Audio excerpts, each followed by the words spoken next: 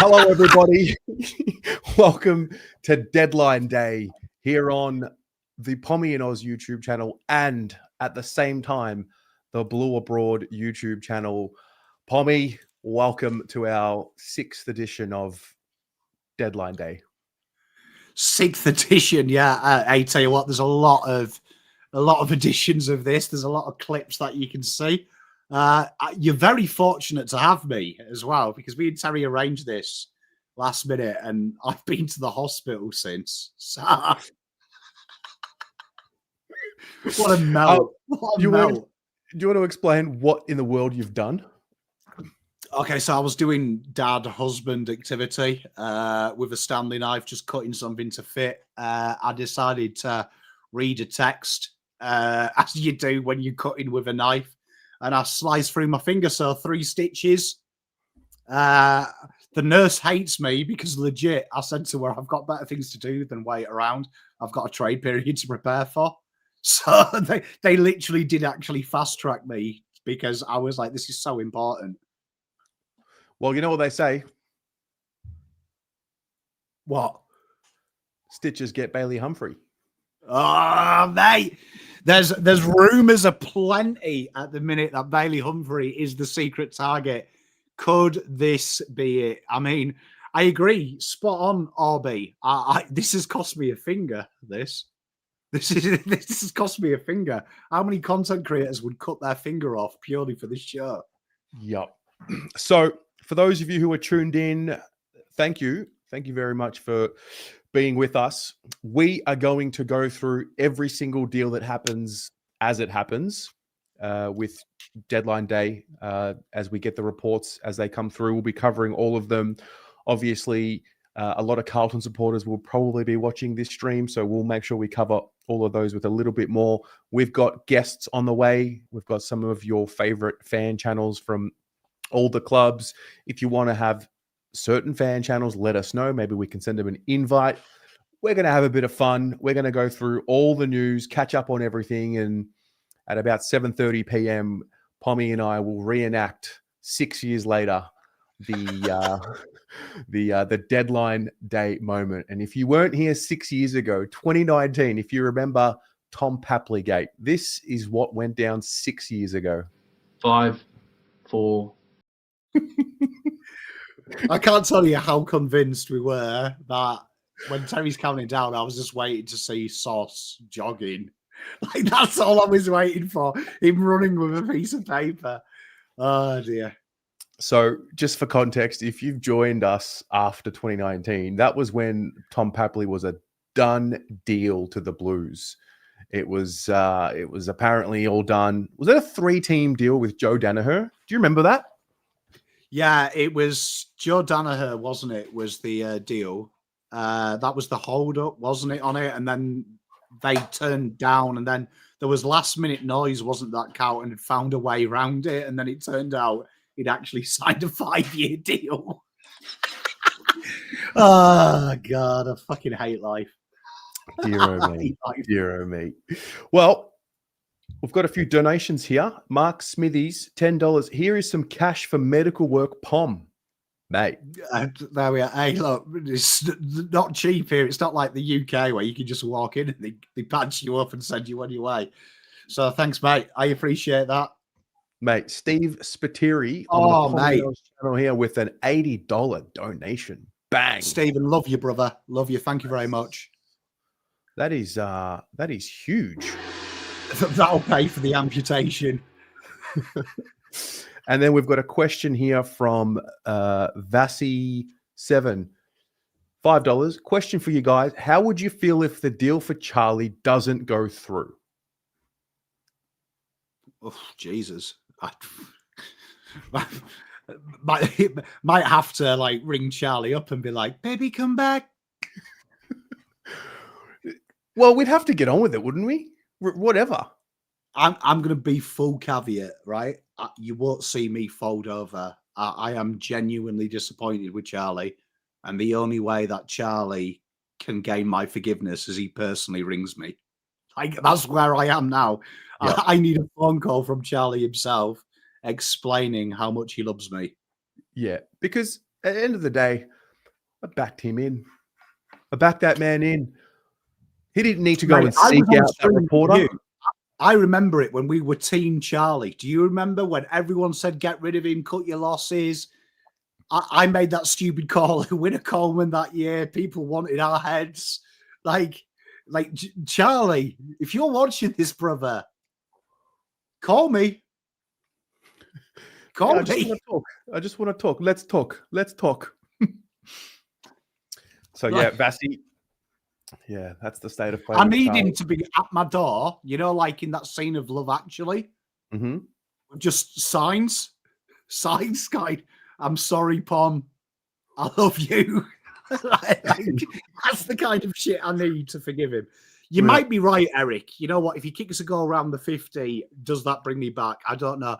I feel very Carlos Tevez-y about this. Carlos Tevez. And trust me, in the days that Man United in them days was a bit different to now, where you could just be on Facebook. We used to have forums where you had to sign up and it had your real name and your membership number. I actually got banned off a very prominent Man United forum because I think some of the shit I said about Carlos Tevez when he left technically was libelous.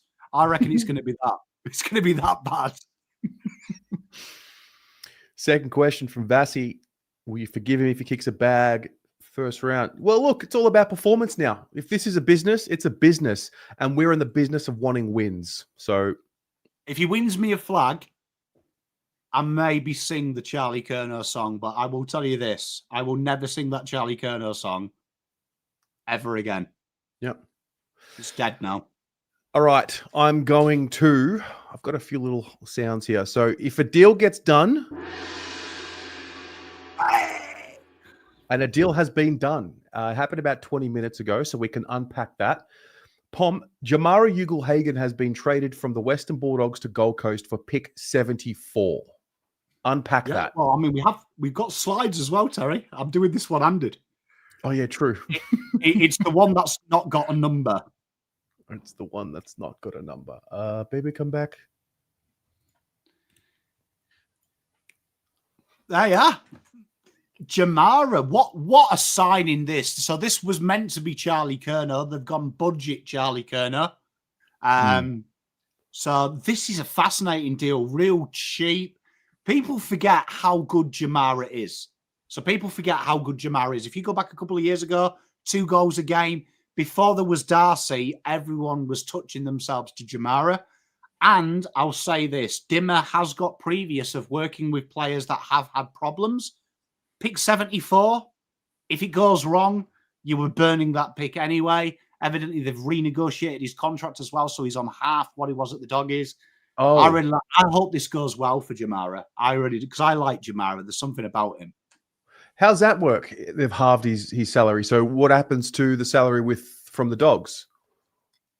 So I believe he's totally renegotiated. According to that was what Tom Morris said, so take it with a grain of salt. But the agreement was why it was so cheap is it's actually budget because of how much trouble he could be.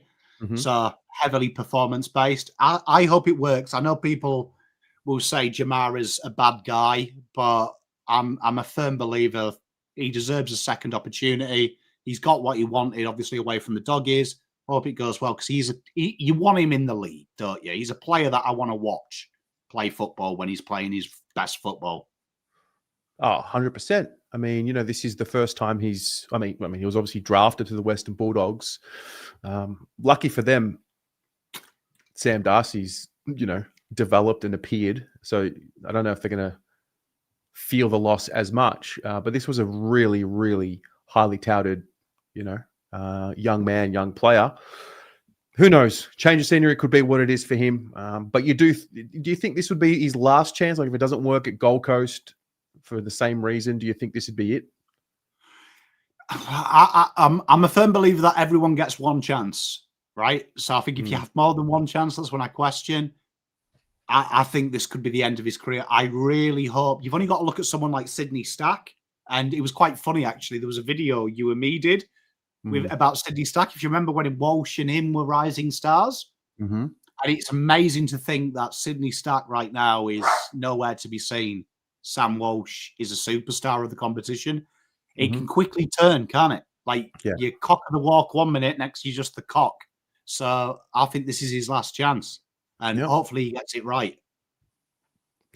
All right. I think that there may have been another deal. I've got so many tabs open. So goodness me. Have Collingwood done the deal for Jack Buller? Haven't seen it officially yet. There'll probably be a tweet. Here we are. Buller, future second. Deal? Yeah, Pie's giving up a future third, getting back Swan's fourth rounder. Do we have a graphic for Buller? No. No, because I did the ones that were done pre-show, so we'll talk about. I mean, Jack Buller, young player, 22, coming from Sydney, not quite broken in. He was one of the first names actually to announce that he wanted to leave. Collingwood have got a horrible habit, haven't they, of turning these types of players, these forwards that aren't really superstar key forwards, and making them good players. So this could be a real fascinating one because they've got previous from this, haven't they? They've got, you look, players that they've brought in. They've just done it. I really like this Buller one. I think he could be a really, really good get for him. This is one that I'm looking out for because he hasn't had the opportunity where he is at the minute. Yep. Bev Tone with $2. Pom, Harry Song is the only remedy. And then that takes us to a nice little segue. Vassie with another $10. So now that we get Florent, what will get the deal over the line for Charlie? Who would you want? Well, that is a perfect segue, my friend, because we have another deal which was already done before the show started. Ollie Florent to the Blues for a future third-round pick. Let's do it. Here he is, Pommy Florent. I'm going to adopt this guy. I've lost all my favourites. I've lost to Pom Cotter. I've lost Curnow. I need a replacement. So Florent in, Changkuoth out. I'm a big fan of Ollie Florent, and I'm really, really happy that what we talked about last night on my stream, I value this as a salary cap dump, and I did mention it was about a third round I would pay for him based on Oliver being the same. And I think Oliver's a 10 times the better player than him. So my only issue is the cap space, but I'm willing to absolve it for a third round pick because he's going to be better than anyone you get in the third round this year. And this has gone through. Florent, he has a Here he is. He's got English in the rear view mirror. Talk to me about what Ollie Florent brings to Carlton. This is the one that counts. He's had a bit of issues with Ollie. Go back to the time. A lot of people are talking about the AFL. What a great goal for the young fella. Henderson in the back pocket. Off he goes again. Seem to have loose players everywhere. He's run down. What a tackle it was. Very, very, very, very strong, particularly under Cox's environment. So I'm a big fan of Ollie. I think if Carlton can get Florent to the levels he was when he was with Horse, that's it. He's also going to be in the good portion, isn't he? This is where he's going to be. He's got that speed. He's going to play at halfback up on the wing. He's going to be loved and endeared. I often see when a new coach comes in, he signed that with Horse. So Horse loved him. Horse picked him all the time. Cox didn't. So that seems to be a coaching era, the way that they go. I like this guy. I know Carlton fans, I was quite annoyed. If you watch my stream, I pot-shotted Carlton fans because I was like, I think it's disrespectful them slagging him off because he's easily better than anyone Carlton have got who plays this position. But by Flemington, it's not even close. If you play him wing halfback, he's better than anyone we've got. And it's not close doing what he does. Yeah, look, he obviously fell out of favor a little bit this year. Spoke to Mads from the True Bloods podcast early in the week, last week, I think it was. And I mean, prior to him going to the VFL this year, prior to that, he had played, I think it was like 130 consecutive games. Extremely available, extremely durable. And like you said, he is in Carlton's best 22, bottom line. Mate, spot on. And you look at him in his VFL, like people don't talk about his VFL. You look at his state league particularly, that's where his kicking efficiency is going at nearly 80%, playing his preferred position. Everyone's picked on that kicking stat of him being pigeonholed in different places, which is, for me, as stupid as saying Ollie Hollands is actually a halfback. We know Ollie Hollands isn't a halfback. Ollie Florent at times in the seniors has had to play positions that aren't his bread and butter. And what Ollie's strong at, I remember him in his draft, he was a real eye-catching player. He played out in space, moving the pill. So shout out to my wife as well, who I've just seen in chat, sending abuse. Nice to see a troll. Love you, Zoe. Hello, Mrs. Pom. You see? All right. Next up, Finnbar Maley. This was interesting. I enjoyed this one today because a good mate of mine, shout out to my mate Rob, who is one of the biggest Adelaide fans ever, but he tipped me off and he was like, Pom, tell me everything about Finnbar that you know. We've just brought him in, and I took the piss and said, who?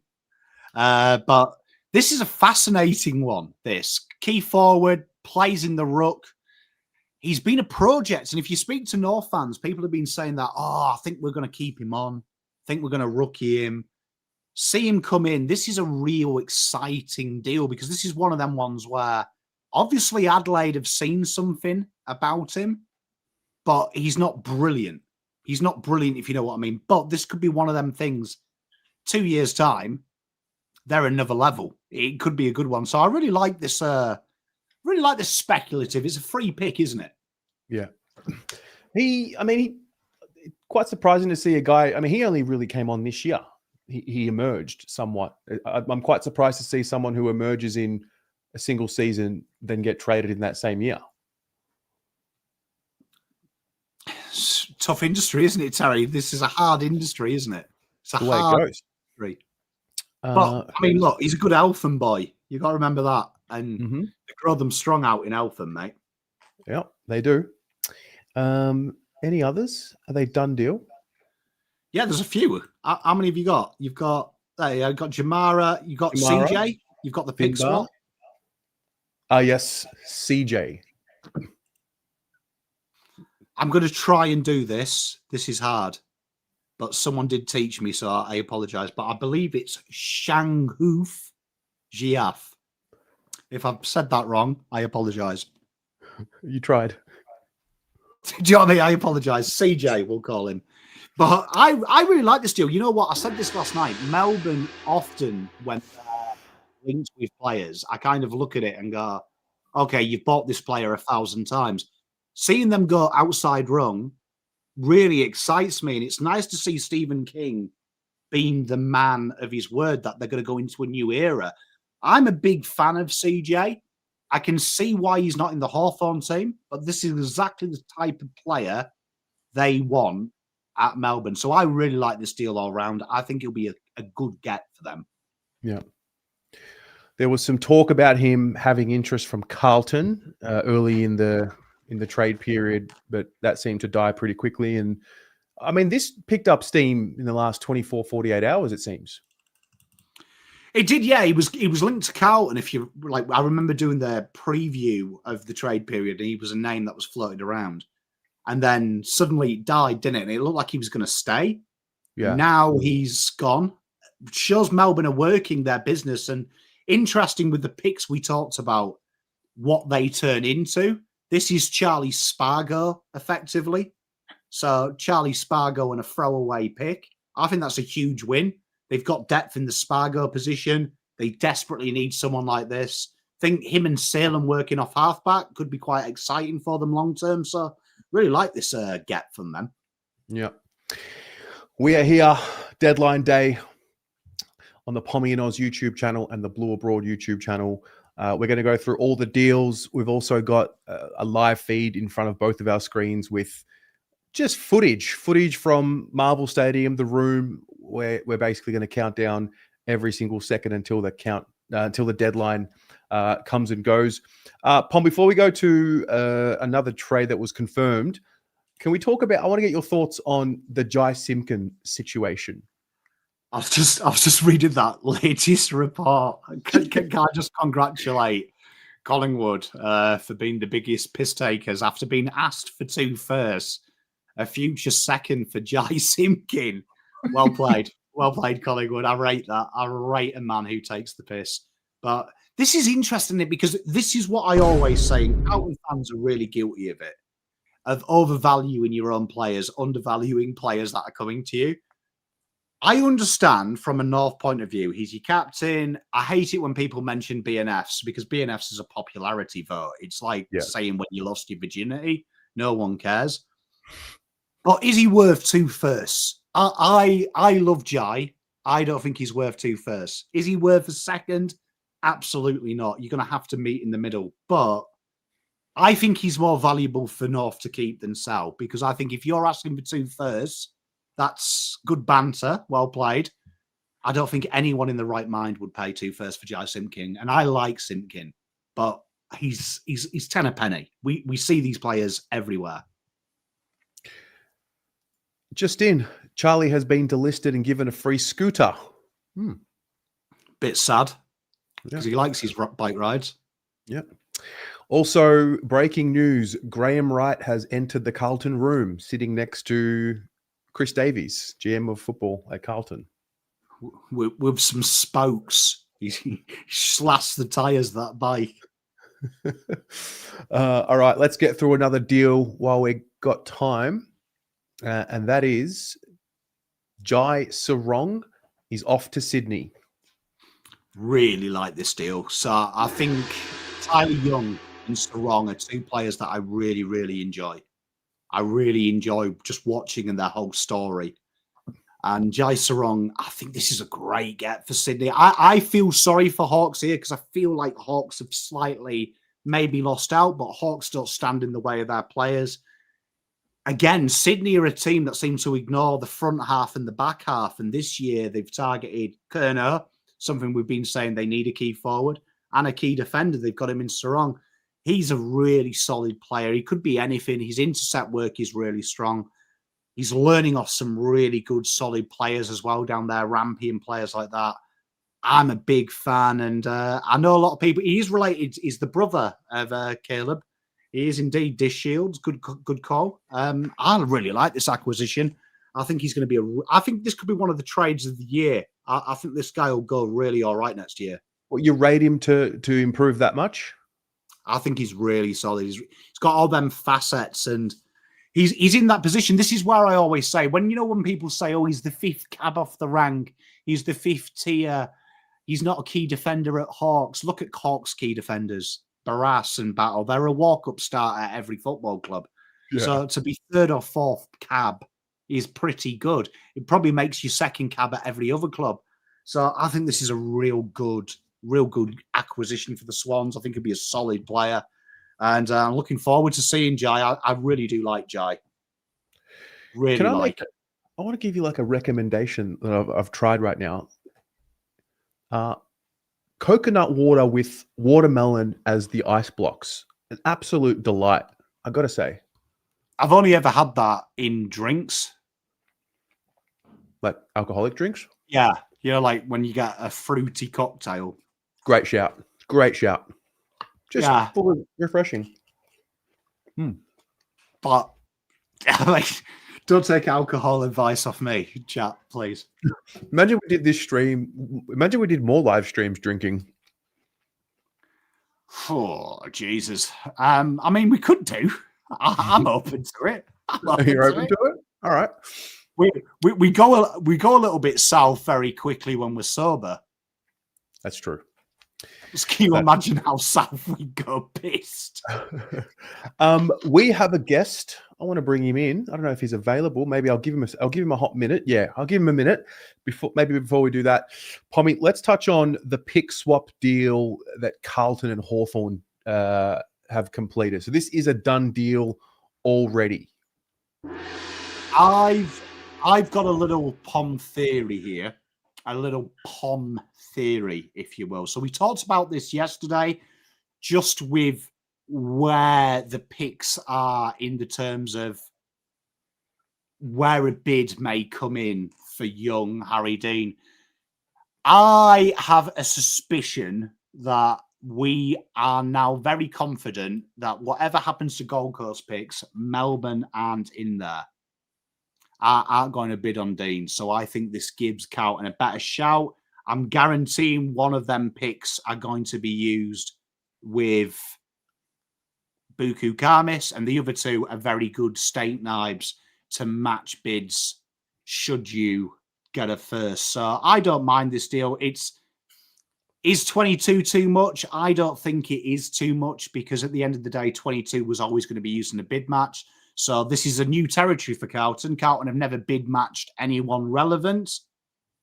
It's actually a good deal. This is where you do genuinely lose. It's quite fascinating because when you don't do bid matching, people complain. But when you look at what Carlton are going to do with it, it works. It works okay. They get earlier pick, and they've got the bid match material, and Buku comes in. I see Robbie D'Orazio and his understudy Max Hayes walking the corridors of trade period. And it looks so. Just watch this space. I don't know if conversations are going to be had. I did also see Chris Davies and Graham Wright having a conversation in the hallway there as well. All for the theatre, but it looks like Robbie D'Orazio is there. Let's see what happens there. Oh, okay. So Robbie D'Orazio and Graham Wright and Chris Davies having a conversation on screen right now. Wow. Surely like a quick, Surely not. Surely not. Can you imagine? Tell you what, it excites me if this deal goes through first, because that would suggest to me that there's something sexier later. This is the kind of deal that the AFL would be like, oh, just keep it till 7. Yeah. That not saying, but Bailey Humphrey would look mighty sexy in navy blue. Oh, Bailey Humphrey. All right. You know what? I'm going to do this right now. I love a theory with the best of them. This was Bailey Humphrey's story last night. You can see Treat. And you can see he's at Johnny's green room. Now, you ask, where is Johnny's green room? Well, Johnny's green room is at level 2 at 293, 297, Lygon Street, Carlton. I'm just saying, I'm just presenting facts as I see them. I also have one more thing to share here. One more little photo here. Instagram with the 100K Sports Boys. Shout out. You got Dobe here, who's a mad Carlton man over here. You can see the hand there, getting a little bit close. But I don't know who this is. I don't know who this person is, but Adam Knightsmith says, only got to keep it a secret for a few more hours, boys. Ah! He's fucking coming! Adam, if you've got me excited, mate, I'll find you, bro. Okay. Oh, I know what I'm going to do. Oh, okay. I know exactly what I'm going to do next time we get... Never liked Charlie anyway. I've always screen liked grab. Okay, hang on. I'm going to pause this. Guys, check out this. This is the state of play right now. I've freeze-framed it, but this is live. This is Robbie D'Orazio having a chat with Nick Austin, Michael Legresta. You got Graham Wright sitting in the chair. You got Chris Davies here. What in the world could they be talking about? Don't know, but Graham Wright looks very ominous. It looks like, like how you'd imagine gangsters settle beef, and he's the enforcer in the background just waiting for you if you get too erratic. Do you know what it's like? Do you know when you were in high school and you did like negotiation practice with your teacher, and your teacher sat here while you reenacted the negotiation? Mate, this looks scary, doesn't it? This is banter, bro. that screams. That does scream, doesn't it? That's the Charlie deal. And this is the Haps, the 2-1-0. Yeah. So speaking of the Charlie deal, we are going to bring in a Geelong representative, Paul from the Hoops crew. Hello, sir. How's things, mate? Yeah, I'm cooking at the moment. Dinner's being prepared for myself and wife and the kids, but we'll make it all work. Don't worry about linking me to a Charlie conversation here. There's no relevance to Geelong in this conversation anymore, I would say. So you're out. You think that'll be the offer that you made last week? That'll just be it. I think, and I think we discussed this when I came on your stream last. But for us, as much as I was very hopeful that we'd be able to find a way to pry Charlie out, the number one priority for Geelong, I genuinely feel like needs to be the Rowan Marshall one, and Charlie would be a secondary thing. As horrible as that sounds, considering how fantastic a player he is. So yeah, I think we're out, and they're just going to see if they can get through the brick wall that is allegedly some phones that have deleted Andrew Mackey's number and all sorts just to try and get Rowan Marshall through the door. St Kilda have been awful to work with for everyone. The Lear thing obviously is the number one example, but now you start hearing about, ignoring phone calls, deleting phone numbers. Very childish stuff. Mate. Amateur hour here. Trade period brings out the inner petulance of absolutely all of us. It's just, it's hopes and dreams for the teams that don't make the 8, like the Blues, where we're out here checking Instagram stories for any type of link. Yeah. You know what? This is the first time I've ever done a live cross to someone cooking. This is fascinating for me. This is quite cool. Yeah. What are you cooking? I'm making some burgers. Oh. Now let's not get too carried away here. I'm basically I'm using a HelloFresh packet mix. So if you want to try and leverage some sort of sponsor, right, this could really help for you if you want. Is that high quality ingredients, amazing delivery? Like, what else do you need? I'll just take a cut of any profits, right? Wait, what kind of meat are you cooking with? It's beef tonight. Grass fed? I don't know. The packet says Australian beef.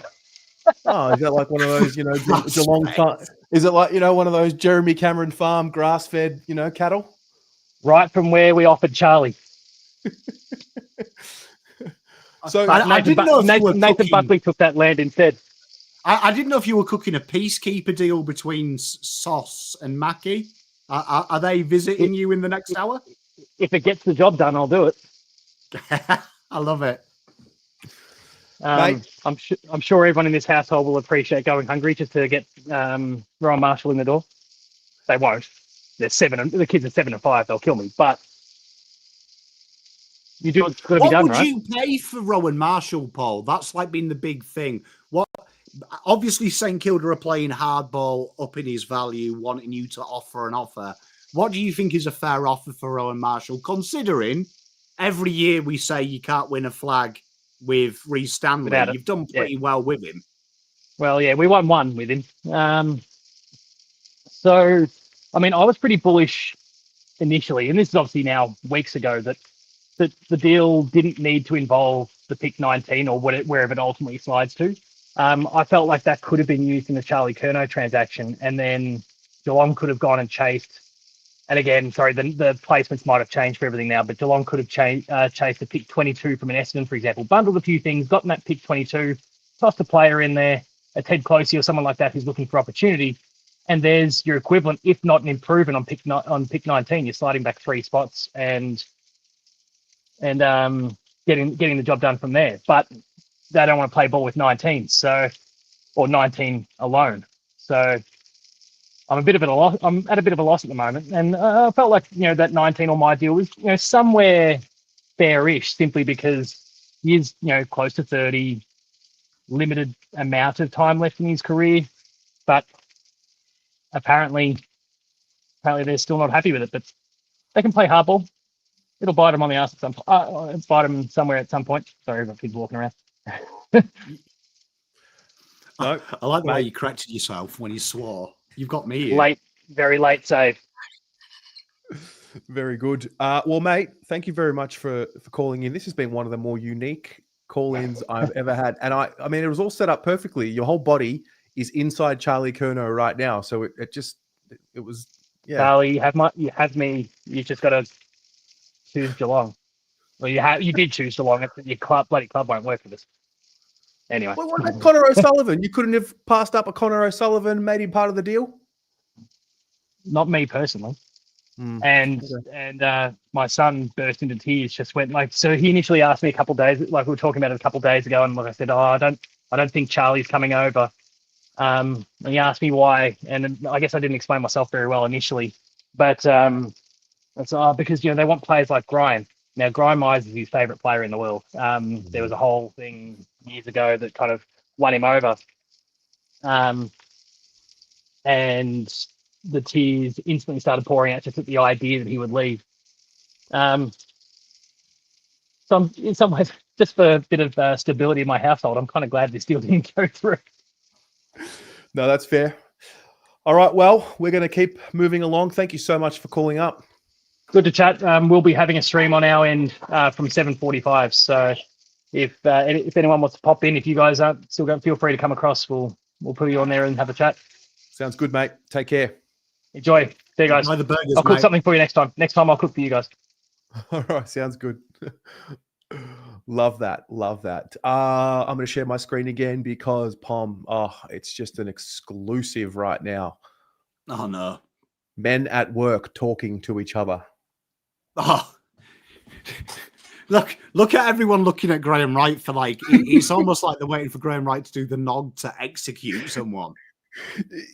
Don't you find it funny that back in the day when Kane Little was around, there was that talk about how, they didn't like the CEO interfering in list management and things like that. Whereas now we've got a CEO who we want involved in everything.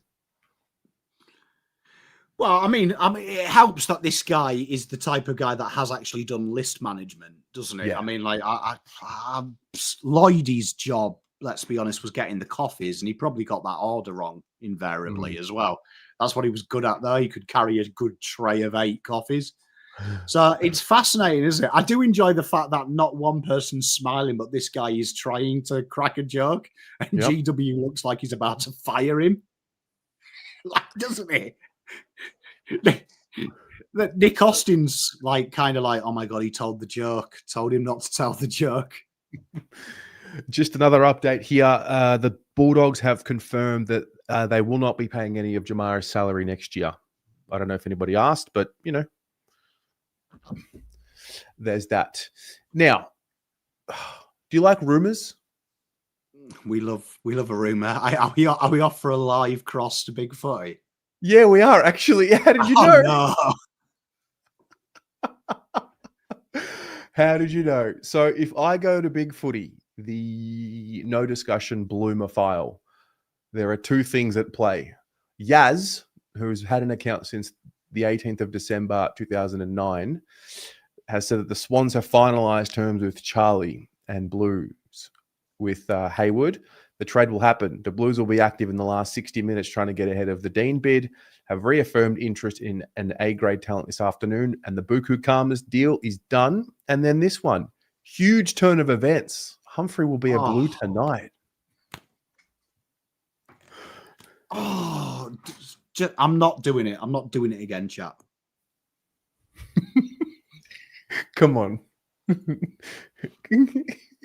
I can't do it to myself. I mean, I always go back to that beautiful intro with Bailey Humphrey when I interviewed him, and we did take the piss of adding him.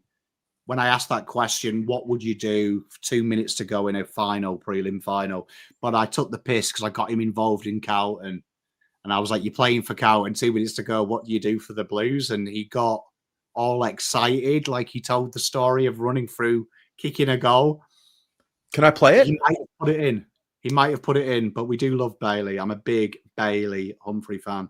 Big shout out to Ben Zero as well, who I've just seen donated 5 memberships. Well done, chat, for giving him some love. Oh, yeah, well done as well. I just saw that. it. So thank you very much, chat, for giving Ben some love. Thank you, Ben. We appreciate you, mate. Good cat pies, man. Where was this bit? It would have been towards the end. It's usually like one of the last questions we ask a player from memory. Okay. But he was very confident. I remember him and Filippo's confident answers. They were confident. Good interview, actually. We had a bit of banter about it. Box for you, Bailey, have been your kicking efficiency. And it's something that I think is the most overrated stat for your position in the AFL. How do you negate when you read them comments where people say, oh, his kicking efficiency, there's a bit of question marks. How do you, A, how does that affect you? But B, what do you do to try and ease them fears in the internal part of the AFL? Great question. Well, I guess you can always, polish up your finishing, and that's something that I'm working on extremely hard. And my goal kicking, I'm not stressed about. I get a lot of shots on goals, and I think if I'm kicking 2 or 3 goals a game. Oh, Kicking 2 or 3 goals. Look at him just casually dropping that. We want a goal kicking, just 2, 3 goals a game, mate. Kicking, my long kicking is fine. It's my short kicking probably isn't the best, and I've been working on that like a very large amount. So I think once I get to the AFL, it's just going to polish it up, and it'll be fine. So I try I try not to read into it too much. Yeah, it's a bizarre thing because they always seem to find one negative, and you look in the AFL and players that do play your position, particularly the games I think they've picked out are when you're like high half forward, you're being like that conduit from midfield to forward. Genuinely, I don't think anyone in the AFL goes at 100%. No. So, well, we end with some fun ones to learn a little bit about you, Bailey. Posters on your wall as a kid. Who did we have in the bedroom? There was a couple actually. I loved Nat Fyfe in his prime, when he's in his Brownlow years. I loved Nat Fyfe. I've had Joel Selwood, Paddy Dangerfield, Dusty Martin, Paddy Cripps.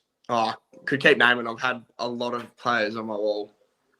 Mate, you've got a few superstars there. Few superstars in that lot. Most bizarre food you've ever tried. What's the most out there thing you've tried to eat? I don't really know. I hate seafood, so I'd probably say oysters. That's not. I hate it. It's disgusting, but I had to try it one day, and it wasn't great. Mate, I don't trust any food that you can't chew. Yeah, that's fair enough. And those things you have to pretty much swallow if you don't like them. That's mate. It's a rule. If I can't chew it, I'm not eating it. So yeah, I'm with you. If you had a personal theme song, what would it be? Country Road, Take Me Home. Say it. I reckon everyone would probably say Lose Yourself. And I'd probably walk out to Lose Yourself. But I'm not too sure. I think I'd probably say just Lose Yourself. Hey, I like that. Bit of Eminem. That's different from what we've had. We had some Aussie classics from the others, but I'm impressed we've gone mainstream. I like it. Christmas around the corner. Best Christmas present you've ever got? I've ever got. Jeez. I reckon as a kid I got some good ones. I used to love, as a tiny kid, about 10 years old, I used to love scooters and bikes and stuff. So I used to get a fair bit of bikes and scooters, but just got rid of a biker. I'd say just clothes and stuff now. I'm into a lot of clothes and shoes, so I'd probably just say clothes and shoes, definitely. Yeah, you're past that age of 16 now where clothes are an exciting present. I feel you. Definitely. Now, have you got a guilty pleasure on TV? Is there something that you watch that's your guilty pleasure that you maybe keep secret from your mates?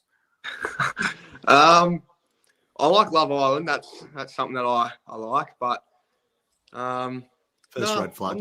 I'm not really into all that kind of stuff. Like I do watch a couple of shows that I've probably watched too many times. So a bit like Sons of Anarchy and but Love Island's probably the one that I don't tell my mates about.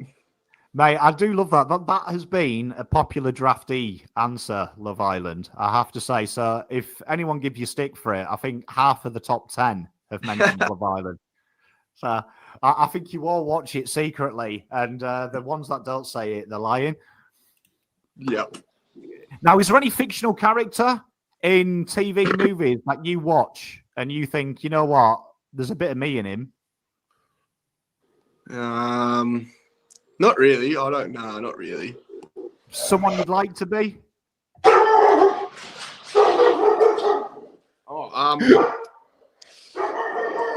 I'd say Brad Pitt.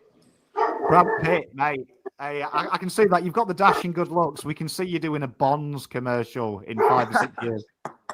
Well, thank you very much, Bailey. You are. Oh, wait. I think I want to be known as I guess.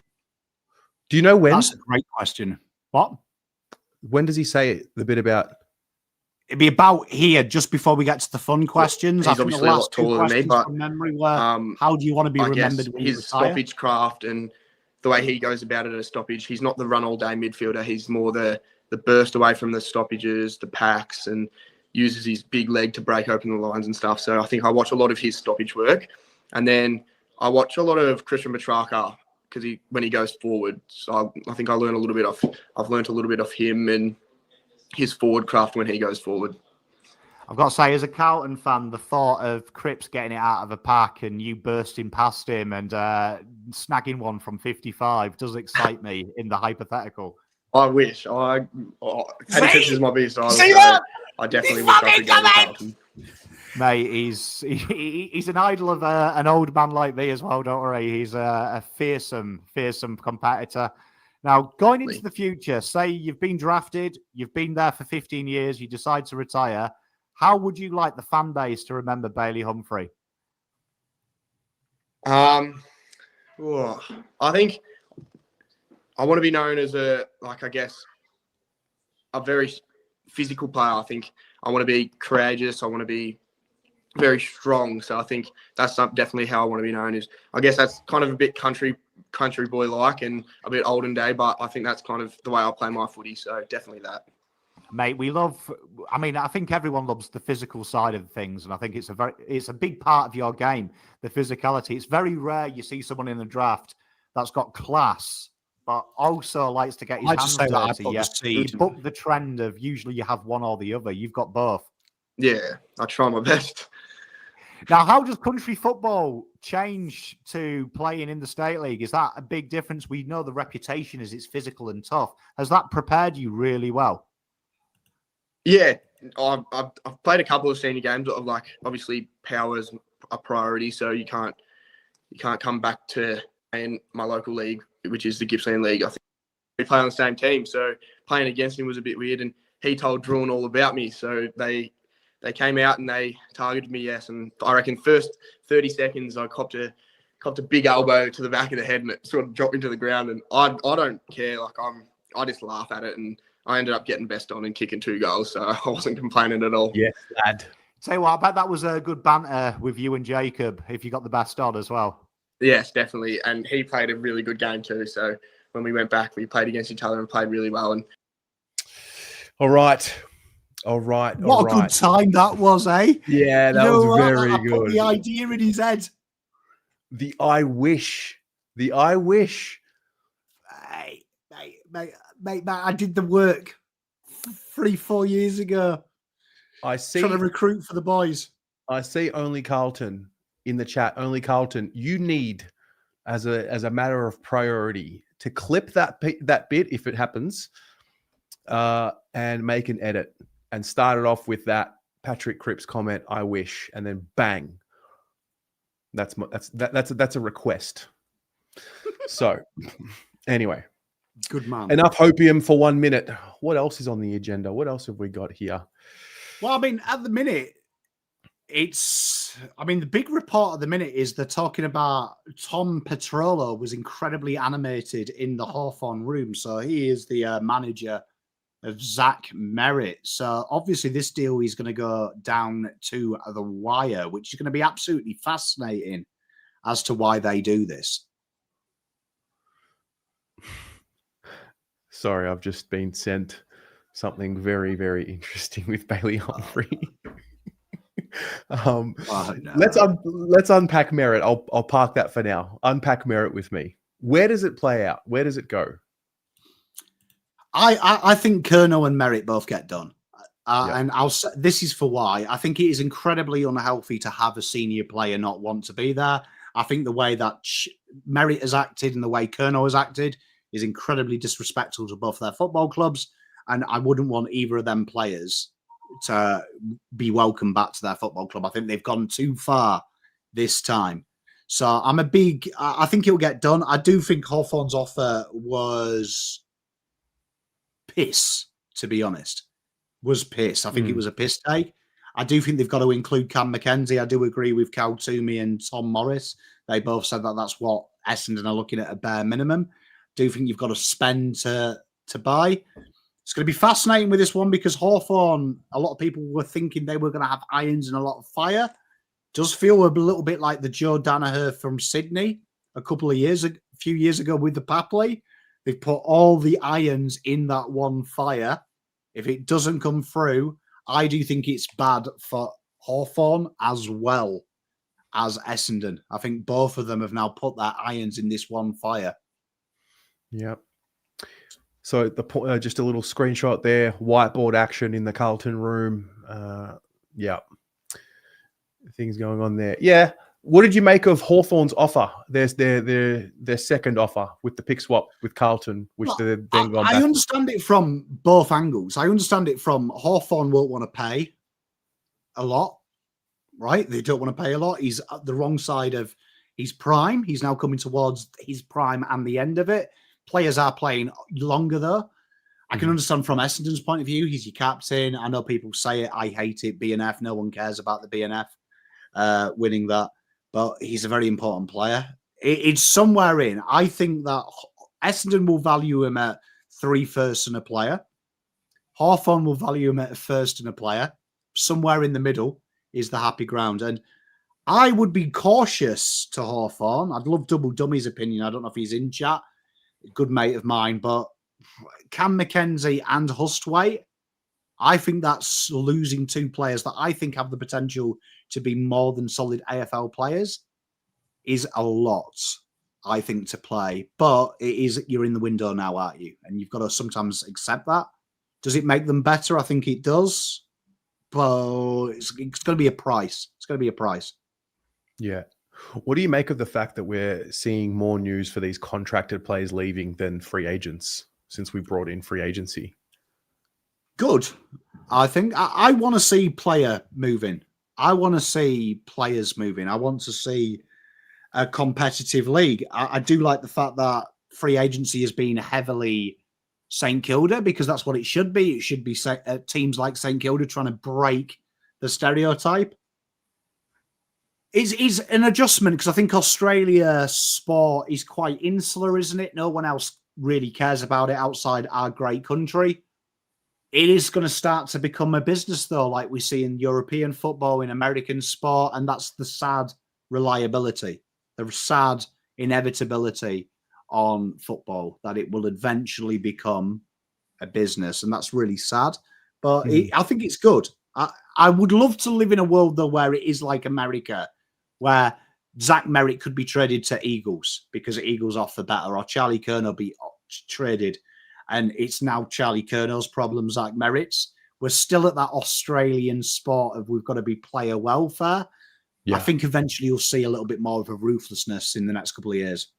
Well, you think eventually the clubs will get the power back?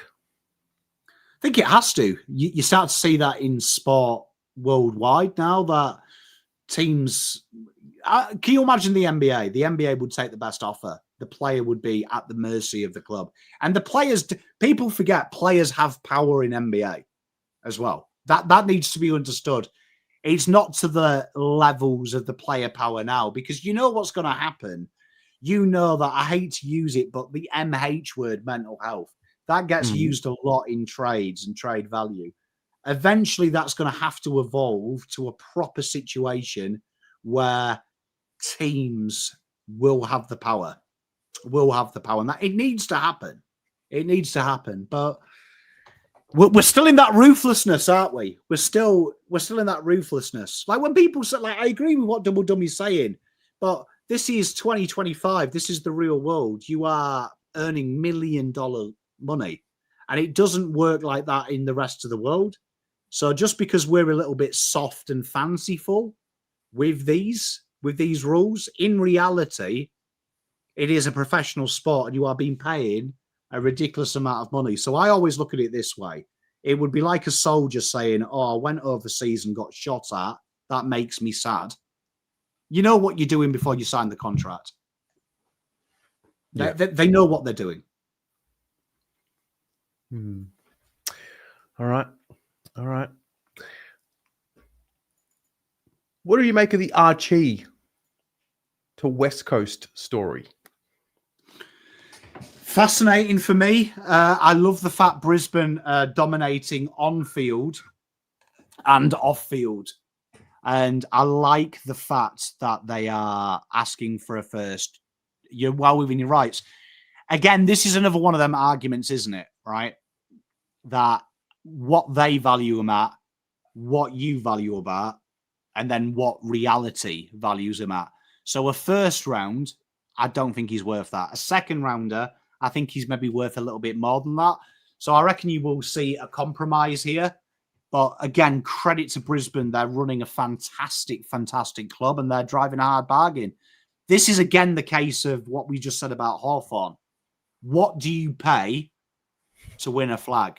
So a first rounder might be overs.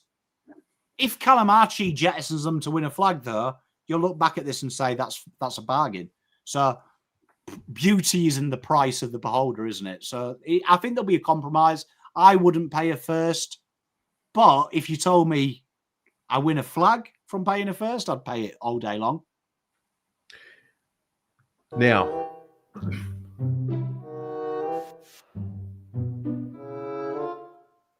oh no. I'm just seeing here from Riley Beveridge. He has said, and I quote, "I'm led to believe the Christian Petracca deal is very close to being sorted." Could be a Okay. huge deal.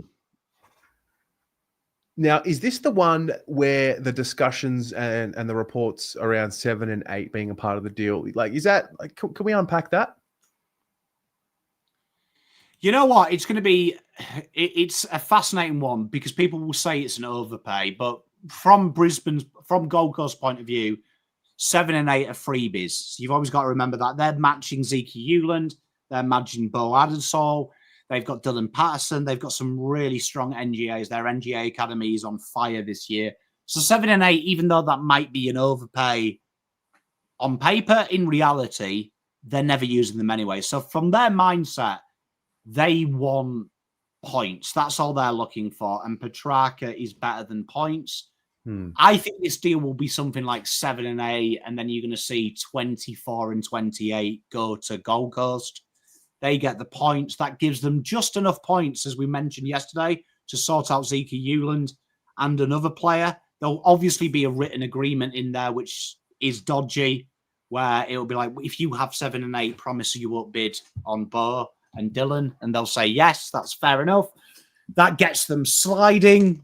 Happy days. So it's like Kai's nailed it. Like you basically playing 7 and 8 for Zeke Uland, Patterson, Bo Adensall, and Track, which it's free money. Zeke Uland is an incredible footballer as well. Like, incredible footballer. Are these two in particular, Uland and Patterson, are they ready to play next year, or are they long-term, short to medium, long-term?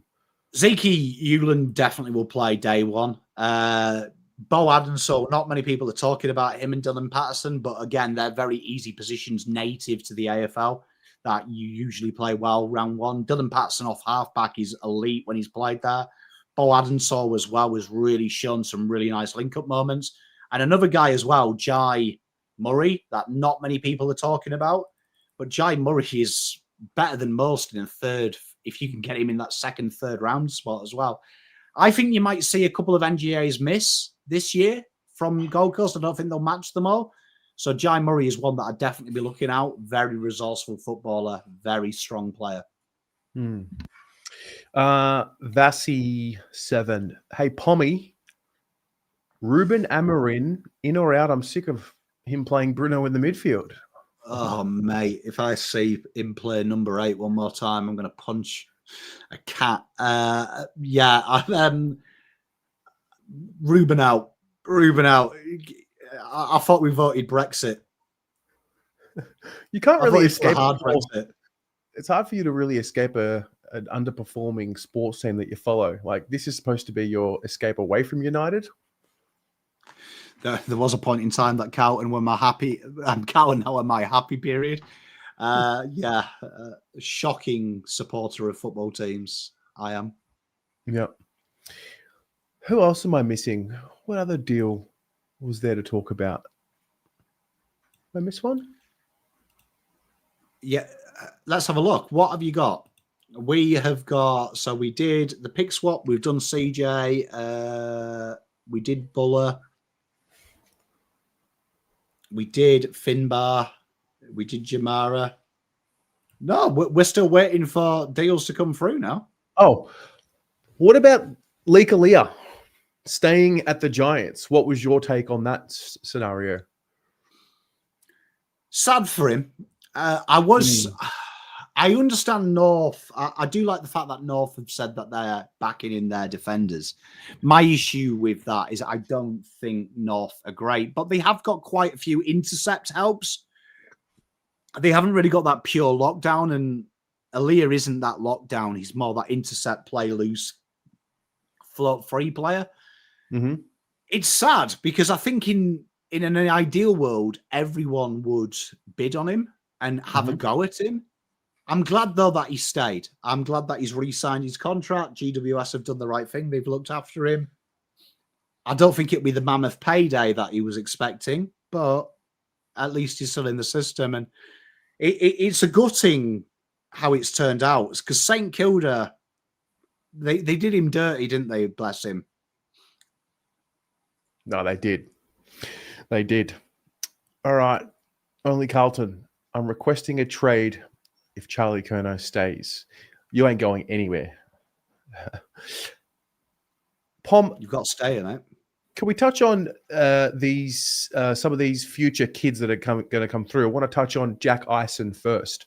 What do you know about Jack Ison, and what can you share about the scenario, starting with the pick that would be needed for him and the type of player that he is?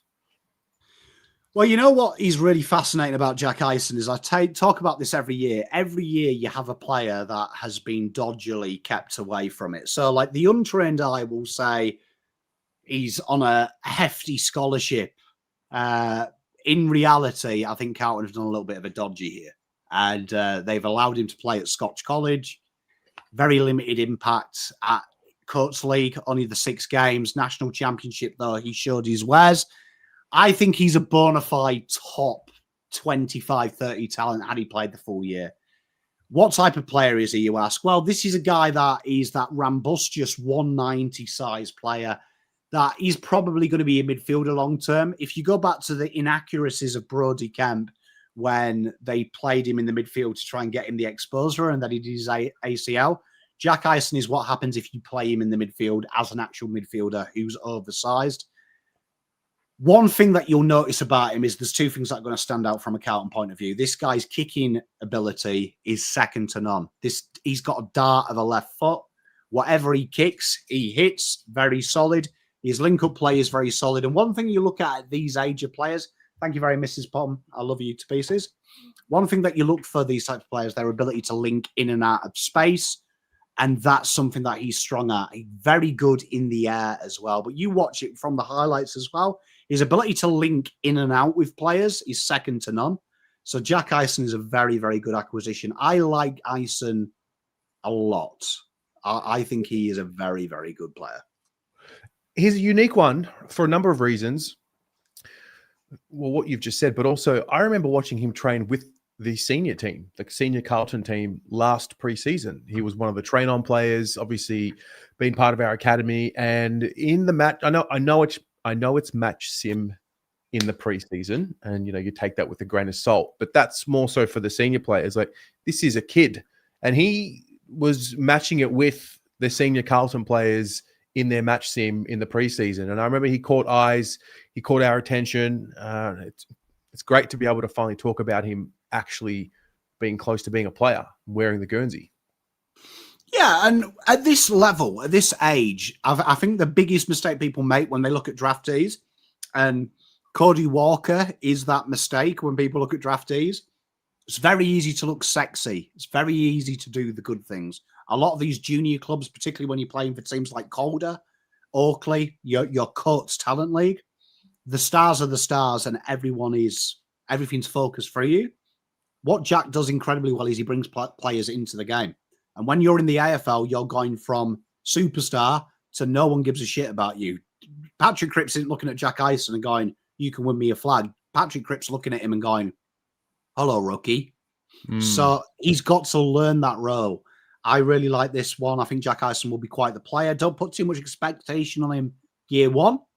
But as he builds, he'll be a very, very solid player. But his kicking is dynamite. Very, very lush. Okay, that's an exciting little prospect because a lot of the conversation goes to Harry Dean, and rightly so. He's now put himself in, top 10 ranking as a draftee.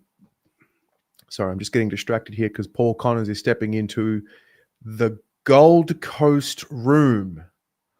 Why would he be there? That would be Petracca, right? Is he Connors? It is, yes, from memory. Okay. Just keeping an eye up on that. Hey, what about Jack Steele? What do you make of Jack Steele and that scenario? It's an interesting one because Saints' statements in this trade period have really made me laugh. But one of the ones they said that did make me giggle quite a bit was when they used the mantra, "We want him to stay, but in a different role," which made me giggle because I was like, "That's not really." That's like saying to your partner, "I still want to get married as long as Taylor Swift doesn't answer my DMs." It's like you're the best if you stay second. I would really be intrigued to see if Essendon do a last-minute deal for Merrett. I wonder if they go hard at him. If they go hard at him in a last-minute shock for Steele. Damien, you're right. I did forget that. He is with Anna Scully now, who is the lovely other half of Eddie Betts. Love it. Still no second offer for Charlie Curnow from Sydney. I can tell that's a lie. You reckon? Yeah. I think everyone is incredibly naive to think that these deals are nearly done or done. We're an hour and 23 minutes away. Yeah. They'll be done. Predictions. Actually, wait, before we do predictions, let me go one level further with St Kilda. What have you made of St Kilda and this new attitude and this new action that they seem to be taking? I'm a big fan. I'm a big, big, big fan of it because I feel like you've got to, if you want to change destiny, you've got to do something different. The most obvious way to do it is going through the draft, overpaying in the trades, trying to trade a B grader and turn him into an A grader. I like the fact that they're going bold. Will it work? Who knows? Impossible to say. If in 3 years' time Saints jump up into the top 4, we'll say it's genius. But what I will say is that you've got to do it. So people who were slagging it off going, "Oh, they've overpaid. Cool, yes. But they are trying to rock the apple cart. And the AFL as an industry is still archaic, in my opinion, that there isn't enough ruthlessness. There isn't enough rocking the apple cart. So I like the fact that they are shaking the tree. If it goes wrong, they'll look foolish, but more teams need to rock the apple cart, and I'm very impressed with them. Okay.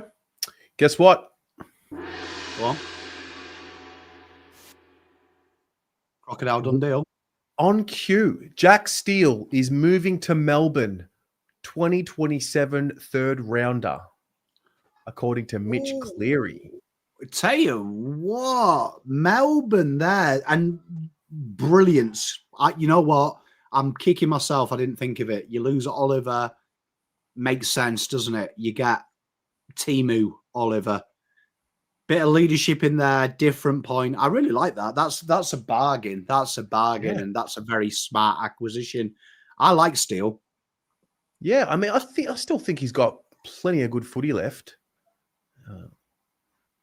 Yeah, and you know what? He's going to protect some kids. They've got some very good players there as well. You've got look out for Harvey Langford. I am so excited about seeing Langford next year with a bit more responsibility. They've got Lindsay there, who's an absolute supreme player as well. Now you've got Steele, who's going to do a bit of the grunt work. I like that. I like that for them. Very, very good. Good price as well. You can't argue with that price. Oh, Pommy. The Clayton Oliver deal is done. He is Future a third? giant. Future third? I don't know what the deal is. It's just been reported Clayton Oliver deal done, and that he will be a giant. So we'll get information about that shortly. Side note, a Carlton update. This is the Buku Karmas deal. So from Tom Morris earlier, Carlton offered pick 41 for Buku Karmas.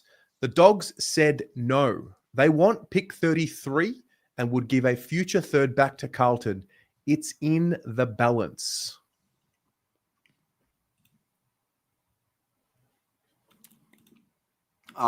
This spot's so stupid, isn't it? Let's be honest. I mean, it's interesting because a future third coming back, very interesting. Because Carlton can't trade 2026's futures, can't trade 2026's first at the minute because they're -2 and 3. So a future third does actually open up an opportunity for Carlton if they can find a future second from Sydney, which then gives them guaranteed Arsenal should they use that trade up earlier to give to Gold Coast to cover the Zeke Hewland bid, right? Because I reckon that's maybe what Carlton are thinking with Bailey Humphrey. So currently Carlton have their first, their fourth, their fifth. They would have to get a full allotment, second and third ins. So that's the rule. You've got, and it doesn't matter where you have them, as long as you have a pick in the second, third, fourth, and fifth, you can play with your future first. That would give Carlton an opportunity for Cody next year because you just overpay. So people keep getting worried about bid matching. What will happen next year? You'll just overpay. Right. So what is fascinating about this is obviously the Dogs doing the right thing, trying to create that value. I think this deal will get done. Carlton will eventually just relent. And end up giving up pick 33 for him. Yeah. Okay. You were right about Oliver. It's a future third round pick. Mate, you know what? This deal was brilliant, right? I'm a big hater of GWS. Big hater. One of the flag favourites for mine with Clayton Oliver. That's how big I'll say this acquisition is. When you watch him play, and Clayton Oliver and what he does, and when you watch GWS, my issue with GWS is they've got no spine, they've got no rigidness. Clayton Oliver is a dirty footballer. Add that with Tom Green, it means Tom Green doesn't have to play that dirty role anymore. You look at all the players who are like Tom Green, and it's why interceptors are becoming less valuable now. Every key position player is a tall interceptor, right? You look at that in isolation, every midfielder now is like Tom Green, is like Matt Rowell. They can play dirty, they can cover ground. I think that allows Tom Green to be the best footballer. So we have some footage. Go on. Mr. D'Orazio has re-entered the Carlton room.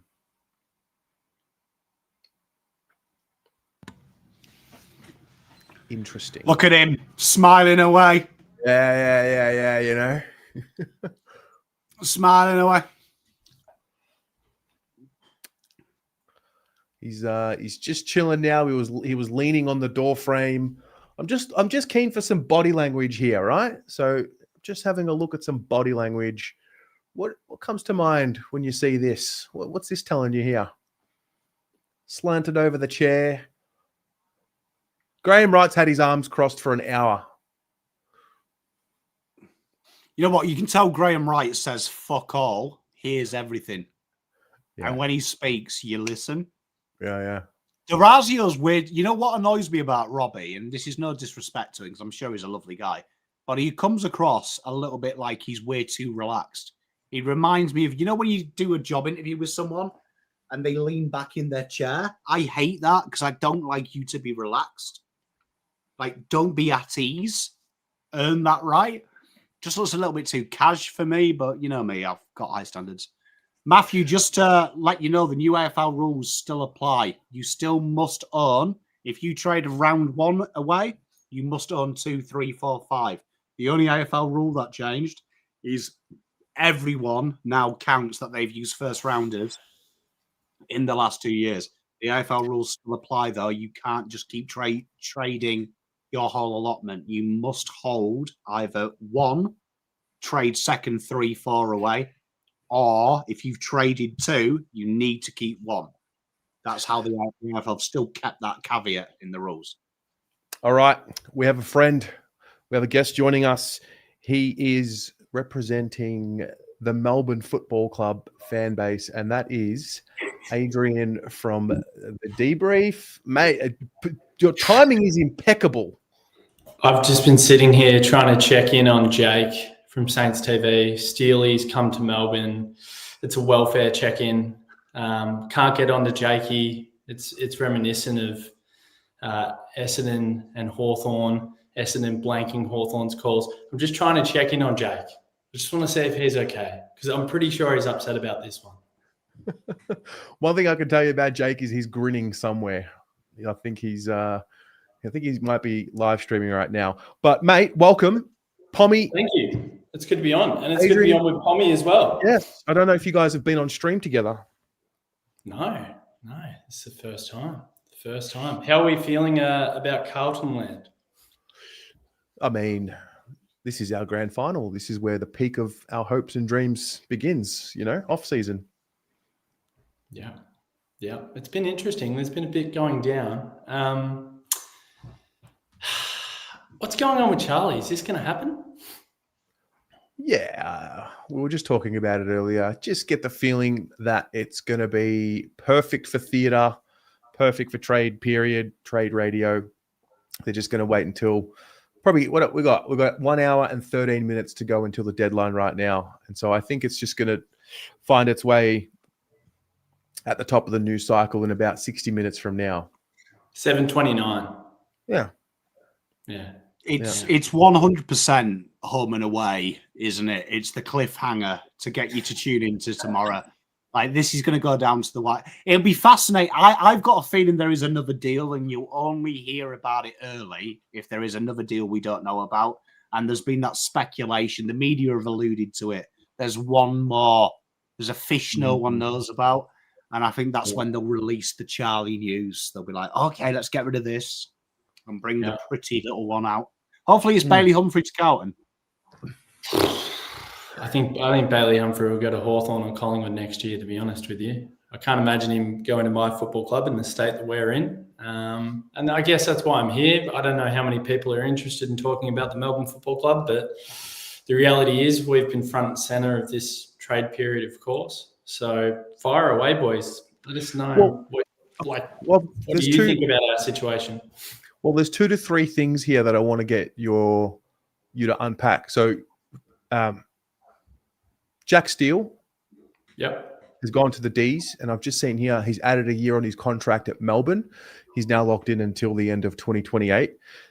Oliver's just gone to the Giants for a future 3rd-round pick. So maybe we start with those 2, then we can get to Petracca. Yeah, so Jack Steele was an absolute bolt from the blue. I don't think anyone saw that coming today. I think the simple thing for me with Jack Steele is we've gotten rid of a player that's been a behavioural nuisance for this football club for the last few years. We've swept a lot of things under the carpet. We've stood by this player, and this player hasn't necessarily reciprocated, in my opinion, the faith and the trust that we've shown in him. Clearly, the new coach has a no dickhead policy. And whatever role they put to him in that meeting, Clayton Oliver, clearly he wasn't happy with it. I think this is getting rid of a player at all costs. Are there Melbourne supporters that are really upset about the fact that we've just got rid of him for absolutely nothing? Of course, we're all emotional. We're all attached to this bloke. He's a club great. He'll go down as a legend. But the reality is it was clear that this coach needed him to play a different role.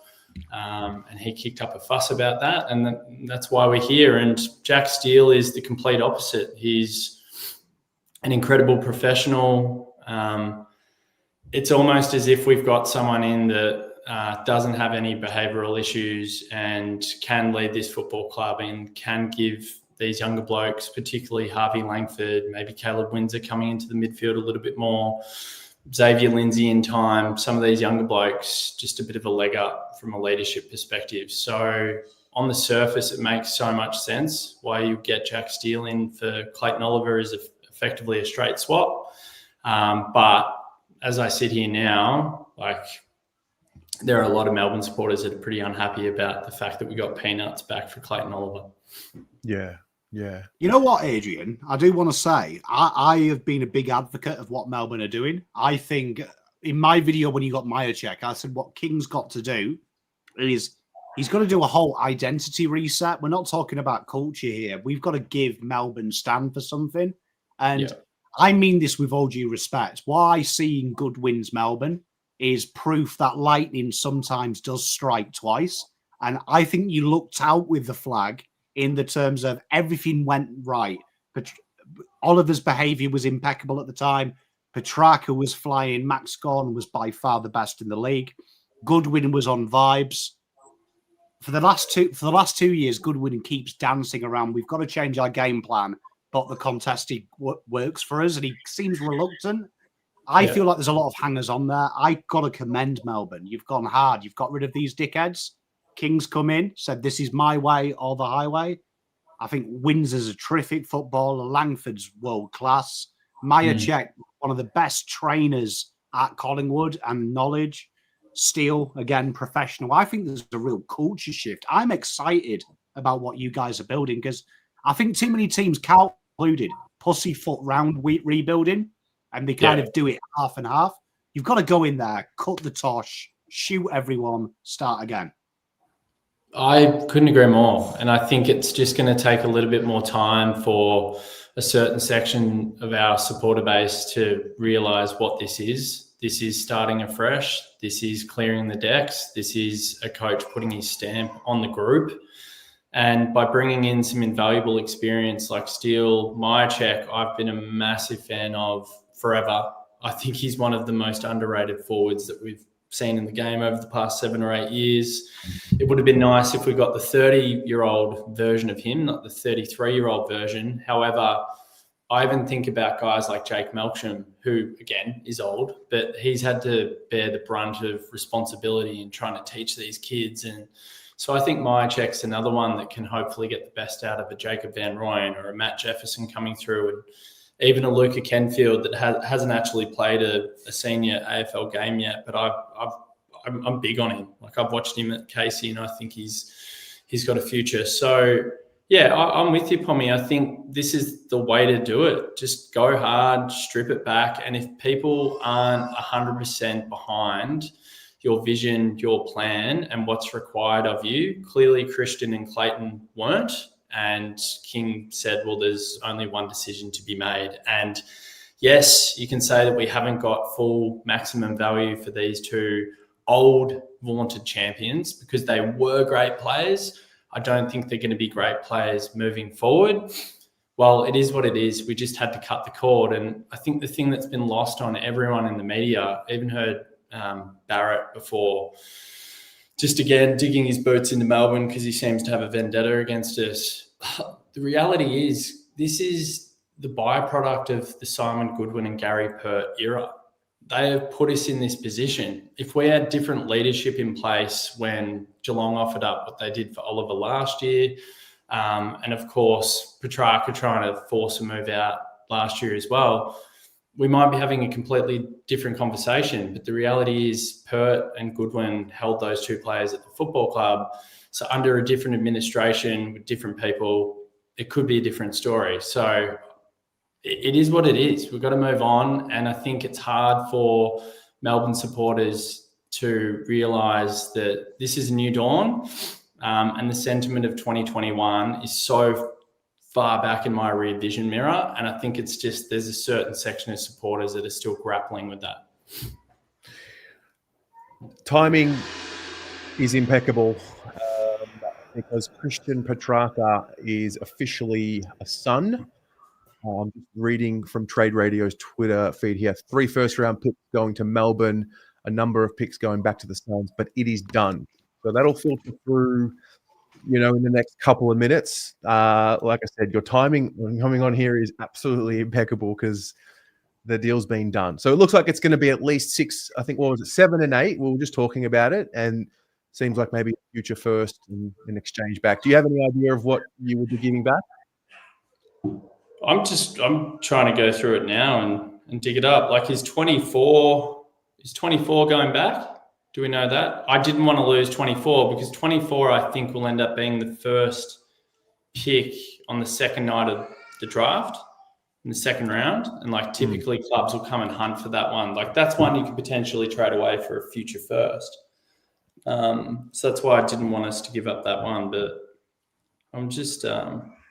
I kind of think, though, from a point situation, it has to be 24 and 28 because it works out perfectly for points. We did it last night with the points for Zeke Euland, and imagine you guys have given a word. We promise we won't bid on any of your NGAs with them 2 picks.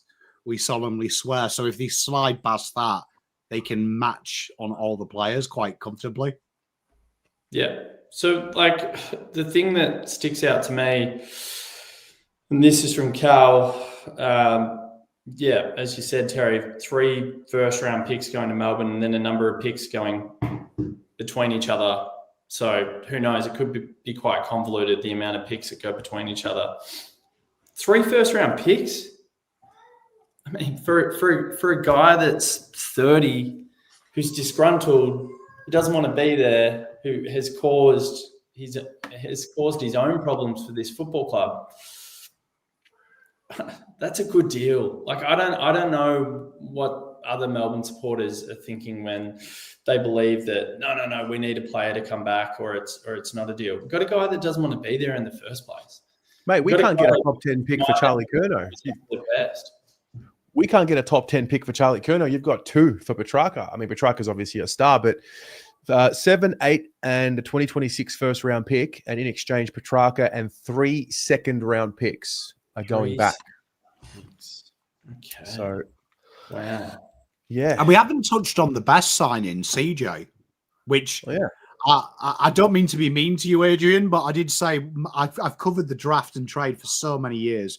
Melbourne, I have the same 2 people I ask you guys to trade. A key forward that's decent. You've done it with Myercheck. I think he's the perfect guy to learn off. But then CJ, a bit of outside run that frees up the other players. You must be quite excited. I thought you've paid just about the right price for CJ. He definitely is a shift from that stagnant Goodwin game plan to let's play a little bit more progressive and have a bit of fun. Yep, I agree with that. I think that's good. I think he just needs consistency. What was he? He was subbed out or sub 7 times out of his 20 games this year for Hawthorn.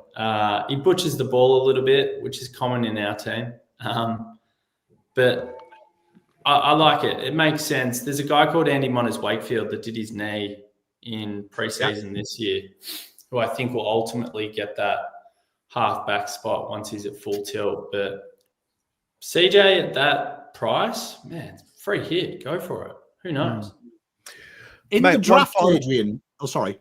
I was going to say just one final one. I just wanted to touch on, I feel like we learned from Melbourne a bit because you seem to have done something before us. On reflecting now with Petracca and Oliver and offers that may have came beforehand, do you have any advice for Carlton fans and letting go of someone like a Curnow?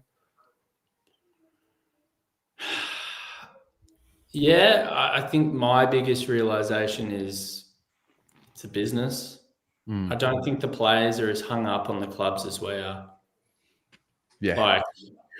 That's probably the number one thing. So, yeah, there was a point in time where I was obsessed with both of them, right?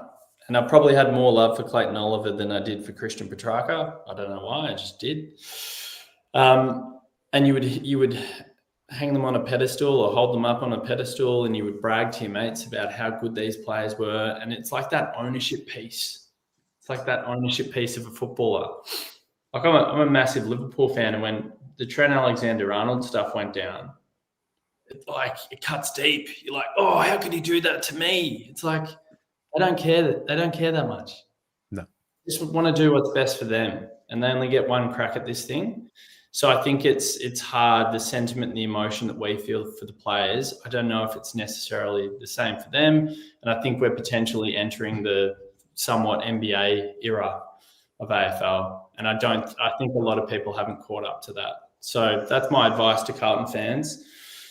Try not to get too attached to these blokes, because I don't think they care as much as we do. Yeah. Mate, well said. Hey, thank you so much for joining us and calling in. We appreciate your thoughts. It's been awesome. And I'm going to watch on with great interest to see if Charlie gets done now. Oh, he'll be getting done. It's just a matter of what it's going to be for. That's good. It's exciting. Thanks for having me, boys. See you, mate. Cheers, Take mate. care. All right. Well, perfect timing, because we're going to start opening up the chat about Charlie Curnow, because we have 1 hour to go. 58 minutes and 53 seconds. And so we're going to get the Sydney contingent here. He is one of the other big pieces of the True Bloods podcast. Deebs is here. Hello, Deebs. Terry, Pommy, how are we feeling under an hour now until hopefully from our point of view, Charlie is a swan, but you never know in this great game. I saw the nice clip of you boys counting down with the Papley trade a few years ago. So you just never know, do you? No, you never know. Unfortunately, you never know. We've been tempted this year as well because, the Bailey Humphrey card and carrot's been daggled in front of us. We're trying not to take the bait. We're trying to keep things real. But I guess with the Curnow scenario, well, really, we're just waiting for the offer. We're waiting for the proper offer that's going to be made for us to agree on a deal. And if not, then Charlie will have to lace up his boots and come back to preseason. Yeah, that's right. It's really funny, the sort of narrative that's been going on with, the Swans have had no communication back since the decline. I think that's a really interesting part of it. But look, I thought it was, a bit of a twist in the tail with obviously Ollie going to you guys for a future third rounder. What does that look like now? Just a salary dump? That's basically what it looks like, right? And how it plays out, you're not too sure. What is it? The first two first rounders, for and Haywood for Curnow. That's what it's looking like, right? You'd say so, yeah. I mean, the pick 22 though, I've got to give you credit, Deebs. That was quality banter. That reminded me of when I was a kid and we used to get £5 pocket money, and I used to get £5 coins and give my little brother £3 coins and say that was worth more than one note. Do you want to trade it? And always used to be 2 up. That was quality banter. But I mean, let's be honest. I'll be honest. I've never liked Charlie Curnow anywhere. I think he's overrated. Complete arc. Shit haircut. Bang average footballer. But what do you think he brings to Sydney, mate? Like him coming in now, you've done it before with Buddy, the showtime forward. Is this a showtime forward that will lead the Swannies to the promised land? That's right. Well, that's what we're all trying to do, right? Get to that promised land. I can tell you, getting so close in 2 of the past 4 years. It's you're missing something when you get flogged in a grand final, aren't you? I know. 22 was with Bud, but, was Bud at his best? Probably not. And look, from a Swans point of view, you're taking a risk too with Charlie. There is no guarantee that his body's going to be good, but I tell you what, it's a risk worth taking. Yeah, you have to. Charlie at his best is the connection piece that, could, rocket us into top 4 and, challenging for that flag again. When the contrast of ball use that we have when you've got, Errol Goulden putting it down his throat, You're going to have, Blakey, Braden Campbell, all these guys who have a phenomenal pegs. That's what we're known for, is our ball movement. Charlie could easily kick between 60, 70, 80 goals if he gets his body up and going. And I think that's a clear measure. And the domino effect too, boys. I don't think that's what's been spoken about in the wide media, how much of a better player this makes Joel Armadi and, Hayden McLean, if he's in there, they're getting the second and third string defender. The domino effect for us is huge, but it does come down to Charlie getting his body being right as well. Yeah, absolutely. Nah, look, I won't lie, and I won't try and say that you're getting a dud with the delivery that the Swans could offer Charlie.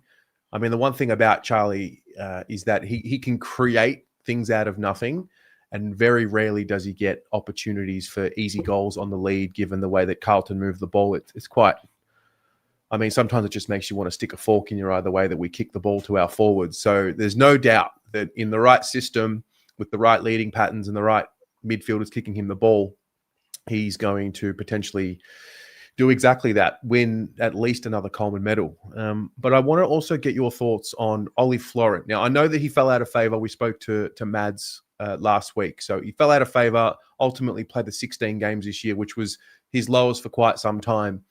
Can you give us the truth? Can we be real about Ollie Florent? Like, is he as bad as what it's sort of being made out to be? Like, has he fallen off a cliff that can't be recovered?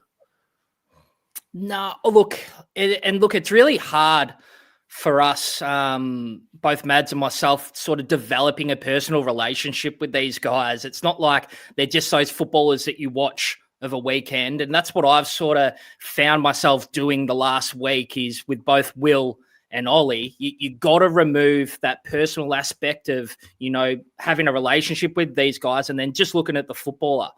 Ollie at his best can be quite explosive out of packs, be running, creative, and can be a great kick when he's on.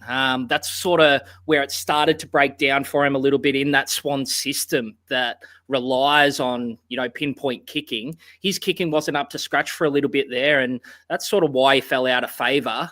His ball use diminished to what it was. But look, Ollie at his best is a very good player. He played nearly 160, 170 consecutive games for us. Was that what it was? It was something like that.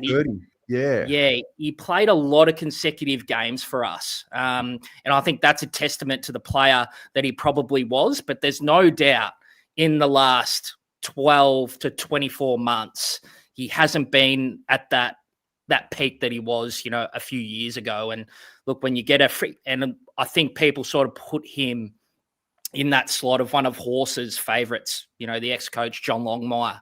And I think you saw that with like a Jake Lloyd out of the side and that type of thing this year. And you get a new fresh voice in there and all of a sudden your position's not safe anymore. But look, from a Carlton point of view, it's an exciting player to get in. There's no doubt about that. Like, what's he cost you? A future third? That's nothing for someone who, can string together 100 games for you guys. And the Swannies tend to go pretty good at Carlton. Mate, we love the Swannies at Carlton. You know what, Deebs? I'm glad you've said that, because I had an argument with Carlton fans. I told them off last night because Ollie Florent in the draft, having the privilege of witnessing him in his draft year, one of the most beautiful kicks I've ever seen. Up until Horse left, his kicking was schmick, wasn't it? Like, it real tidy. Real. I don't know what Dincock said to him. He must have took the piss or something. I don't know what he's done to him. He's killed my boy Ollie. But when you look, and I do want to talk about this, a lot of Carlton fans have gone a bit mental, saying Golden. Surprise. I know my boy here, No Money, No Honey, has got on the Golden train as well. But let's be honest.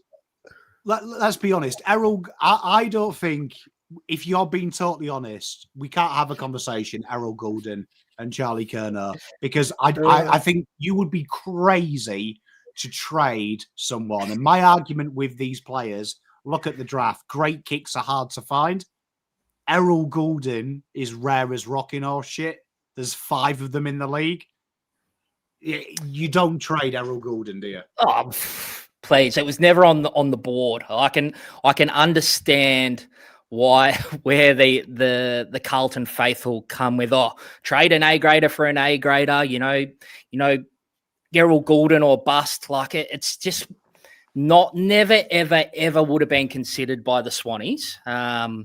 And that's why I'm sort of super comfortable with it being a player like Hayward and then a couple of first rounders. If that's what gets it done, if there's maybe another future second rounder or that's what it takes to get it done, I'm not too concerned. It's, the draft picks can be like shooting fish in a barrel. It's you just don't know what you're going to get at the end of the day. And, someone like Goulden was never on the board, and it's entertaining chat when people are like, oh, Goulden, simple. It's like, nah, it's not that simple. It's living the reality, unfortunately. It was never on the table.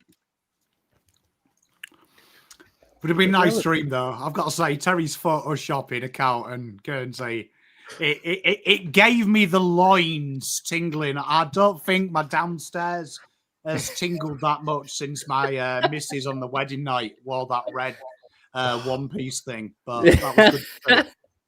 Break out the red panties. Baby, we did it. We did it, baby. Oh, absolutely. But is it definitely getting done, lads? Is that what you think at the end of the day? Is this getting through? Like, imagine if Charlie's got to walk through the doors at Icon Park again. Like, that is just next level. It is next level. And part of me is not afraid of that situation either, because it's like, get to work, socks up, put that bike in the fucking garage, drive a car, catch an Uber, and let's go again and roll, and run it again, run it back. Yeah, how much will it kill you? Like, talking hypotheticals here. Yeah. Say he puts the shoes on the rack and the cue in the rack, and he's just like doesn't give 100%. I know a lot of Carlton supporters are questioning of his second, third efforts. He's tackling inside 50, and he comes back next year, gives you a whole lot of not much, and then you got to trade him for 30 cents on the dollar. Maybe not as bad as we've seen with Clayton Oliver this year, but something similar. Is he a fucking dim sim? Nah, look, bottom line, I think it's going to get done. I don't think we're going to be beating Sydney in a deal for Charlie Curnow. Bottom line. So it is what it is. Carlton have got to reset as a club and sort our shit out. Things have gone south and things have gotten to a point where, we've lost key players who don't align with the club anymore. So as much as I blame Charlie as well for not being, he was put in the leadership group. So taking accountability for that, it is also on Carlton as well for not creating the environment that they promised the fans that they were creating. So it's, you got to be real with it. Like, I'll have fun with it, and make some jokes and all that. But at the end of the day, there's fault on either side here. Yeah, for sure. Go on. The way I think of it, and this sounds horrible, right? This sounds horrible, but like you, we've built personal relationships with players, but I still see them as barmaids, waitresses. They are merely the stopgap to get me what I want, winning a flag, and I'm loyal to the bar itself. And Carlton Football Club is. You're getting one hell of a player. You're getting one hell of a player, Charlie. And look, taking the rivalry aside, fantastic player. He's giving me some great memories. But I think what can sometimes happen, and I'm sure Sydney have had this as well at times, you can get too blindsided about winning the deal. For me, I think Carlton's future is without Charlie. Without Charlie, Carlton win a flag. That is what happens. So that has to happen. Fuck him off. He doesn't want to be there. I don't want people at my football club that don't want to be there. And I'm sure you feel the same, don't you, Deebs? I'm sure if tomorrow Goulden said, I really want Carlton, I don't want to stay at Sydney, part of you, the logical part, would be like, right, let's get the deal done, get rid of him, make sure we win. Let's make sure we get what we need.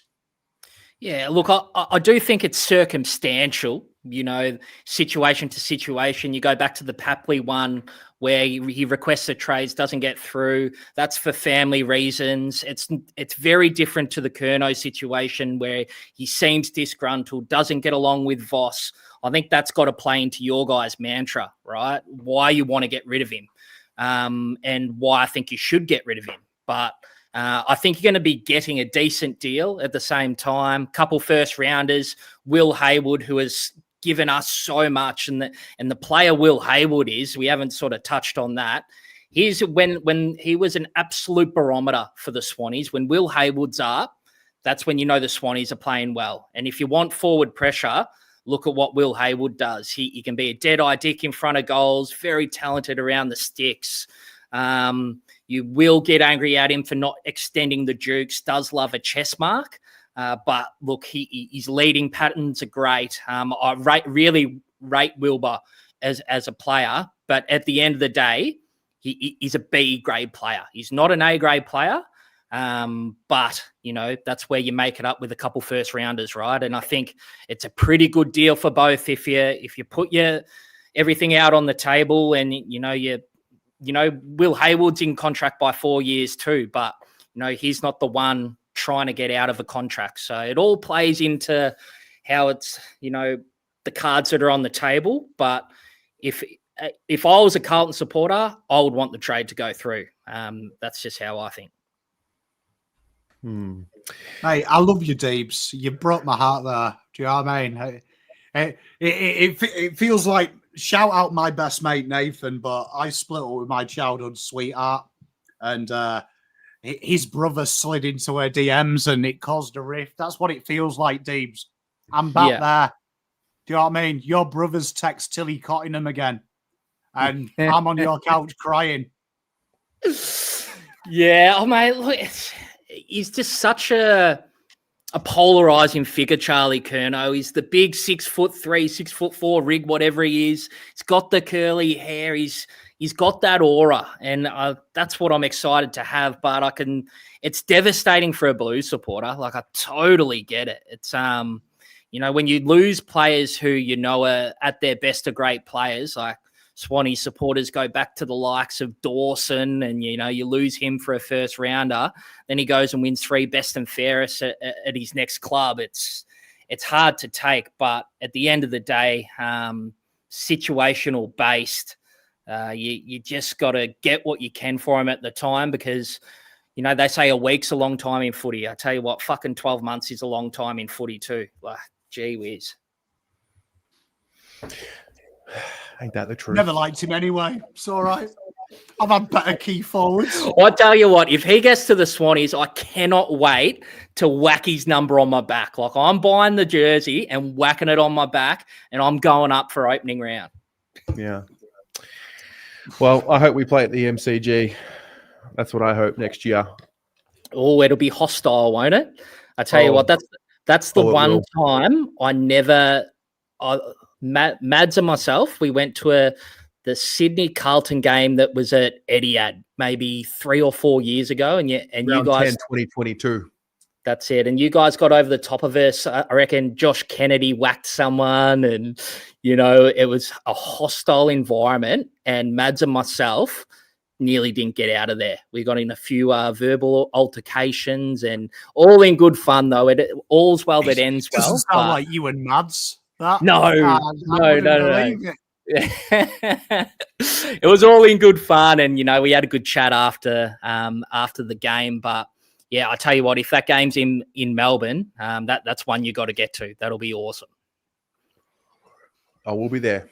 Don't worry, we'll be there. I've got to say, I've replaced Charlie anyway with Ollie Florent. He's my new boy now. My new best mate. He's jealous. better than Charlie. Kicks the ball better. He's going to win a flag before Charlie. I'll tell you what, if Will Hayward gets through to you guys as well, I'll have to send through the link up for the doozy connection. There's a few alcoholic seltzers out there for you boys. I'm sure there is. Oh, yeah. Is this, I think I was reading something about that. Was this the company that they were going to try get Bailey Smith into originally? Was there a story there?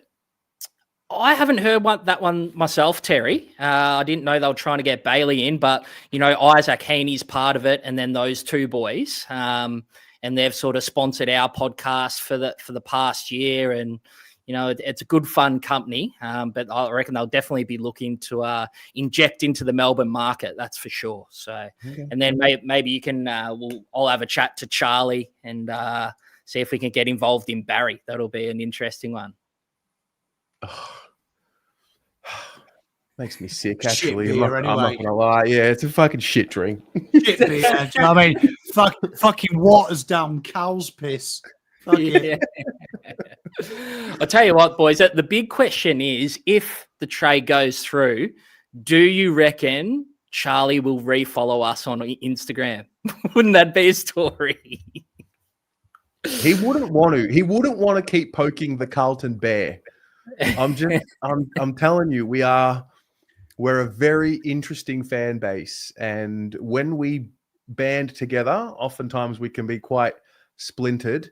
But when we find a common goal and a commonality, we are extremely powerful. So if he wants to keep grinning his way out of Carlton and poking the bear. Oh man, like that photo out the front of HQ, like honestly, smile, man. Daves, I'm trying to keep it civil, man. Look at the state of this guy, man. Honestly, this guy has reached 10 out of 10 on my cock wombleometer. Like, yeah. And you know what makes it worse? He's a coward. Like, he followed you. Just keep it. Keep it. Yeah. Be a man about it, you big fucking man-child. You shit hair and your shit grin. Just fuck you, Charlie. Fuck off to Sydney. Sick of you. Sick of you. Oh, dear. It's good. Yeah. Look, it's not a dull moment with us at all. But mate, any final thoughts ahead of the last 38 minutes in trade period? Oh, look, fingers crossed that he gets through to the Swannies, because if he doesn't, it's a big ruckus to make without getting the deal done, and that'll be spoken about in its droves. If it doesn't go through, I tell you what. But look, I think we've done everything we can. I hope it's sort of, it plays out right for both parties. And if it does go through, Ollie has a great career, and Will Hayward as well. And I wish them nothing but the best if it does go through. And, fingers crossed from a Swannies point of view, because as we say about, AFL in general, we're not here to just participate. We're here to win flags. And I think Charlie can definitely help us go that way. So fingers crossed, lads. Thanks for having us on. No worries, hey, mate. Much Thanks love, Dave. We love you, man. Cheers, boys. Go well. Just have a look here. It doesn't look like Robbie D'Orazio is quite the smiling character that he has been the last week or so. Hopefully Graham writes, like, you know what? You fucking made that grin at me again. It's your last fucking grin, you prick. Look at the change in body language here. It's gone from leaning over the chair to... Yeah, you see, he's at look at him slouched over. Drinking water. He's dehydrated. He's panicked, bro. He's panicked. Oh, shit. You know what, though? Like, let's talk business with Charlie. This is a big deal. For me, I really wanted to say, I really hope that this deal here is 3 firsts. Then you add Hayward, so then you drop a first. Let's say that's a future second, and then no pick 22. I really hope that's a solid deal. I know if we're talking serious, we want the earth. You're not going to get the earth, and I don't believe in winning trades. I think Carlton have got to look long term, and I will say this: Hayward, Ainsworth minus Charlie, it doesn't look so good on paper, right? It doesn't fill you with hope. But Carlton now have got to do the hard thing: change the way they play and make it go well. And I feel like the same as I said with Zach Merrett, you've got to get rid of him. You've got to get rid of him now. Like, I think the way Charlie's behaved personally, and this is probably because I'm emotionally attached to it, I think he's behaved worse than Zach. because at least Zach's fronted the media about it. Charlie has danced around it. Charlie hasn't even given us the respect at talking to us. Yeah, no, I agree. A few things here. So you just touched on Merrett. The Hawks have made their final offer to Essendon. Pick 10, pick 22 that they got from us, a future first, and Hustwaite for Merrett and a future third round pick. What have they done? Have they knocked that back, or are they looking at it? It's the offer. The offer's been made. And then just putting some pieces together, we're getting into the real seriousness now. Like, I don't want to get, I want to try and enjoy it. So we have been talking a little bit about Bailey Humphrey. Jamarra is going there. Petracca is going there. What kind of role is Bailey Humphrey playing for the Gold Coast Suns next year now? Well, it's interesting because if you go back to the period of what Bailey Humphrey's agent said, he was very strong on playing the midfield forward role. He wants to play that role. And if you watch that interview we showed here, he models his game on Dustin Martin, Christian Petracca. The mid slides forward. Yeah. It's interesting what they do, because when I look at Gold Coast list, Zeke Hewland really worries me in the terms of you've got to get him in there ASAP. You've got to get him in there. He's going to be like, I wouldn't say he's as good as Will Ashcroft, but he's around there. He's around that level. So you want him playing on the outside, enjoying his time. I do think the players they've got rid of, Gold Coast, are disposable. I'll go back to what I said last week when I did the video. I think it's very bad list management to swap Petracca for Humphrey, because I think Humphrey long-term, 10 years, he's only going to get better. I understand Gold Coast logic, though. You're in the window. And I'm very intrigued by what Gold Coast do, because this could backfire very quickly. Well, I just saw... I've lost it, but I did see that you were touching on the deal for Petracca. 24 and 28 was included by the D's. Let me see if I can find that again. Yeah. Pardon? Oh, yeah, please, babe. Yeah. You know what? You see, look, as my PommyInOz chat will say, Pom 9 times out of 10 does pretty well with guessing what trades are. You can see the difference between a Carlton fan base there and a PommyInOz fan base. So shout out to PommyInOz crew. So I've got the details here. Petracca picked 24, 28, and a 2026 second round pick to the Suns for pick 7, 8, 37, and a 26 first round pick and a 27 third round pick. So that's the final. Yeah, so they've done pretty well there. Like, what they've tried to do there is really make sure that they've covered their bids. So that's really clever. Again, Gold Coast are a team to watch. So when people... Carlton fans particularly, I'm talking to you here because this is the first time you've ever had to bid match. This is what you do. So this is where that D value comes from. You use your picks as disposable throwaway incomes. So that's what they're doing now. This looks an overpay on paper, maybe, for a guy that they don't want. Quite openly, Petracca. You've seen Adrian came on. We don't want him to stay. They're throwaway picks, and now they've got their picks to cover Zeke Hewland. So great business from Gold Coast, masters of the class.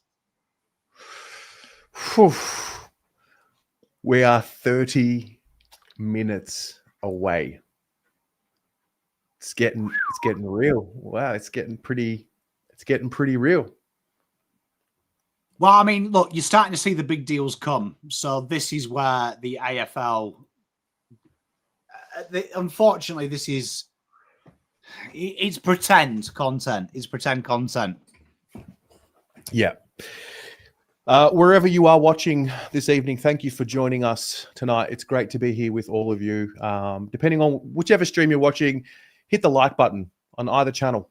That'll help give us a little bit of a bit of love for the YouTube algorithm. Hope you're all enjoying the trade period content. It's been a pretty buck wild couple of weeks. I mean, obviously from a Carlton perspective, the Curnow story's been at the forefront. We're still waiting on confirmation of that. Buku Karmas, a deal that was meant to be going through, seems to be at a standstill. And then on the other side, PommyInOz, mate, you've been covering all the clubs and all the teams.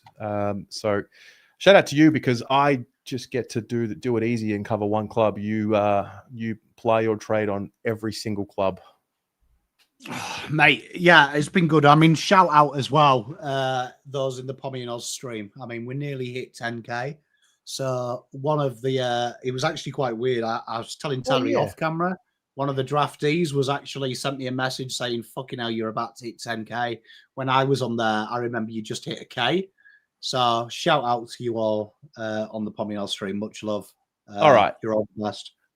So I've just put your YouTube channel in the live chat.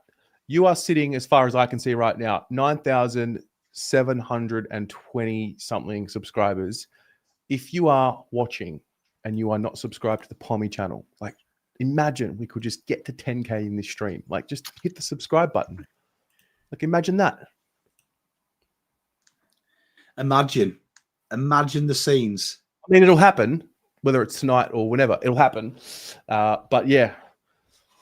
All right. I remember when I was at 12 subscribers, and that was good times. Yeah. They were good times. I have a screenshot somewhere. I still remember my 10th. I think I screenshotted 10 through to, and I screenshotted 100 as well. Yeah. Do you remember? Do you? You know what? It's quite funny. Me and Terry were talking. Do you remember when I got all excited about the Coke can? The Coke can? Yeah. Do you when I first hit 1,000 and I went out and got myself a can of Coke to celebrate? That's right. First payday from YouTube, you got a can of Coke. Yeah. I remember. Yeah. Genuinely, I was so excited. I remember going. It was the work canteen as well back then.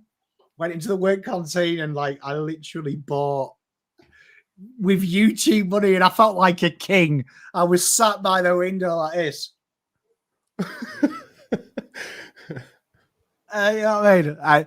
So unbelievable. I am incredibly humbled. I do want to say, actually, I was actually with my doctor a couple of days ago. We were actually had a blood test, and he watches me. So shout out, Dr. Maya. Much love to you. But we were chatting, and he was saying to me that he's noticed the growth, and he was like, does it ever make you happy or sad?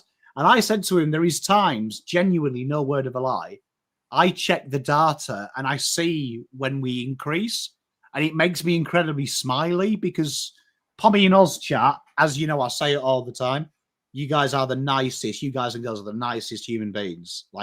You make me feel so good. So I just want to thank you, what you do for my mental health. My doctor will confirm I'm a better person because you guys are around.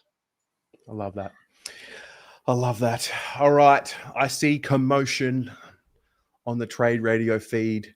I see the Hawks box seem to be talking with a bit of animation in their body language. I see the Essendon box. There's a little bit going on there. It's, we've got Blue Bagger 1987 with $10 here. This content deserves a cheeky 10. Charlie, just go already. It's okay. Okay.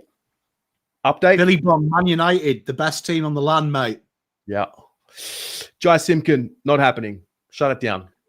Don't think we didn't think it was going to happen, but it's just been confirmed. Well, when you're asking for two, I mean, look, to put that in perspective, this is all due respect to North Melbourne. You know, when people laugh, Carlton wanted 2 firsts and golden, that's what I hear when I heard North wanted 2 firsts. I actually think that's more daft. So it's priced out. Interesting, though, because I want to talk about Simpkin just quickly. If you actually read why he was pissed off, he was actually pissed off because he wants to play more midfield time.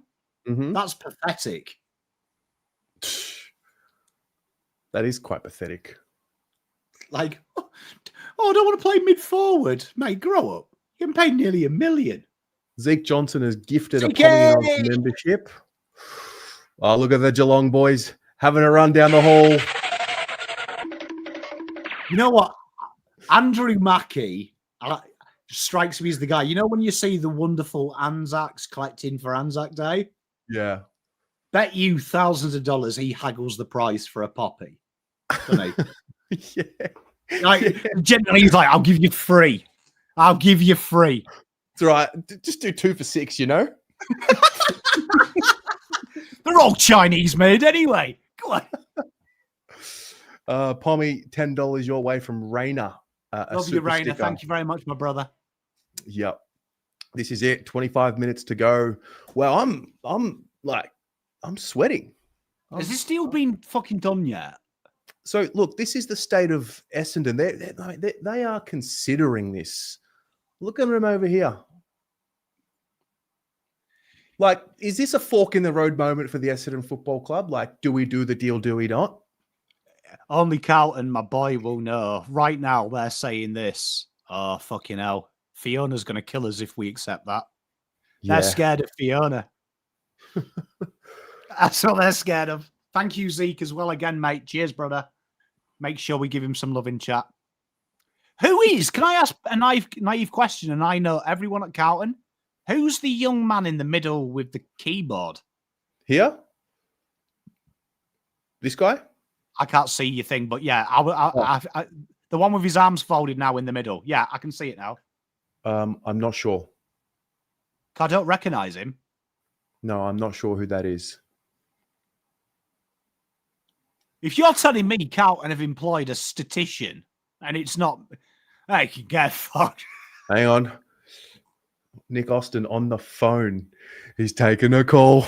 No, He's taking a call. Flashbacks to 6 years ago. It was about this fucking time you said the same thing. Oh, Saucy's on the phone. Ah, Jesus. I've just had horrible flashbacks. Pommy, your subscribers have gone up everyone. 30 since the show started. That's what we're after.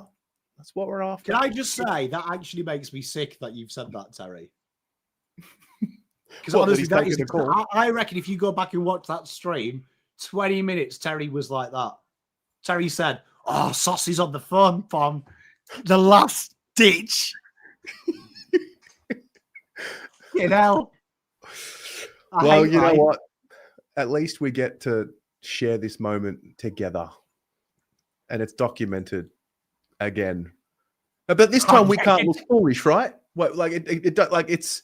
We either get a deal done for Charlie and we move on with our lives, or we keep a 2-time Coleman medalist. Look, all I want is Buku. That's all. I'm team Boots. True. Like fuck Papley. He can't get on the rides at fucking Dreamworld. I want Buku. Give me Books. Tom Morris has apparently dropped an update. Chat, instead of making us look, can you just Control V the Twitter? Growing confidence. The Charlie Curnow deal to Sydney gets done now. All the players are thrashing it out with 25 minutes to go. Sydney would accept pick 42 back from the Blues with Curnow while giving up pick 11, future 1, and Hayward. So 2 first and Hayward. And we're not giving anything.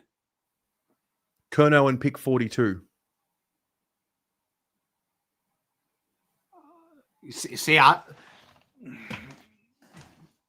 my reservation is I don't think we should have to give anything else done. Other than Curnow. So I will go back to what I said last night. So shout out to those who retweeted it. Really appreciate it.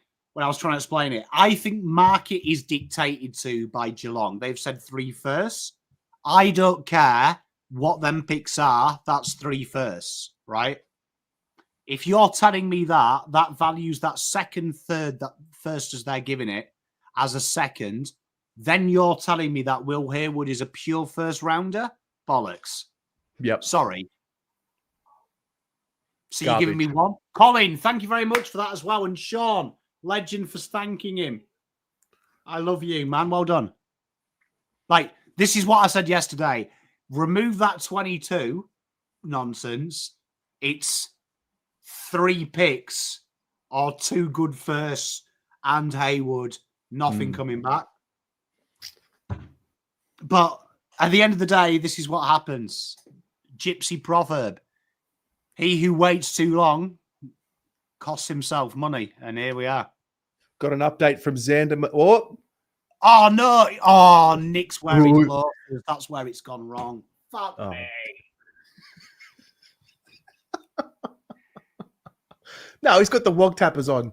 Ah, look at the slide-ons. They're not even actual fucking... this is why... No wonder this place is going to shit.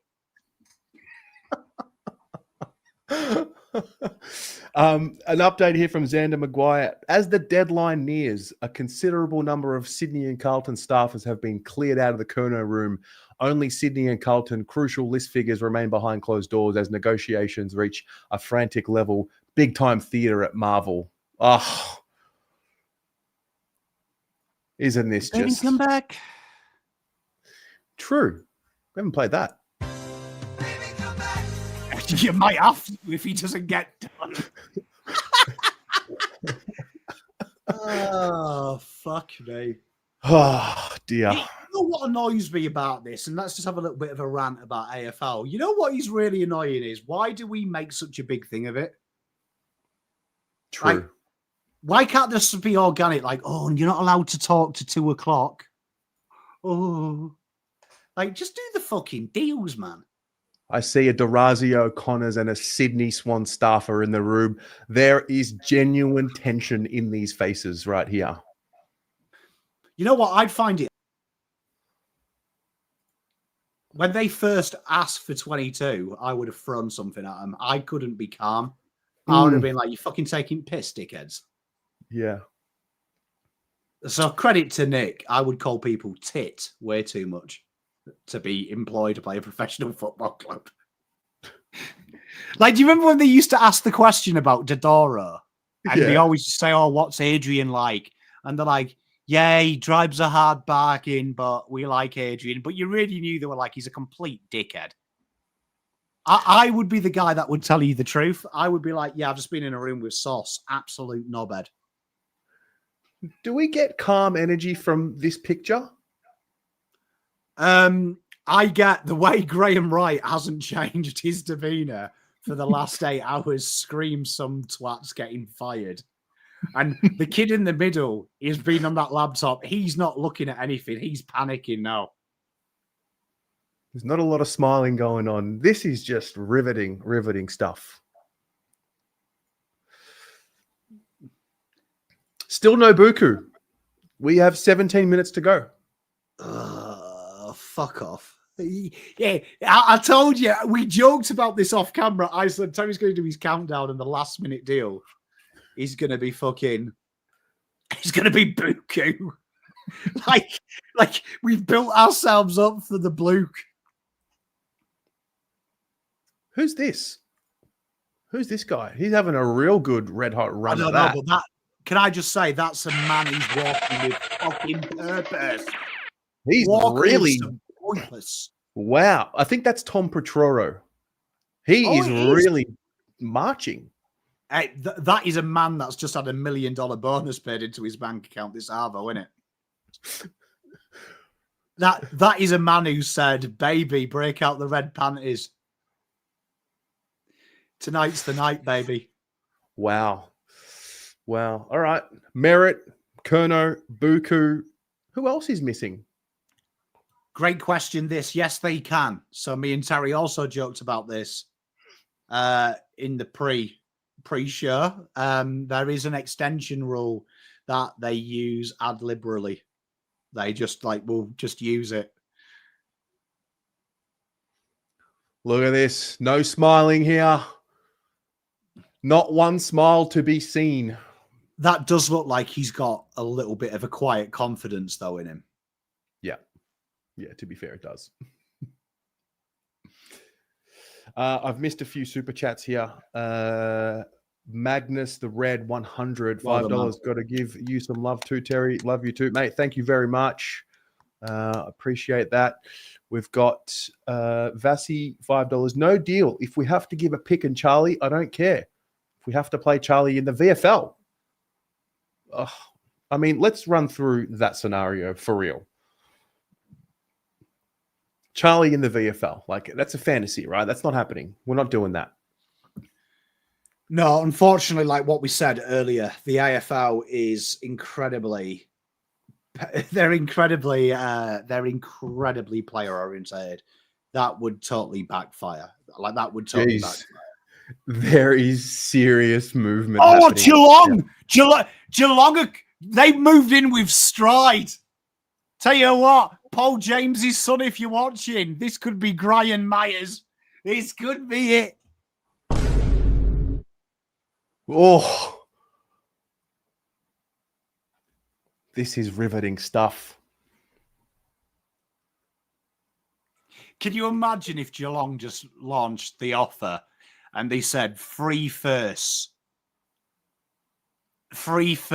Myers. For Curnow, if Geelong said 3 firsts.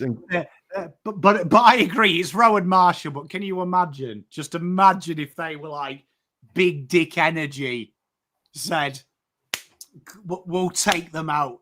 We'll take them out. Or Zach Merrett. Like if they just threw the curveball, we're bringing Zach Merrett in. Here we go. We have both. The big dogs are in. D'Orazio is in. Not standing over a chair anymore. Got Paul Connors. He's a call operator on the phone. Oh, Paul Connors definitely looks like on a night out, that guy thinks he's 12 years old. Like he acts like he's 21 still, doesn't he? 100%. He's the old guy of the group that still thinks he's 18. Wow. You know what? I'm going to say, look at Graham Wright's body language. It's relaxed all of a sudden. Yep. Oh, Paul Connors just passed the phone to Nick Austin. Because Paul Connors, doesn't he do Buku? Paul, no, I don't. No, I don't think that's right. Karmas management. Ray Purcell manages Buku Karmas. Let's see, where does Ray work? Terry. Does Bailey Humphrey? Paul Connors, Bailey Humphrey's manager.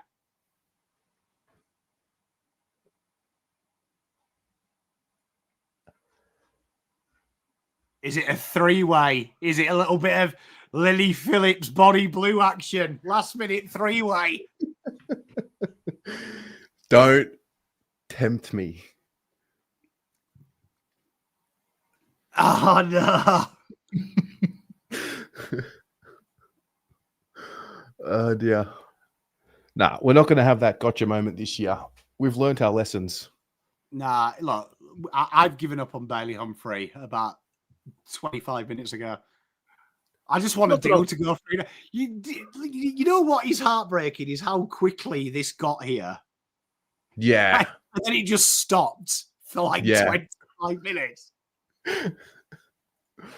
Oh, we're suckers. No wonder the AFL does this, because this is what? Well, because we buy it. You know, David Zeta actually said something really fascinating to me when I interviewed him. He said, you know, I was asking him about trade period content, and he said he doesn't really like it, but he has to do it because it's his job. Sign of a good professional man that does things even though he doesn't want to. But he said it's kind of like fast food, and it's not good for you because a lot of it's not real. It really all gets done in 3 days or whatever it is. He's like, but it really is like fast food content. And I mean, he's got a point. You know what? I actually watched that interview. Two things. I can't believe a professional journalist has never, ever heard of a mic. But the second one was, I didn't like by Tom Petoro's reaction in the half. You think?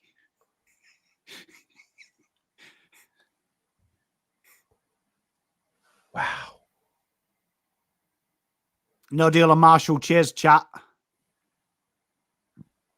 It's on the AFL website. If you go on the AFL website, Stonebench, at the bottom, it will say live trade radio. If you click it, there's an option to watch it, mate.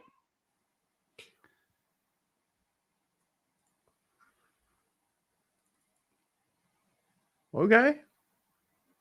Okay, Grester's happy. Nick, kind of happy.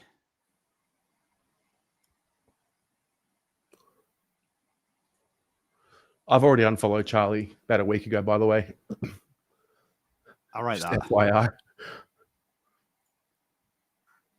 I had a chat with him. You fucking crazy, man. You sound insane. Do you realize that? You should be medicated. Fuck you, Brennan. I know you touched my drum set, and I want to hear that dirty little mouth admit it. You get out of my face, or I'm gonna roundhouse your ass. What a movie, Step Brothers. I'm genuinely impressed with Ruffy. He genuinely looks pissed. Yeah. That's the face of a man who's like, I can't believe we let this guy talk to us like that. He was wearing chinos. Well, what are we doing?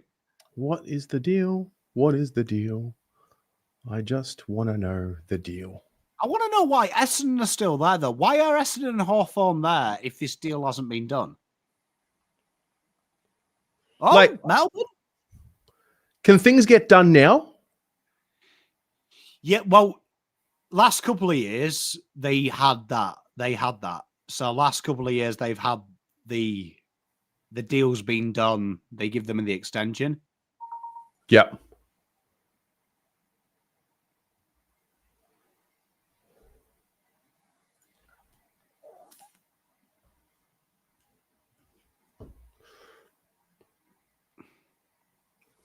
$7.35. Like, come on. Do you think they're not releasing the Curnow full deal? They're going to wait for the news? They're either doing... either the deal has gone through, the Merrett deal, that's why Essendon and Co are still working together, and we've just been sold the biggest Fugazi. I don't know. Yeah. At the minute, it looks like Will is hastily typing in a tweet update. Carlton will get... Here we go. Oh. Carlton will get pick. Hang on. Upload. Do you see it? No. Carlton will get 2025, 2026, and 2027 first round picks. Ah! Plus Will Hayward. Yeah. For Charlie Curnow. Sydney will get the dual Coleman medal winner plus 31, 42, and a 2027 second round pick. I don't hate it, actually. I don't hate it.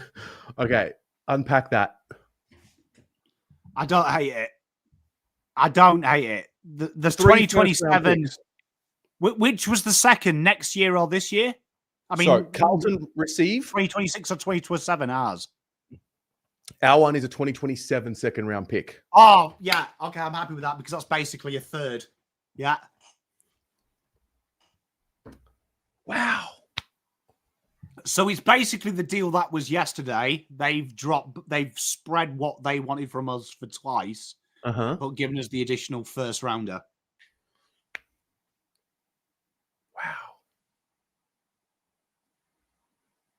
Where's my wristbands? Why is it Carlito on the spotlight? I want you to listen to what I'm going to say to you because I've never been more serious in my entire life. You picked the wrong guy on the wrong night.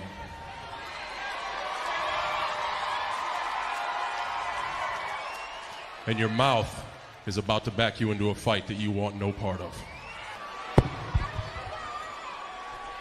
Oh, seen it that way. I love the fact you made him Carlito. All right. Hey, we've got a friend joining us. We have a guest. His name is Brad. He is from the Hawks Insiders. Brad. G'day, legends. Can you see me well? Can you hear me well? Yes, we can, my friend. How's things? Disappointed to be joining you after the Hawks missed out on Zach Merrett. And, you know, he wasn't the only target that we missed out on this trade period. You know, we obviously tried for Harley Reid, offered him a massive, massive deal. Missed out on that. And, you know, I'm sure we had interest in Petracca as well. There was Bailey Humphrey. But Zach Merrett was obviously our main key target. I've just put out a tweet. The Hawthorn offer was okay. I get people will say, it was the biggest offer ever for a 30-year-old. The reality is Essendon said that they wanted a quality player. Hawthorn weren't willing to give that up. They did offer, I think it was 3 first-round picks. Pick 9 in this year's draft's not great. A future first, I believe Hawthorn will be playing finals in 2026 at least. So that's not going to be a great pick as well. So the reality is the Hawks didn't give up what they needed to get Merrett over the line.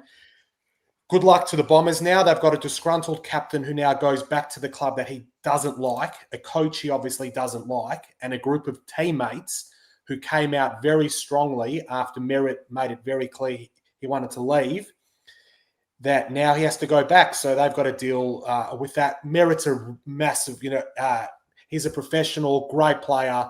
I've got no doubt he's probably going to go there, win another best and fairest. But you know what? The Bombers are going to finish bottom 5 again next season. In my opinion, they probably should have taken that deal just where they are currently positioned. They're going to be rebuilding over the next few years. Take the draft picks. I've seen Charlie's been traded. I don't even know what the deal is. Can you boys tell me what that deal was? Yeah, so Charlie, pick 31, 42, and a 2027 second-round pick go to Sydney, and in exchange, Carlton get a first-round pick this year, a first-round pick next year, and a first-round pick the year after, plus Will Hayward. A brilliant deal for Carlton. I get what Carlton supporters are going to be disappointed. They wanted Errol Goulden or Isaac Heaney or Chad Warner. That was not going to happen. Carlton probably not as in a dire situation as the Bombers. I think Carlton's list is a little bit better. But the reality is Carlton's not winning the premiership in 2026 or 2027. They need to start rebuilding their team. I actually think Harry Mackay is going to be better without Charlie in that forward line. And I think Hayward's a quality player. Ainsworth from Gold Coast is a quality player. The AFL's gone away from having big, key, strong forwards. And we've seen in finals, it's the smaller forwards who stand up and deliver. And last year, Carlton were running week in, week out with the likes of Fantasia and Durden and those type of players.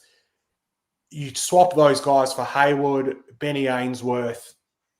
It's already looking a lot better. Hollands, it is an interesting one. I'd like Carlton to give him another chance.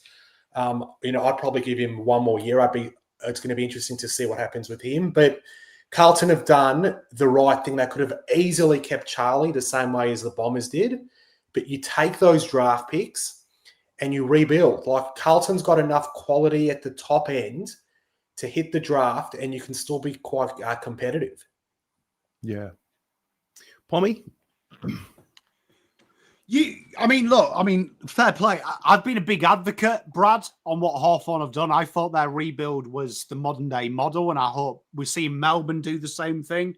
Get rid of everyone, go hard, commit to it, don't pussyfoot.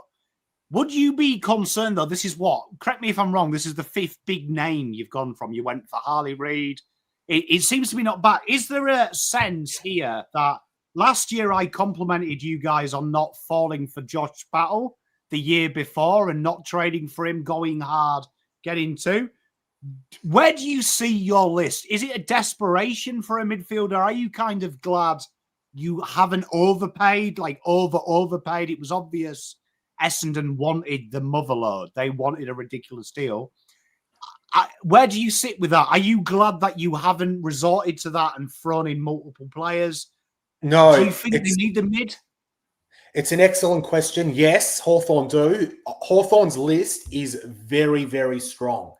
Their back line was top 3 in the AFL last season. Their forward line is very, very good. I get Jack Gunston kick 70 goals. He's not going to kick 70 goals in 2026.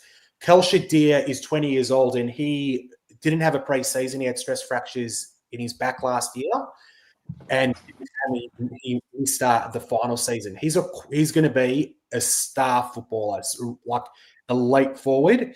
Lewis is the other one who came back from an ACL, didn't have a preseason, kicked 3 goals in the first half in the prelim final. Marbio Chol is an underrated player, kicked 40 goals last year, plays as a backup ruck. And then they've got those elite high half forwards like I spoke to you guys against, which Carlton, the number one thing Carlton need is they've got Dylan Moore, who's an All-Australian, Connor McDonald, who's 22, Jack Ginnivan, who's 22, Watson, who's only 20, just turned 21. So their forward line is absolutely fine. And then there's the wild card. Weddle, who's a unicorn.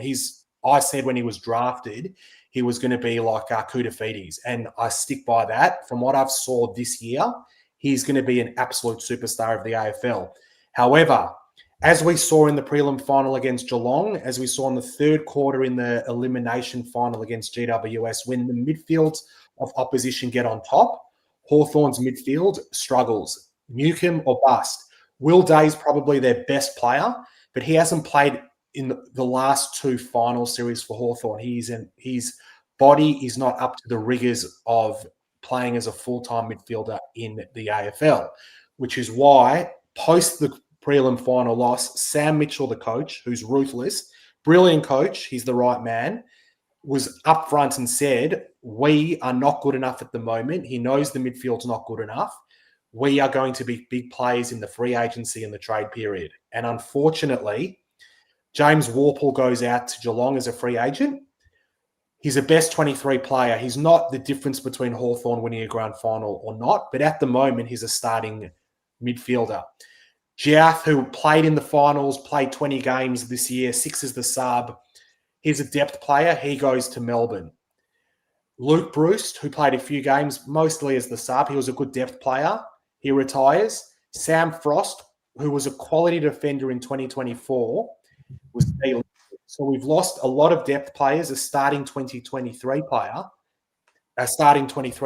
and we haven't bought anyone in. So the reality is, it's a disappointing trade, period and free agency period for Hawthorn. There's no sugarcoating it, because the reality is our midfield, even with Will Day coming back, in my opinion, is not good enough to challenge the Brisbanes, the Gold Coasts now, who are Petracca, and Geelong. So the coach is going to have to spin the magnets big time to try find the right mix to see what happens next season. Mate, I love it. Look, I wish you well. I love the rebuild. I love what you've done. I'm a big Sam Mitchell boy. So one of my he's a brilliant coach. Sam is ruthless. Heroes. Yeah, Sam cops a lot of shit from sorry for swearing on your channel, boys. No, you're good. Sam cops quite a lot from opposition supporters, but he does not care one bit, and he's changing the way that free agency is going to be working in the next few years. And he's a ruthless coach. He's a brilliant coach.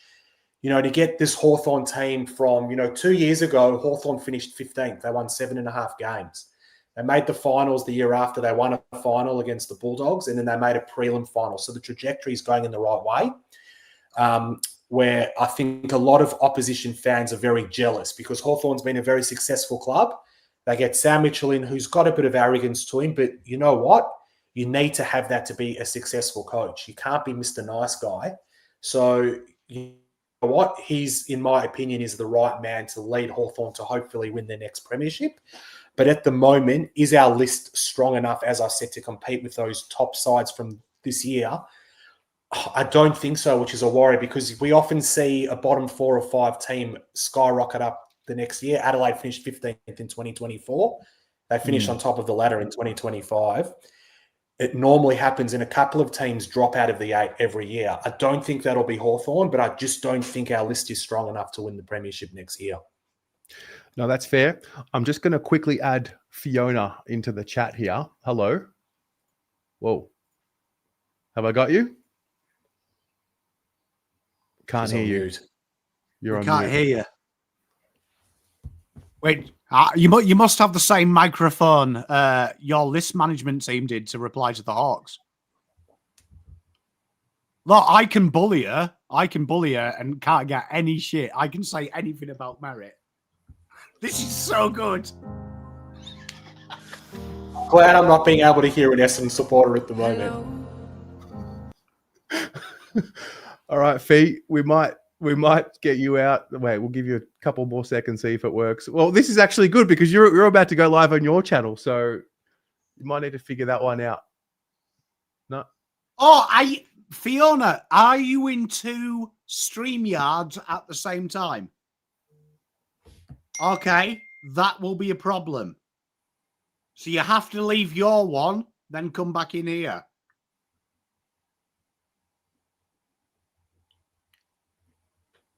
Or leave our one. Hey, look, it's not the first time that I've asked a lady to do something to continue the date and she's bailed. You there, Fiona? No. And it's not the first time that I've told a lady how to fix something and I've totally lied to her. So, I mean, here we are. This is full circle from uni, this. Sorry, Fiona. I'm not sure what's happening there. No, I can't hear you. I can speak for Fiona. So she's saying, I'm really happy that we didn't. Is this happy now? Oh. Yes. Okay. It's clear that I have not gone live for a very long time because the microphone wasn't even set up correctly. So there you go. Great stream, guys. I've been watching and giggling. Very entertained. Thank you. Thank you. Can we get your thoughts on what happened tonight? There was a very angry Tom Petracca in that Hawthorn box tonight. I mean, I'm not going to lie. That makes me incredibly happy. And most Essendon fans are just enjoying that vision because it is what it is. However, there is definite mixed feelings. I think I've said to Pommy all week that this trade had to be by virtue an overs trade, not what's fair for Merrett, purely because of the circumstances. It had to be a trade that was overs. And whilst I am worried about the consensus of a disgruntled player, this coming back to Essendon, this was about more. There's a bigger picture here. We didn't get bullied. Essendon didn't get bullied into submission here. And for years, this club has just been accused of being soft on the field, off the field, culturally, in every which way. And, this is a step in the right direction. And now the ball's in Zach's court. He's held himself shockingly throughout this whole period. And now it's on him to build bridges. And, the club has stood for something tonight. And I'm really happy about it. As I said, I do worry about how he's going to be amongst the group, but at the end of the day, it's 40 blokes against one player now, and I don't even care that much right now. This could be the emotional me talking, but I don't even care if he plays the mental health card and sits out all of next year, because this is about the bigger picture and the message it's sending to the fans and to the rest of the playing group. And draft picks. We got plenty of draft picks already. We didn't need more draft picks. We were very clear we need quality players. We've got plenty of fringe players. Hawthorn didn't want to give up any, couldn't convince any to come. Fair enough. But that's why I'm glad we didn't get bullied into making a trade. I know, Pommy, you disagree. Congrats on your Curnow trade. I was actually going to say, Fiona, one thing I've learned off you this year is sometimes there is more to life than the analytical right and wrong, and there's something that we can't measure, and that's spirit. So what I wanted to ask you, Fiona, is you've been preaching to me for 2 weeks. We have to win this deal. We have to hold firm. We have to fly the flag. You've flown the flag. You've knocked back a deal, which I'll admit I thought was more than fair for a player of merit given the circumstances. Do you feel this could lead to something better, that this is going to galvanise the group? Because the feedback I've seen from Essendon fans in the chat is you guys are celebrating this as a win. Could this somehow be that insular thing that we can't measure, that galvanises you guys to go on to bigger and better things, with or without Zach Merrett? Well, yeah, purely, and you're feeling that from Essendon fans because we're so used to being a soft, dense club, and this is a sign that that's not the way forward. And put it this way, we're finishing bottom 5 next year with Zach Merrett or not with Zach Merrett. He's not going to change that either way. Might be bottom 4 as opposed to bottom 5 because he performed this year and we finished bottom 4. That nothing is going to change in that regard, and most Essendon fans are comfortable with that situation. So I think what I do know, and I do know this from horse's mouth, straight from horse's mouth, but there is a very, very core group of young Essendon players who have been extremely personally, I won't say offended, but affected, I will say, by this, and they are extraordinarily motivated and united. And there have been some very cryptic but very obvious posts, Instagram and otherwise, gone out from them, and they are brimming. They want to get back to the hangar and they are motivated. Again, we're still going to finish bottom 5. We are self-aware as a club to know this. Hawks fans can't hurt us. We know we're shit. Yeah. Brad, we heard from you just before, Fiona. What do you want to see happen with the picks you acquired that you initially were going to try and use for Merrett? What do you want to see happen with those picks now? Well, we just have to hit the draft now, get the best available midfielder. Obviously, this year, I think we've got pick 10 because we did a swap with Carlton. I think we got pick 10 and 22, and we gave them 9 and 31, and I think 42 maybe. So we're just going to have to hit the draft, which I don't think we need to do. 7 of our players that played in the prelim were 23 and under. Kelsha Diaz makes it 8. Like next year, 8 of our best 23 are going to be 23 and under. And like I said, these are going to be elite players. Josh Weddle, Nick Watson, Connor McDonald, Jack Ginnivan's only 22 years old. Josh Ward's only 22 years old. Cam McKenzie's the one who I think the Bombers wanted. I think that would have got the deal over the line.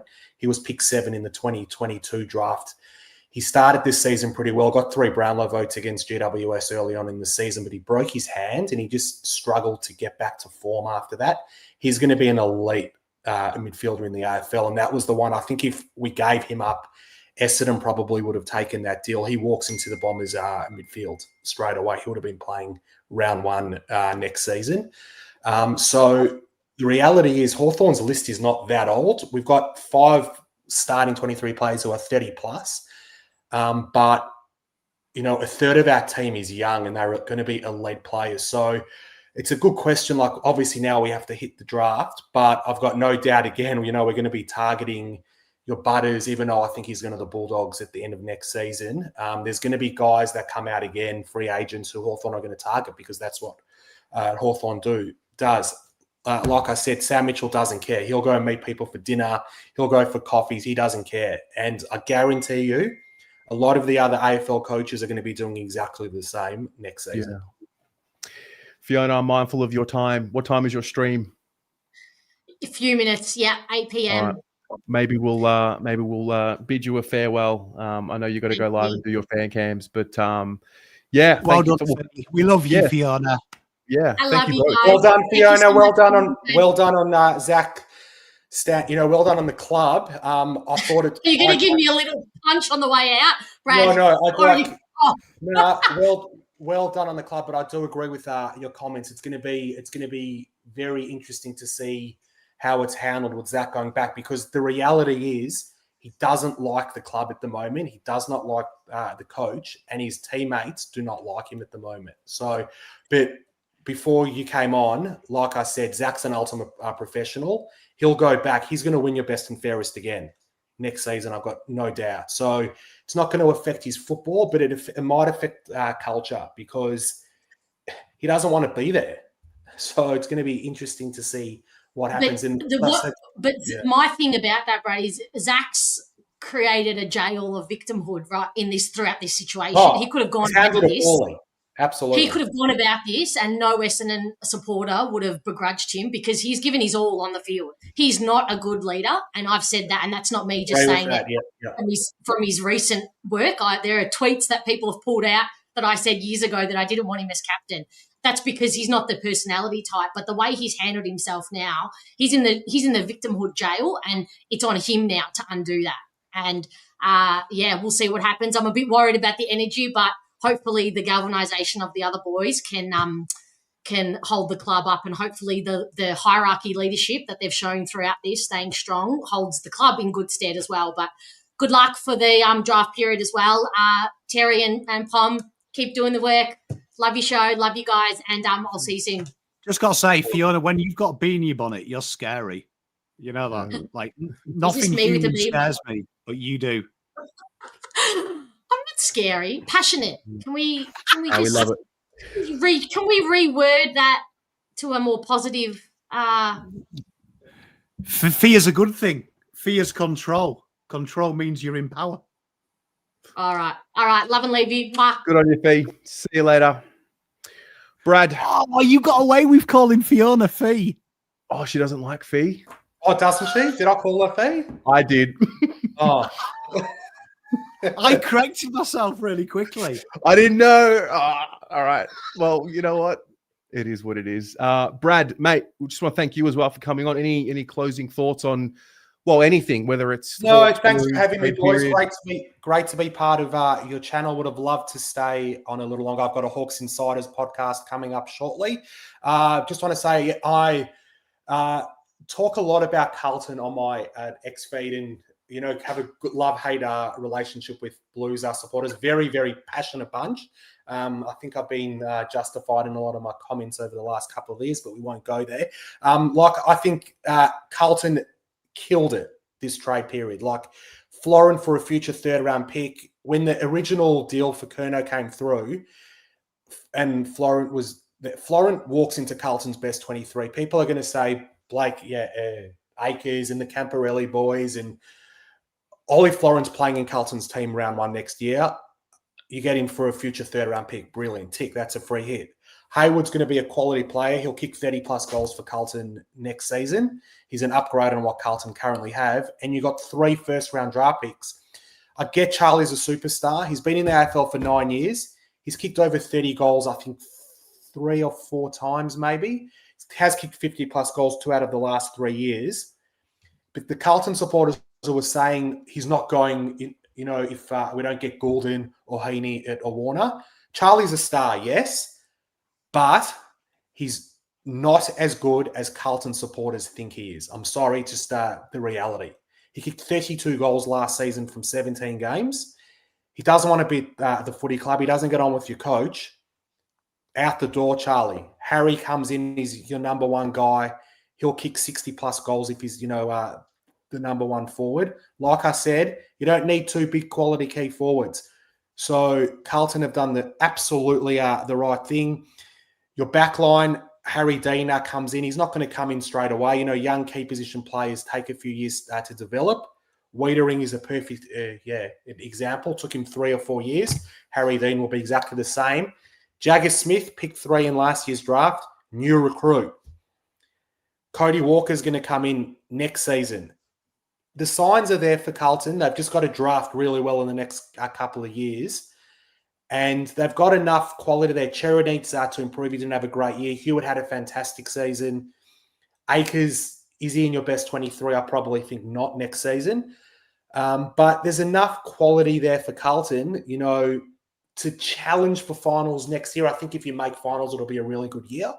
But there's no reason why in 2027, Carlton can't be playing finals. Yeah. Mate, I love the summary. Love it. It's been a pleasure to have you on with us. Thanks for having me, boys. Anytime. All the best. See you, mate.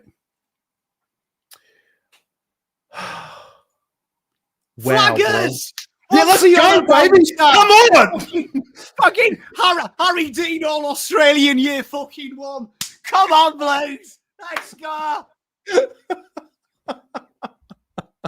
You know what? Well, first of all, I love this comment from John Holden. My poor dog was named Charlie after Curnow. I've been walking around calling her asshole, and she's so confused. Why don't we load up a fair deal of copium and watch some Will Hayward highlights while we talk about our newest bootlegger, Will Hayward. Can I just say, shout out Fiona. Tell you what, you lot can't see her off camera, but when he was slagging off Essendon Football Club, how good was her face in the back room, Terry?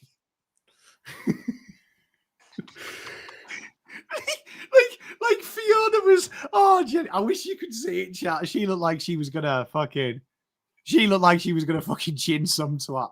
You know what? I'm just working on something at the minute, but you look at Carlton going into the trade period, right? Going into this trade period, Carlton had 37, 45, 63. Provisionally, they had bids on Harry Dean, pick 9. Ison, pick 40. Tyson Gresham, not applicable. He won't be bid on. All their first round, all their picks, 2026 and 2027, all their picks. And then obviously now they've got 9, 11, 43, 54, 67, 72, with that first pick being that interesting one. At this stage, Carlton have got a fuckload of first to play with. So yeah, a real strong position. I don't like the word rebuild, so that needs to die from the AFL vocabulary. Carlton are in a real predicament at the minute where they have to change their ball movement. So see what we were praising Melbourne for, and I've given Melbourne a lot of praise this show. That's what Carlton have kind of got to do. They've got to knock. You see, I don't even like reset, Juddy. I don't like it. I feel it's a like refresh. It's a refresh. It's an no, old. I don't even like refresh. You know what Carlton needs to do? It needs to find its brand. Yeah. On field. Its on-field identity. And the way we've got to do that, in my opinion, is go hard at the right players, go hard at the right ideas, and you start from the draft and acquisitions in free agency, in delisted free agency. So Carlton have done the right thing. The one thing I agree with Brad, I've said it for years, I've never been a fan of two keys. Remaster, I like that, Dante. That's, you know what, we're going to go with remaster, renovation. I like, hey, chat, you're good at this. You're good at this. Wait, I want to unpack a few things here. Firstly, I just want to get through. We have 6 first-round picks in 3 drafts. Is that right?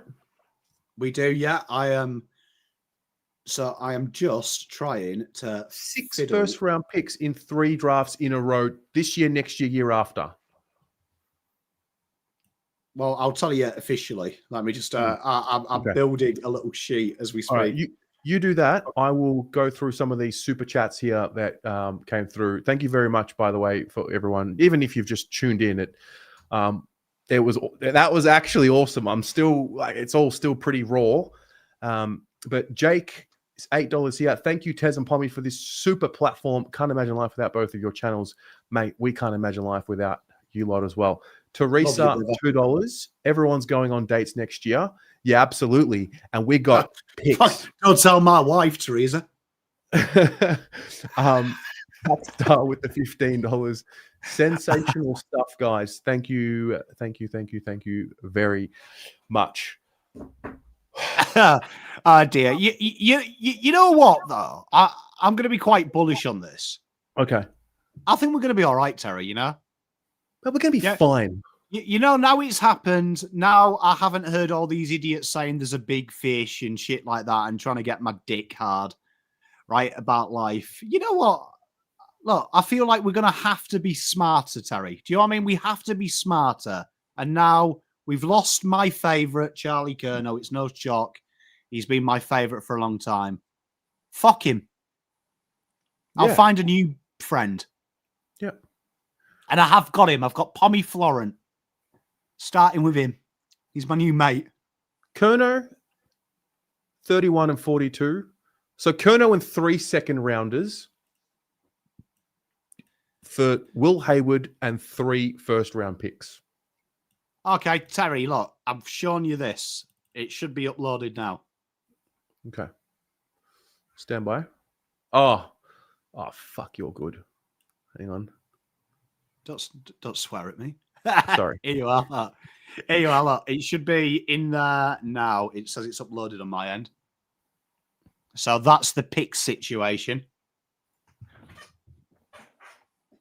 Yeah. So that is before the trade period began. 1 second. Sorry, this was my fault. I used a different spreadsheet. I'm a bad man. man. Mate. We'll work it on the fly. All right. So roll with that. Unpack this. Yeah. So this was going into this trade period. We had 37, 45, 63. Full allotment 2026, 2027. This is how it looks now. We've got 9, 11, 43, 54, 67, 72. We've got 2 firsts in 2026, 2 firsts in 2027. Looking good. Wow. So in that one deal, I reckon you were with me maybe day one of Trade TV.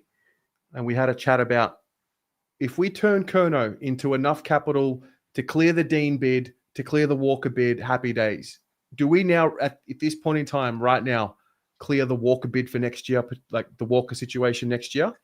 Oh, piece of piss. Because now Carlton have got a wonderful situation that worst case scenario, you can overpay. So let's just say Carlton do incredibly well, they finish 6th next year, which would be over where most people, right? Where most people have us. Carlton can just use 2 firsts, overpay on a top 10. So that's a huge win in that self. So it's real strong. We're in a look. I really like them picks because I think them picks are the smart way. Yeah. But truth be told, Walker was always guaranteed. Okay. Oh, says my darling, I love you. Thank you. Walker was already locked away, no issue. Yeah, but look, it's almost impossible not to be able to match, even with the rules changing. So, like, no matter what, if anyone ever says it's going to be touch and go to do it, they don't get how the football rules work. It's never happened before. Regardless of if the rules change, it never will happen. Father, sons, NGAs will always be a lock if the club want them. Now it's just a formality that we don't have to overpay. Right. We can get it on our terms. So pick 9 and 11. Is it safe to assume pick 9 will be Harry Dean? Well, I mean, look, you can play. This is always an interesting one. We've got to play this game. If we look at it at this stage, so Melbourne got 6 and 7, didn't they? 7 and 8. There's a chance Melbourne 7 and 8. Yeah. There's a chance that Melbourne bid on it. I don't actually think they will bid on it. I don't actually think Melbourne will. Tim Lamb genuinely doesn't believe in it, so I would be surprised if they've done it. It will be interesting. They've obviously got wind though. I think the 9 moving up was either potentially to move it on for a deal or the fact that they have heard who pick 10 could be, so they want to get ahead of him. So there was huge talk. This was just coming out of the combine that evidently Hawks were very interested in Lindsay. So I don't want to get Carlton fans excited because he is my boy in this draft. I wonder if Carlton are just getting ahead of Lindsay. And then there's the other element next year. So don't try and get the big fish this year. Wait, bide your time. Get Walsh signed up long term. I think Brad alluded to it as well. We're not winning the flag next year. Let's get ahead before Tasmania comes in, which we are now in a clear position to do that. And we just got to humble ourselves and get ready for the next wave for this group. Look, if you look at how Carlton play football, Terry, we can't keep dining out on the fact that we have such a great forward like Charlie and Harry. We had to adapt to the modern day. So now Michael Voss, either he's going to be pig-headed or stupid. He's got to do it. He's got to change the system. They've got some big ones in. They've got some big picks in. They've got some names in. We should be okay. So we're going to have to change, Terry. Yep.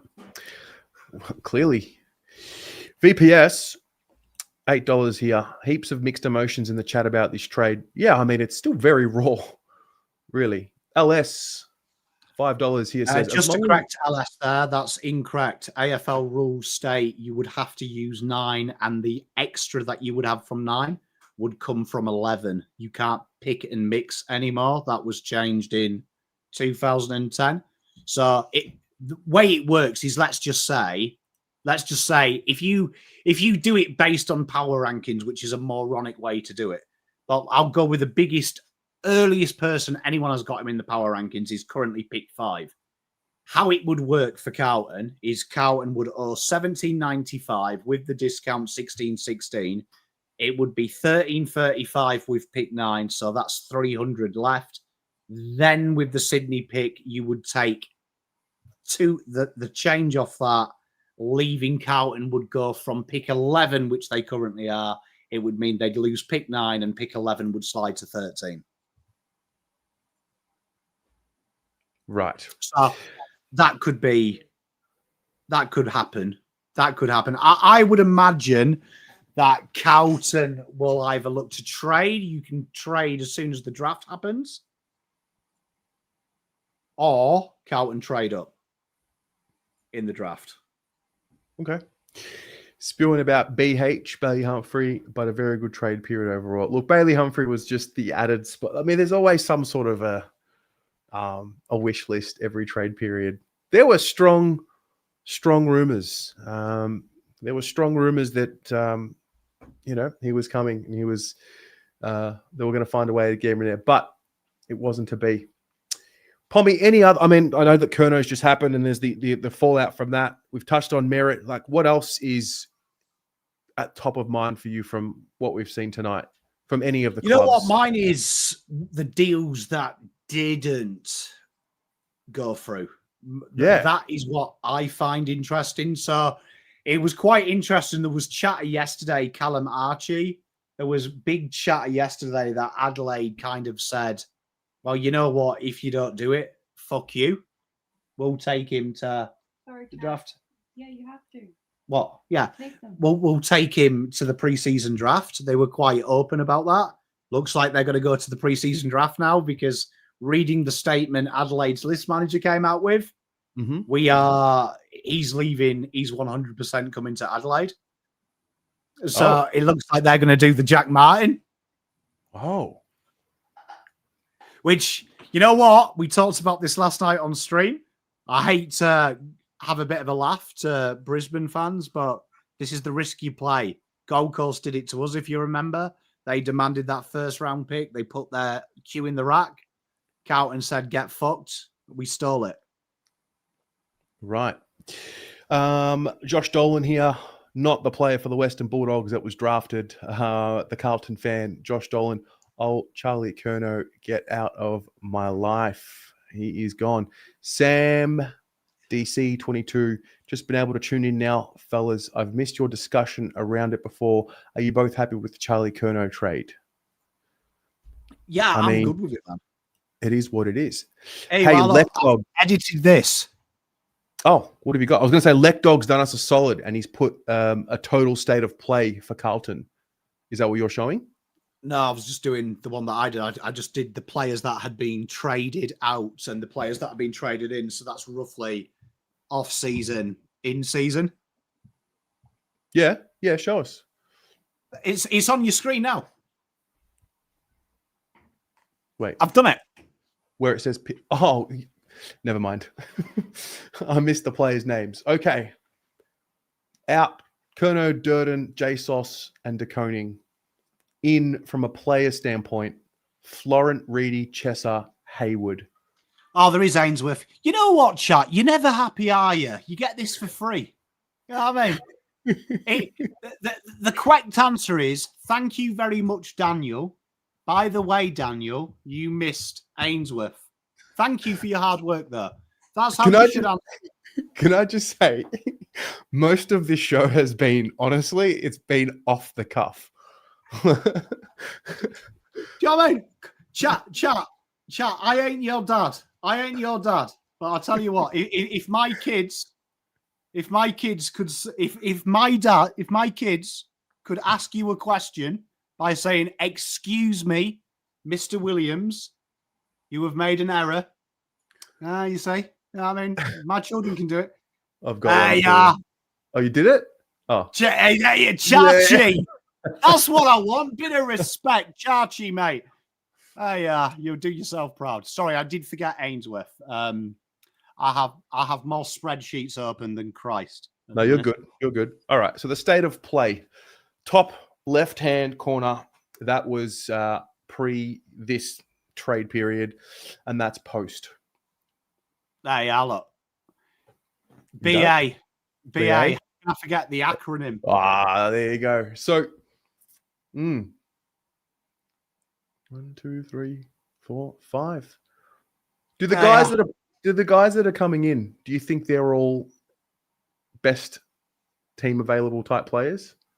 I think if you would have asked me at the start of the trade window, what's my major concern, and it's what it's been all year: win a lot of the fucking ball, do fuck all with it, right?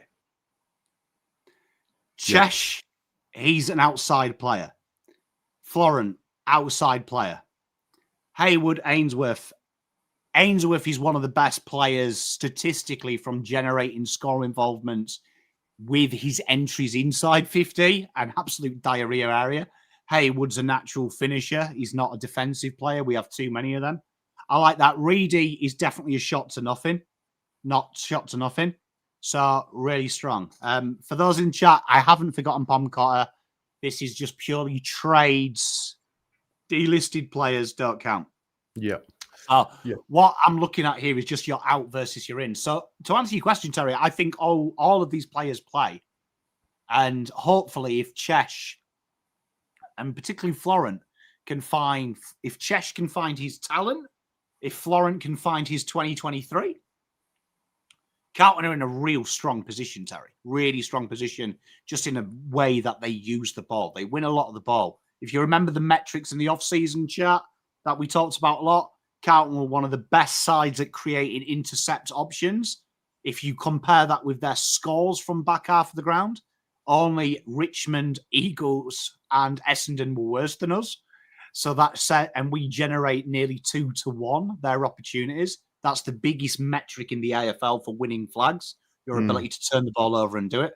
And the other one is Carlton's efficiency is the second worst in the league at creating scores from entries inside 50. So suddenly Carlton have targeted them two massive areas, with the one grey mark being TDK, but you bring Reedy in. And I actually am different to everyone else. I don't believe agile ruckmen are going to be in vogue. I also think hardcore ruckmen that can just give you second and third efforts will work just as well. So I disagree with Sauce on what he's talking about. Sauce has built TDK up as the secret. I disagree. I actually think you'll see second and third ruckmen be even more poignant this year. Yeah. Thomas, I just can't help but be drawn to your comment here because, I mean, you know, we can find a way to look at this trade period from a positive lens easily, very easily, but the environment at the club has to improve, no doubt about that. And the culture and the commitment and, you know, bottom line, we're not going to be able to replace Charlie Curnow as a player and his best, you know, his potential for his best football. But what I do hope this tonight and this trade period has done for Carlton, you know, is it has removed players who clearly are disgruntled and misaligned with the club, and brings in players who are fully on board with the direction of the club. At the same time, the football club rectifying its wrongs, because as we said earlier, you can't just blame everything on Charlie Curnow wanting to leave. And, he's a quitter and this and that. Like, there is space for that, but improvement from the club and the environment at the club has to be there as well. So it's a really good comment from you. Neil, take Harry Dean at 9 or try and slide him to 11. I think Carlton have already established, looking that they've only got 43 and 54. That's roughly off the top of my head without checking, about 200 points. I think Carlton know a bid is coming in at some point. So this is going to be fast. I think they are going to, my gut tells me this. This is my prediction. 10, right? 10, pick 10. That's where the bid will come in. Around there. I reckon pick 9's used, and then I reckon when the bid is in, Carlton do a live trade for 11 I could see that being North Melbourne's picks off the top of my head. We maybe give North Melbourne the chance to come into the draft, because there's no way Carlton would want to go into deficit that much, especially with the Jack Eisen bid. So I reckon that's what happens. Alistair Shaw has gifted legend. Thank you very much, PommyInOz memberships. All right. We should invite some of you on shortly. I'm going to set it all up here. If you would like to join, there's quite a few of you in the chat. I'll put the link to join in there. We'll get you in shortly. What else? We were touching on something and then we went back to Curnow. Rowan Marshall not getting done. You touched on the things that didn't happen. So Buku Let's start there, and then we'll go to Rowan Marshall. It's going to be fascinating because now, I think it was last week, Beveridge made the comment. It was 6 months ago. Beveridge made the comment that Buku was working in the forward line. They were working in with Liam Jones. 2 days ago, Doggies made the statement that Beveridge had said to the boys, the list management team, he was a required player because he's a dual position player. It's going to be really fascinating what happens with Buku, because obviously his coach now has retracted what he said 6 months prior to now say, no, it's all gravy, baby. So I'm going to be really intrigued by that one. I do think a lot of you in the chat are talking about McGovern. I saw Jed and I saw one of you other beautiful people tag me in it, Chills, I think it was, and someone else. But you asked about McGovern. I think this might give him the stay of execution now. It'll be interesting if Carlton are judging him as a backman, though, because I can't see Carlton were judging Buku as a backman. I think that would have been an incredible risk, considering how poor he's performed in VFL too. Yeah. Rowan Marshall sticking around. You know what I find fantastic about Rowan Marshall is all the fanfare of TDK. I did feel genuinely sorry for Rowan Marshall. I felt like he got a lot. Everyone had downplayed how good Rowan Marshall has been for Saints. So it's fascinating because it felt like Geelong were really taking the piss on that one. I don't know what chat feels, but it felt like they took the piss on that one. I would say they took the piss of that more than Curnow, because they were quite open. Curnow was impossible to do. But with Marshall, it felt like they were really adamant. We want this to do. We want this to get done. But they never really presented an offer, did they? So it looks fascinating, that one, to me. Got a few clips here that I want to just share. This was Chris Davies just now on the Curnow deal. We're really pleased. We feel like 3 first-round picks in Will Hayward, that's effectively 4. It gives us great flexibility into the future, thinking that we've got, picks to potentially match bids on players that we've got coming through over the next couple of years. We've got an extreme amount of flexibility in the lead up to Tasmania coming into the competition, and we felt that now was the right time to do that deal.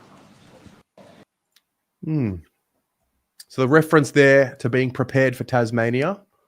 I'm just actually curious while we're here. Let's have a look and listen to how Sydney viewed this. Chris, an incredibly busy finish to the trade period. Talk us through the Charlie Curnow deal. How did it get done in the end? Yeah, well, it was very busy and a fair bit going on, obviously, towards the back end of the night tonight. But we ended up reaching a deal that both parties were pretty satisfied with in the end. And sort of, as I said at the start of the week, we felt that was probably how it was going to get done. We knew we had to give up something to get the deal done and get a player of Charlie's calibre in. We're extremely, empathetic towards Will and Ollie in this deal as well, separately. But as I said, we walked into this knowing fully that we probably had to give up a fair bit, and we feel like we have. But we've also somewhat protected ourselves in this draft and in future drafts as well. Let's start with the 2 that have just come out. You touched on Ollie and Will. When did you approach them about this move, and how have they handled it?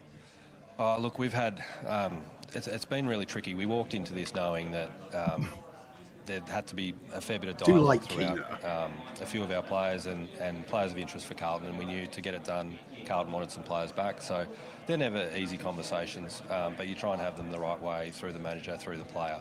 And at the end of the day, they were players of interest for Carlton, and we knew we had to stump up to get Charlie Curnow through. All right. Well, we actually have a surprise special guest. We've been working on this in the background. We are going to hear from Chris Davies himself. He's joining us. Hello, Mr. Davies. Terry, how are you? I'm well, mate. I'm well. This is Pommy. Pommy, this is Chris Davies. Pommy, how are you? I'm very well, thank you, Mr. Davies. So I'm very proud of what the boys have done today. I bet you've had a horrible day. It looks been full on from what we've been watching. Look, I've just been in the room eating the copious amounts of sandwiches and the brownies that Claire has made for us. So outside of that, it's been a fine day for me. I'm not sure what you guys are talking about. We were out here judging body language. We had everything on mute. It seemed to go down to the last minute. Can you detail today or tonight from your lens and what you're looking to achieve and what you did achieve? Yeah, I mean, there's some pretty important points in all of this, right? We bring in players who we believe can, be better than role players for our club in areas of the ground where I and the rest of the group here feel like we need to add depth in, right? So all of the players, you start thinking about, Ainsworth, Haywood, they automatically come in and change the way that we're doing things, in front of the ball.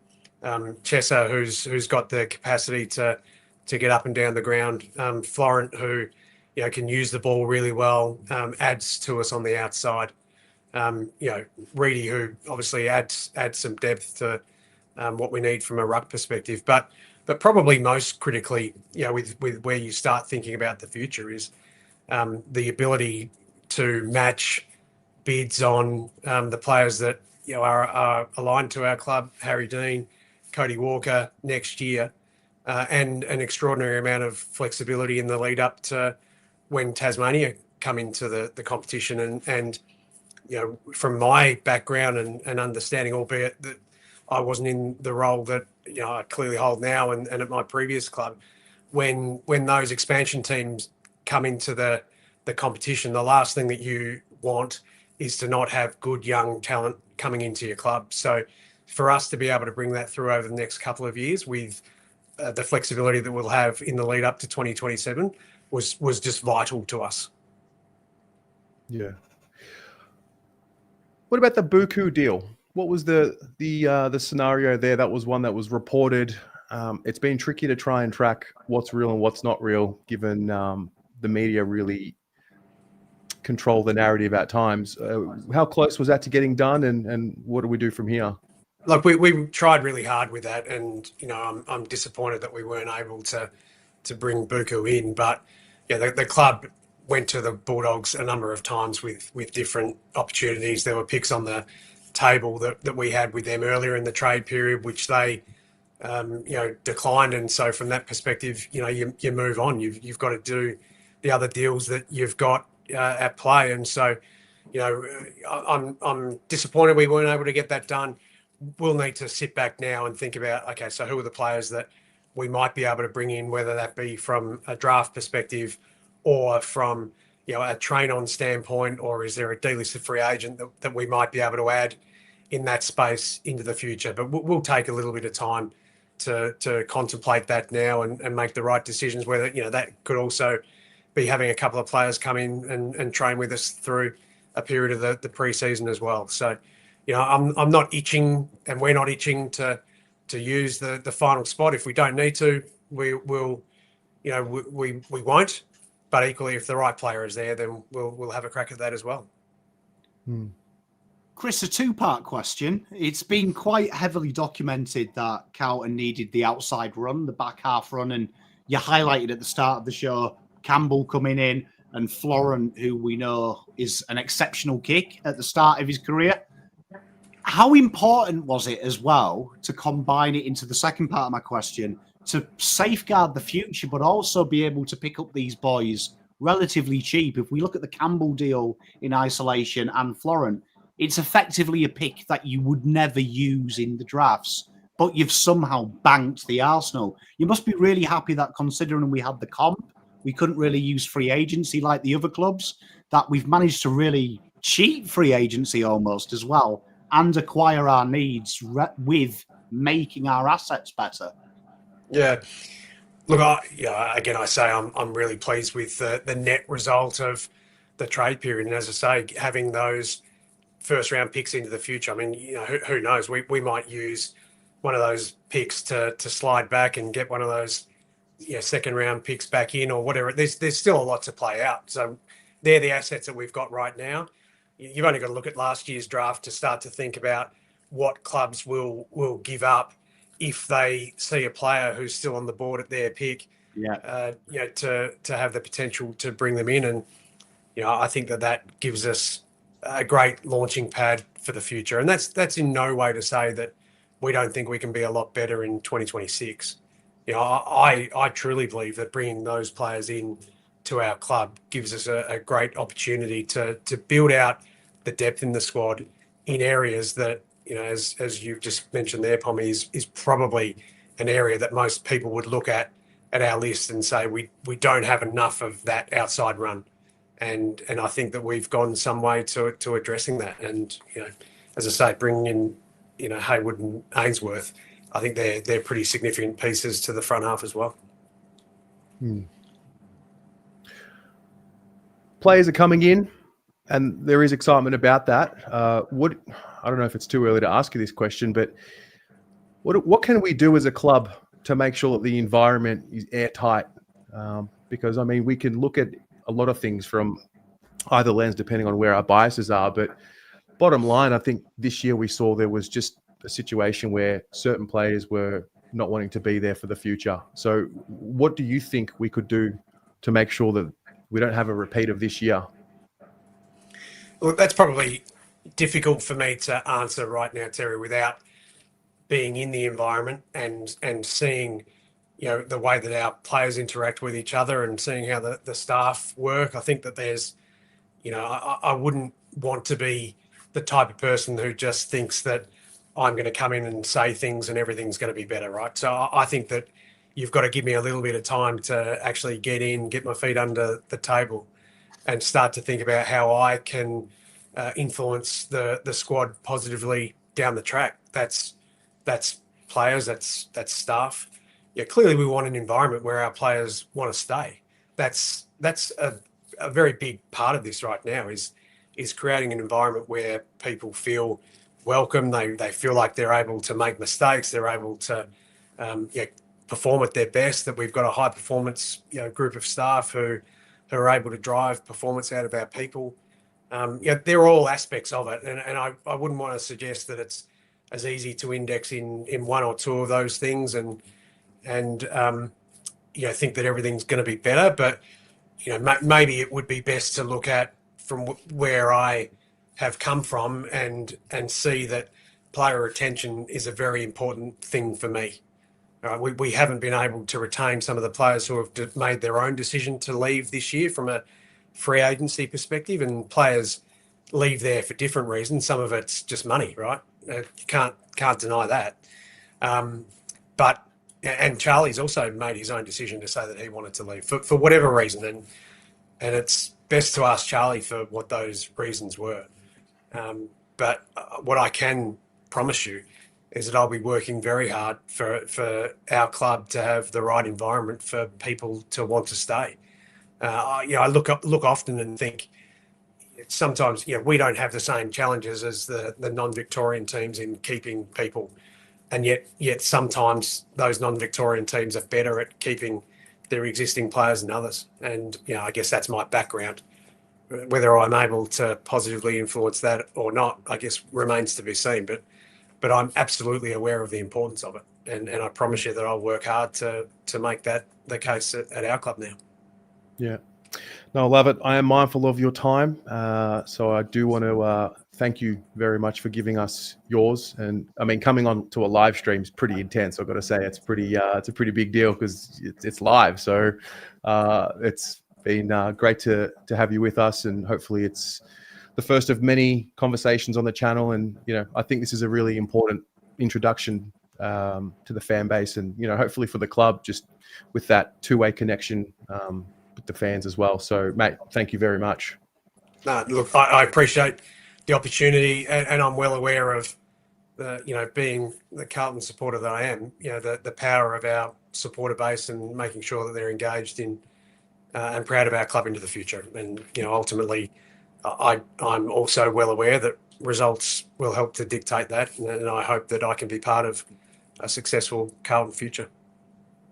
Mate, go Blues.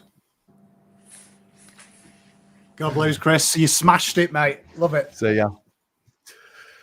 Look at that. Chris Davies, head of football.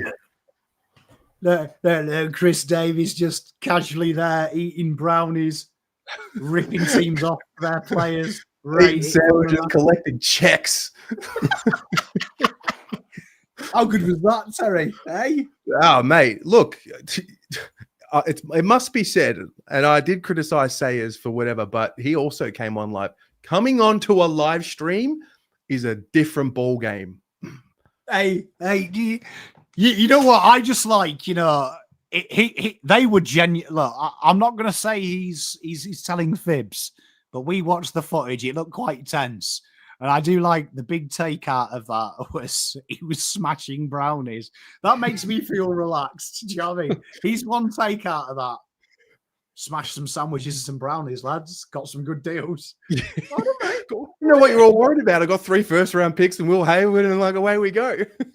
Can I just give a shout out as well in chat? Salty Aussies getting around the Blues, mate. This is what I want to see.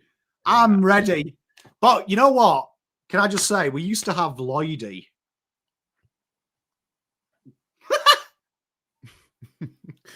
I don't know. Oh, wait, sorry. Did these come?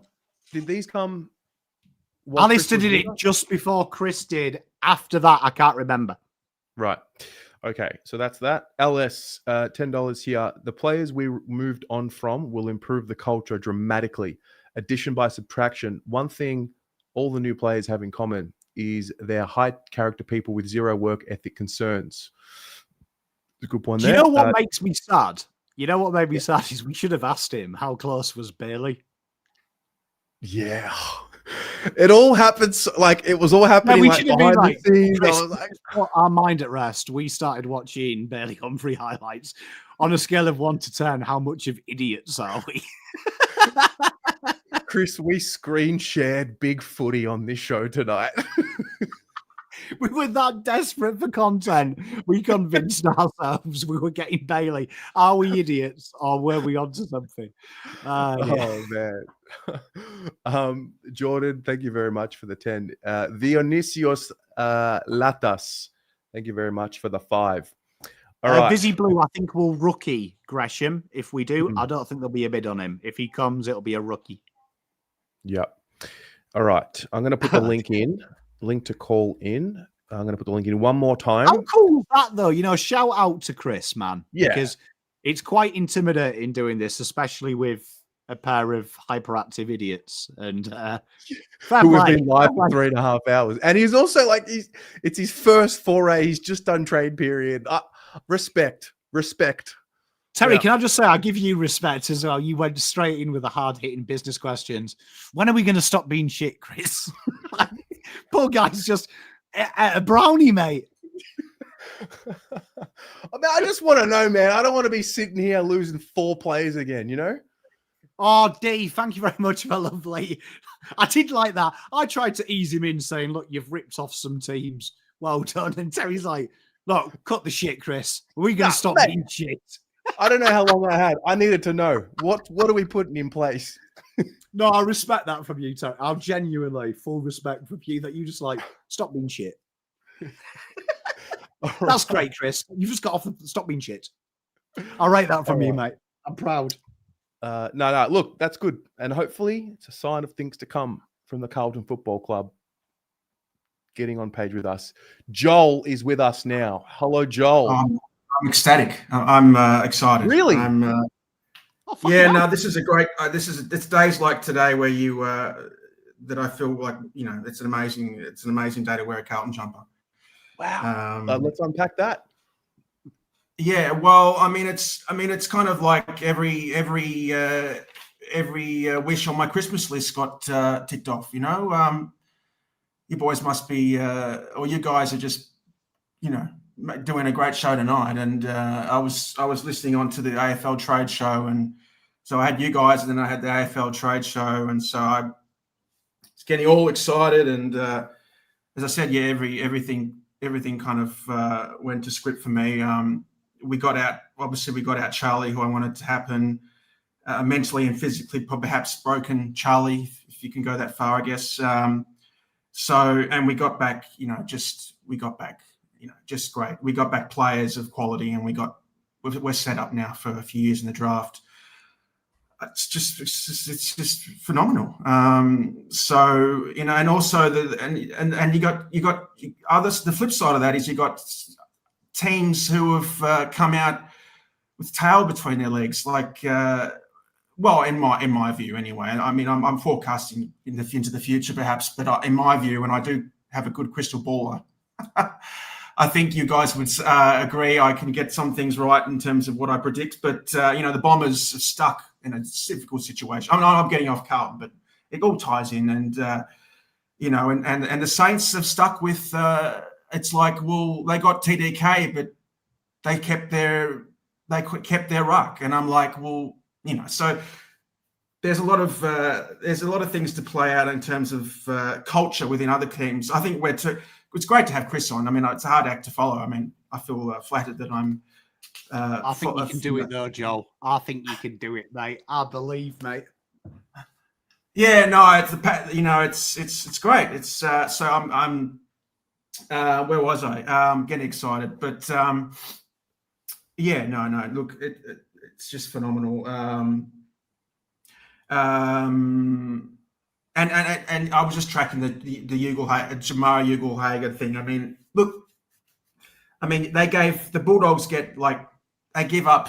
I know it's a lot of this is controversial, but I think if you can turn it around and they get diddly squat, it's an interesting side note. But look, and I also think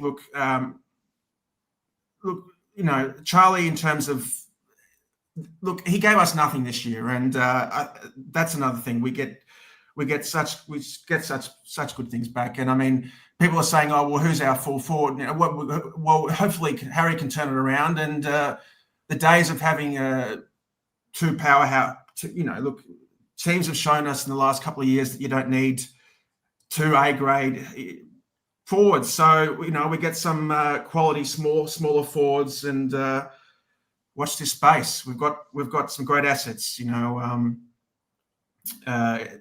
excited, and it's just the agents of change have hit Carlton and produced the goods. Absolutely, they have. Absolutely, they have. What do you think? What do you think about? I mean, even if you look at Merrett. And the way that the Bombers held firm there compared to, I mean, did you see that as a similar situation to us? It's almost like they didn't want to lose out on the deal just for the sake of not losing out on the deal. And I do wonder if they're going to regret that. Yeah, it's great. They're in a world of pain, I think. I mean, it's crazy. I mean, yeah, I haven't got much more to say. I mean, yeah, it just seems staggering that. But then, I mean, I think I was watching as I said, the AFL Live thing, and they were showing in the rooms, especially the Bombers and the Hawks, and the Hawks were just really frustrated that they couldn't get that deal done. They thought they were, I guess, offering enough, and maybe they weren't. I mean, look, they were offering just potential picks, which don't often come off, and I think Essendon perhaps wanted a player. I mean, you can't just give away a captain and not get any players. So, but he stays. Charlie left. We'll find out why. I guess Charlie wanted to. Well, maybe not. Maybe who cares? Yeah. Look, who cares? It's fuck him, Joel. Fuck him. I'm going to treat him like an ex. Not even going to return his calls. Yeah, exactly. Yeah. Look, Joel, I've got to ask. You've been very critical of Carlton this year, and quite rightly so, from a lot of reasons. Which of these players gives you a little bit of faith? Who do you have the most faith in we've brought in? Which new blue bagger are you looking at and going, he is exactly who I want at this football club? What's funny, because I've always thought that Ainsworth, and this is pure honesty, this is the way my sort of brain works. I've always thought Ainsworth and Florent would look good in a Carlton jumper. I've always just watched them and thought they looked good in a Carlton jumper. So there we go. Breaking. I love it. Yeah. So yeah. I mean, yeah. I think they'll be good. They'll be good, Pom. I don't know if that was the answer you're hoping for, but no. I was, yeah, because I've adopted Ollie Florent, so I'm glad you're here. Yeah. No, I've always liked him. You know, I've always liked him. You need a champion team, and if he can make us a better team, then I think it can happen. And I've just screenshotted your spreadsheet.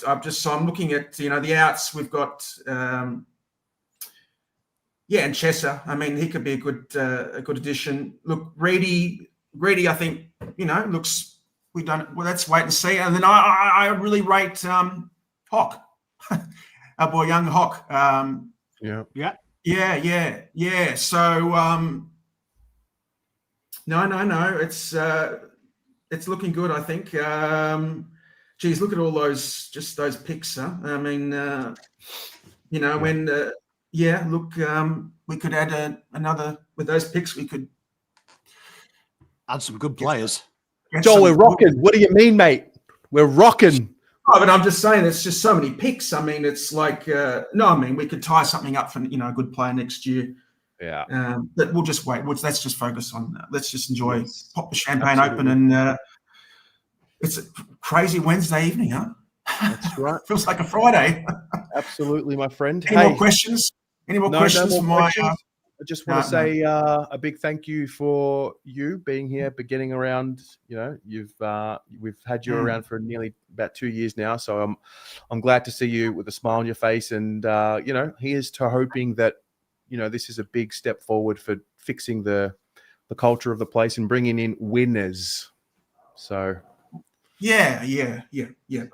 All right. Cheers. Thanks, Joel. See you, mate. That should be a slogan. More winners, less wieners. Yeah. Hey, I like that. Hey, yeah, let's get them shirts made. Let's get them. I was doing recon. Outs and ins.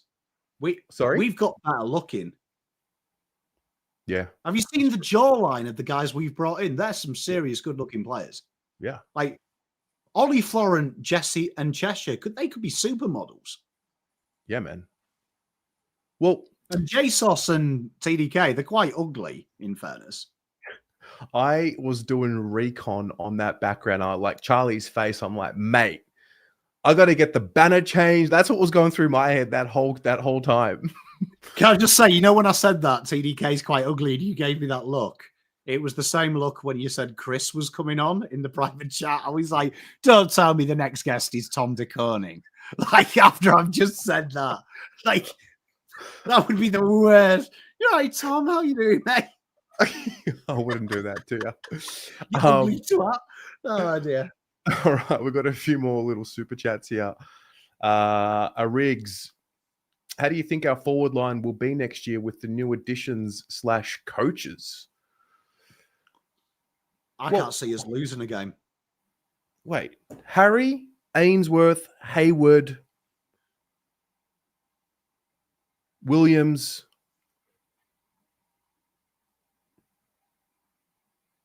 Evans. Do you reckon Williams plays though? Pardon? Because Hainsworth and Ainsworth. Hey, Hainsworth. Hey, that works. Hainsworth. The duo. I like that. So Haywood and Ainsworth, they're going to be half forward, aren't they? You'd imagine they go Harry.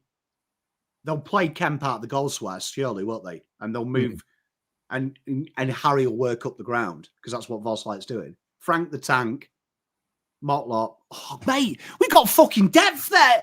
Oh, Terry, we might be winning a flag. What we've got is Terry, might be happening. We might have been 3 years too early. This could be it.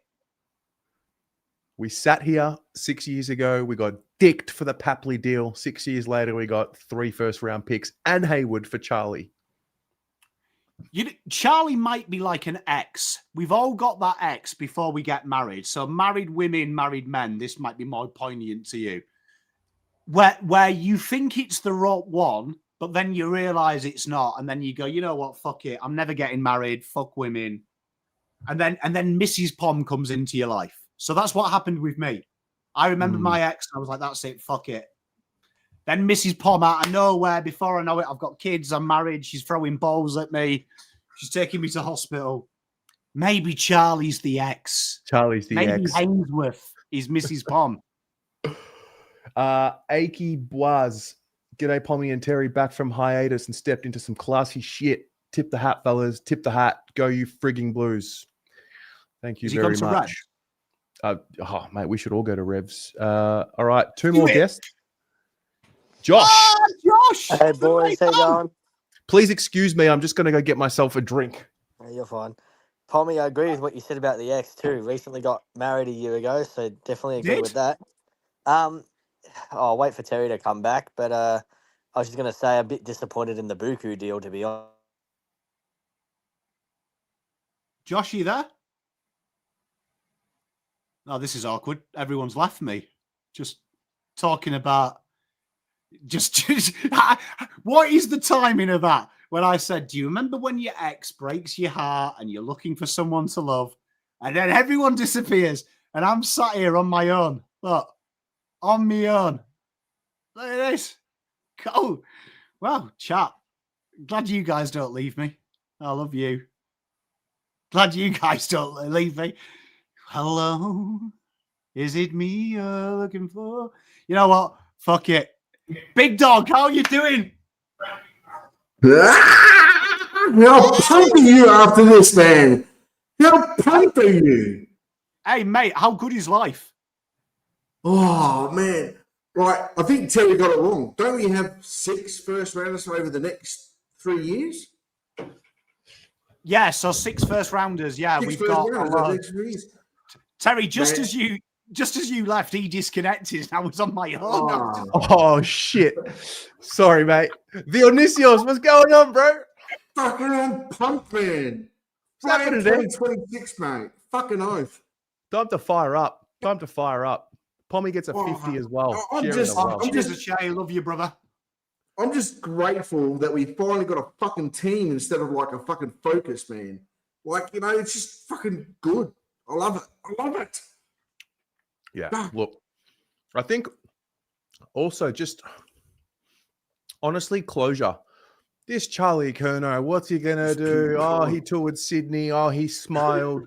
Oh, he liked an Instagram post. Oh, he was with Bailey Smith. Like, what an absolute roller coaster. And I'm honestly just happy it's done. Oh, and it's been going on since like the TDK and the whole JSOS and fucking that whole thing. Mate, just get a fucking scooper, just like brush it all aside, just out the fucking door with a fucking muck. Like, you know, it's good. It's good. It's fucking excellent, man. I'm just so pumped. I just can't wait to see. I really want to see Jagger play. I really, after his preseason and right on the eve of like fucking debuting for Carlton, and like, you know, he's had to wait another year to get to the prime time. Like, come on. I'm excited for the guy. It's fucking awesome. You do forget about Jagger, don't you? I'm glad you've mentioned Jagger. It's easy to forget that he's a new player, like, because it was so long ago, but we've never seen him play. So yeah, we haven't seen him, like, you know, new player. Well, he's had the 2 preseason games, right? Like he played against GWS where he'd done his knee, and was it the St Kilda one? No, he only played St Kilda. He didn't play after that. No, I'll never forget it. The reason I'll never forget it is, do you remember at the end of the game, they said, oh, he was itching to come back on. He's fine. And then 24 hours later, they said it was an ACL. I'll never forget it. I've not slept well since. It's fucking great, man. It's fucking awesome. I just can't. It's going to be. I would love to see how, like, you know, you know what I want. You know what I want to see from you, Pom. I want to see you put up a team on what you think our first round against Richmond, I'm hoping, is going to look like. That would be awesome. Like, you know, I just can't wait to see the names come up, you know? Yeah, it is quite hard. Just thinking of it in the top of my head, there's so many new players that are better than the other guys. Where and where? And it's hard to drop some of the other guys. Like, and also it'd be interesting to see if they get a key defender in the off-season, if we go with an Ethan Phillips or someone like that. Because you could make an argument he plays over Young. Lewis Young. And look at you two with the fucking prez on board, mate. Just you know. Got to say, Terry's been pulling in some right guests. He's been pulling in some favours, man, under the desk. Like, I don't know.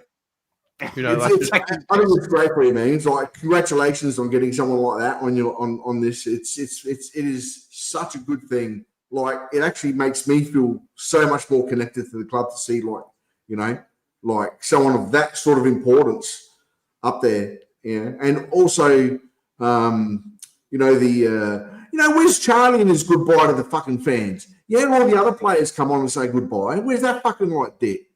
I'll tell you what. Huh? Firstly, I'll say I'm going to invite him and give him the opportunity and see what happens. No, but just to your other point, thank you for your kind words. I just hope, you know, I really do understand that we can't have 100% access all the time. But I just reckon there's such an opportunity to disarm a lot of the frustration that can happen with strong communication and conversations with the fan. Like that was, what was it? 7 minutes, 8 minutes. Like, and they've done wonders. You know? Like seriously, I mean, even if you did that once or twice a year, like, who man. cares? The fact that, like, you know, he would do it. The fact that he would, like, especially after today. I mean, imagine what that guy would have, like, gone through today and the stress and all the bullshit that he would have, like, heard from, like, you know. And for him to come and, like, spend 5 minutes here with the armchair generals, mate, look, perfect. And I promise you, because I know that such is the world, like, whatever haters going to hate, that was unprepared. I wasn't prepared for him to come on. And wow. I mean, I asked the question. I've got to say, when I saw him in the waiting room, I thought it was some dickhead winding us up when it said Davies.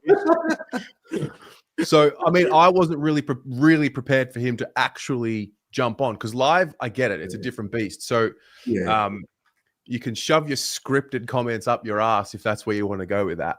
Yeah. No, I agree. Like, you know, I've got a new nickname for, like, Charlie, by the way. It's Anti-Charles. Everything, every time I see him, it's going to be, like, upside down, mate. I'm done. I got one for Charlie. Sikhameni.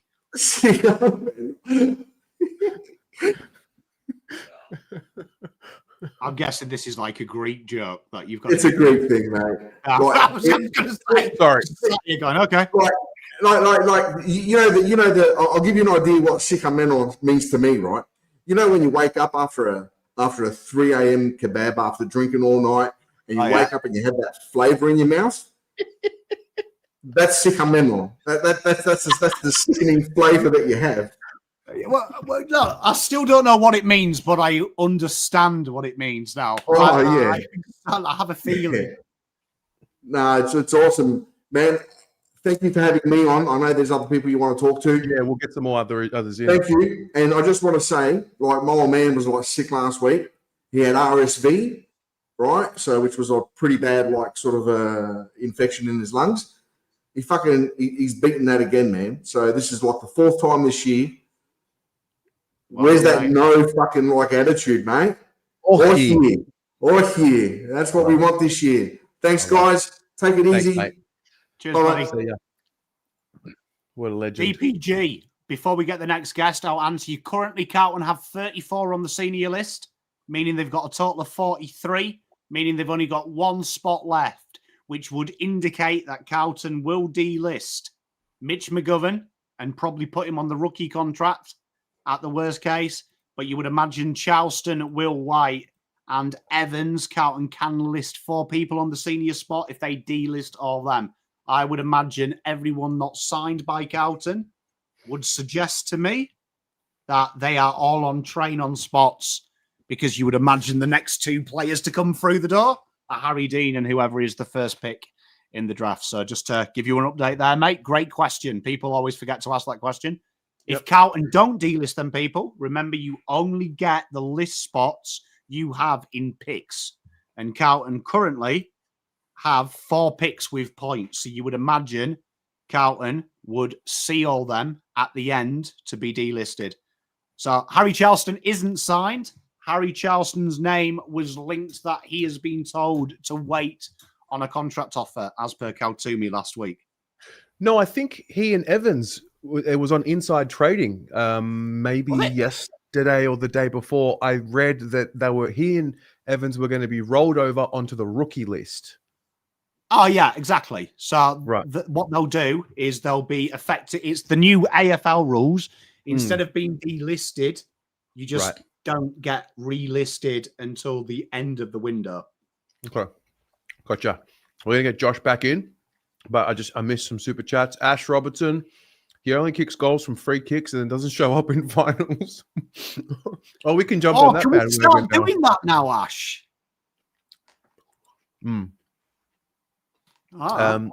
Robbie Varley, he's given us both a 20. Cheers, legend. Great stream. Go Blues. Josh Dolan, Curnow equals Deledio 2.0. Moves to Sydney and misses a premiership. Can you imagine? Oh, playing Sydney in the granny. Can you imagine? Who's Pom's love? Who's like, she's called Zoe. You know her as Mrs. Pom. She's about 2 centimeters smaller than me. The only true love of my life is Miss Pom. No, we're going to go with Ollie Florent. You've tried the zero. Get with the hero. He's going to be the mantra now with him. New year, new me. I'm going to go like white girl on a date breakup on Charlie, and I'm going for a different man. Good-looking man, smaller man. Ollie Florent, come on down. Our great mate, Ben, feeling like we've been baptized as a club to new beginnings. Do we have an idea if we freed up any cap space, or do Hayward and Florent take up what Charles was on? What a great trade period. It's interesting that Kaltumi had said that the delay was Sydney renegotiating Charlie's contract and Carlton adding a year to Hayward's. So if you listen to that, Kaltumi said Carlton had added a year to Hayward's deal, which would suggest Carlton have spread the load of his deal. And the same with Charlie. Charlie was given an extra year. I would imagine we have still saved money, but I think that's going to be a very interesting one, what Carlton have done with that, both of them adding a year. Usually that indicates you half one of the payments in the future. So I reckon Carlton have heavily back-ended Hayward's deal. I've got a feeling that that's what they've done. So I reckon it's probably about, if you take TDK into it, I reckon by the end of next year, you'll have a war chest of 2.5 million. Wow. Josh. He's back. Boys, what's going on? Good, mate. You? I'm all right. A bit busy, but feel a bit disappointed about the Buku deal. It's probably the only one I feel a bit disappointed about. Quite love Buku. But I kind of feel something sneaky maybe next year. You know, maybe we go in for Rosie or bring someone by the name of Jed Walter in. It could be an option. Well, just on that, Buku's out of contract next year. He is. Yeah. So, and if he wants Carlton. Yeah. And I mean, even Chris Davies just said there, he's like, wasn't it refreshing to just hear him just say it? Yeah, I was disappointed we didn't get it done. Like, just say it straight. Like, yep. Anyway. Yeah. It was good. But in terms of the forward line this year, I mean, it's a bit worrying. I mean, I don't know how Kemp's going to be after his Achilles, but it also, we get to see Skull a bit more, I reckon, which would be good. I think, I don't know, our tools are what's kind of, you know, we got this same thing. I was talking to my old man earlier. Carlton's done it for years. Like all the players we brought in, I'm happy with, don't get me wrong. But it always seems like we draft or try and bring in kind of players that can kind of play that midfield role. We never really, we drafted Harry and Charlie, but, you know, the last forwards we drafted in Lemmy, we never gave a chance to. You know, we didn't really trade for any big forwards, you know. So it's kind of, look, it'll be a good trade, but it's just kind of a bit, you know, how are we going to go with that smaller forward line? I mean, the one good thing is the bloke behind me here, Cripper, could probably spend some more time and do a Dangerfield in the forward line, I reckon. Spend a bit more time forward. You know, we're not flooding the forward line. I think our back line, though, I reckon, I don't know, as long as I never have to see Lewis Young in the forward line again, I'm fine. But, yeah, I think I think our back line's a bit. Poor Lewis. I like him as a defender, not as a forward. Not as a forward. But yeah, I mean, I reckon maybe we looked at Denver Ganger Barras last year, so maybe could be an option, or even in terms of like that ruck for depth, we could look at maybe Bryn Teakle or something. I think he had a decent year. I mean, he wasn't a star, but he had a decent year. He could do a role. But no, I like the sign. I like the trade for Liam Reedy. I thought that was a smart piece of business. You're not paying overs for someone like Darcy. Or is it Darcy? Who's the bloke from Freo that plays with Luke Jackson? Sean Darcy or whatever. Yeah, Sean Darcy. Yeah, I know we've been linked with him a few times, so we're not paying bloody half our salary away for him, but we're, the couple of games I've seen Reedy play, I thought he was a pretty good player. But just on it, I was putting it in the chat on the Facebook earlier. What do you guys think? I don't know. I'm a bit concerned of it, but I heard there was a thing on Facebook that I saw that Carlton were chatting with Taron Thomas. Any news to that? I really hope No, not. don't get sucked in. That was fake. Thank God. Yeah, that was a fake screenshot. Yeah. Okay, good. There'll be another Charlie all over again. But what do you guys reckon? We take some snakes to the game when we play Sydney for every time Charlie gets the ball?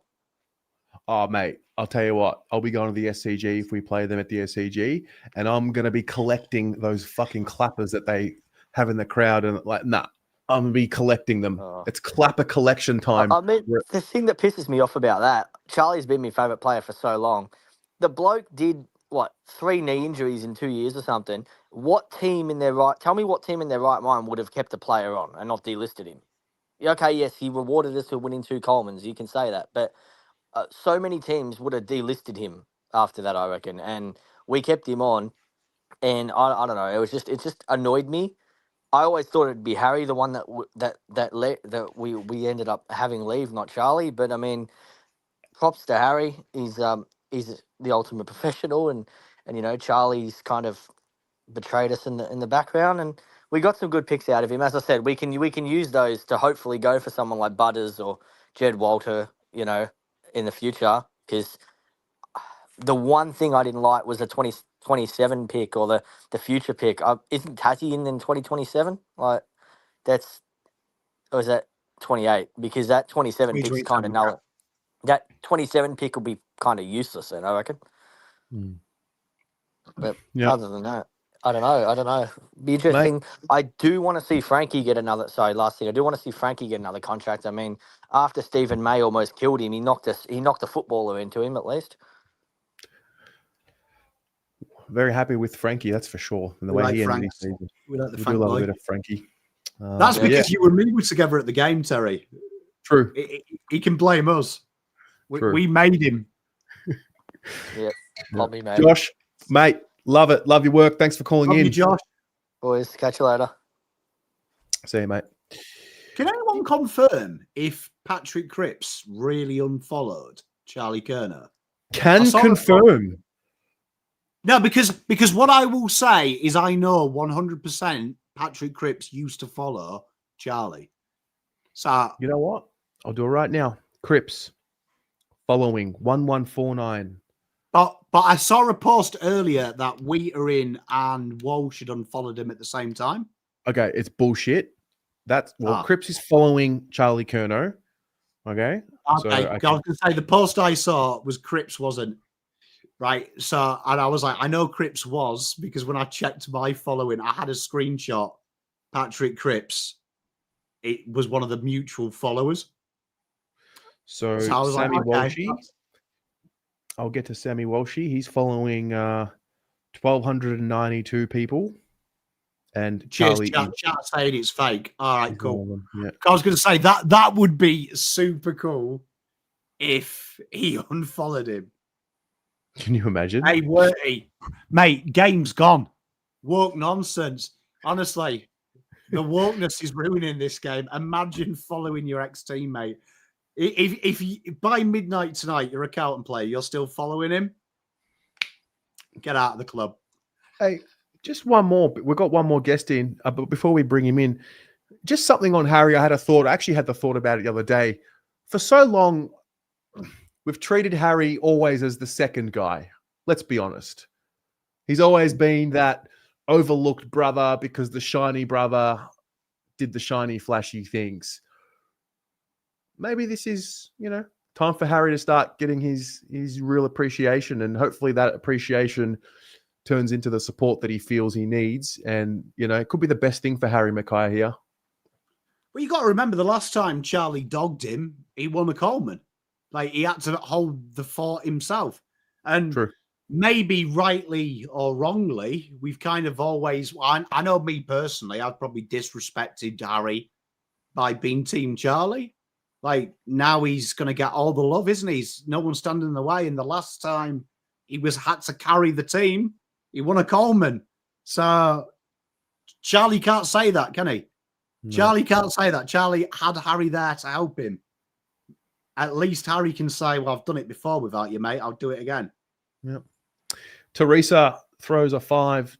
I love Frankie. He's kicking 50 next year, but 0 against Pies. Thanks. All right. Well, we can talk about that. All right. One more. Evan. Gentlemen, how's it going? Vibes are high, my friend. That's a good point you make there, Terry, that like all that love that we have for Charlie, I think we're all in the 7 stages of grief and we're all at a different place with it. But all that love, all that passion, put it into H. Big H. Make a song for him, Pom. Harry. Harry.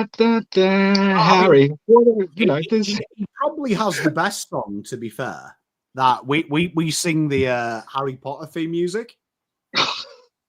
Which I genuinely think is the best song that we have, because everyone gets around it. And we also we take the piss out of Don't Look Back in Anger, and we sing We Proved It Was Kate.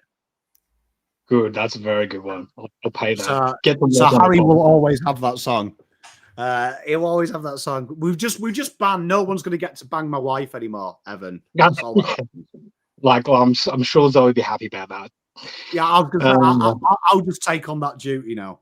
Yeah, it's better to do that. Yeah. Oh, I'm feeling like exhausted after all that, lads. Do you reckon we could put the Harry Mackay into the Harlan chant? So it's like Harry, he's a Blue just like his dad.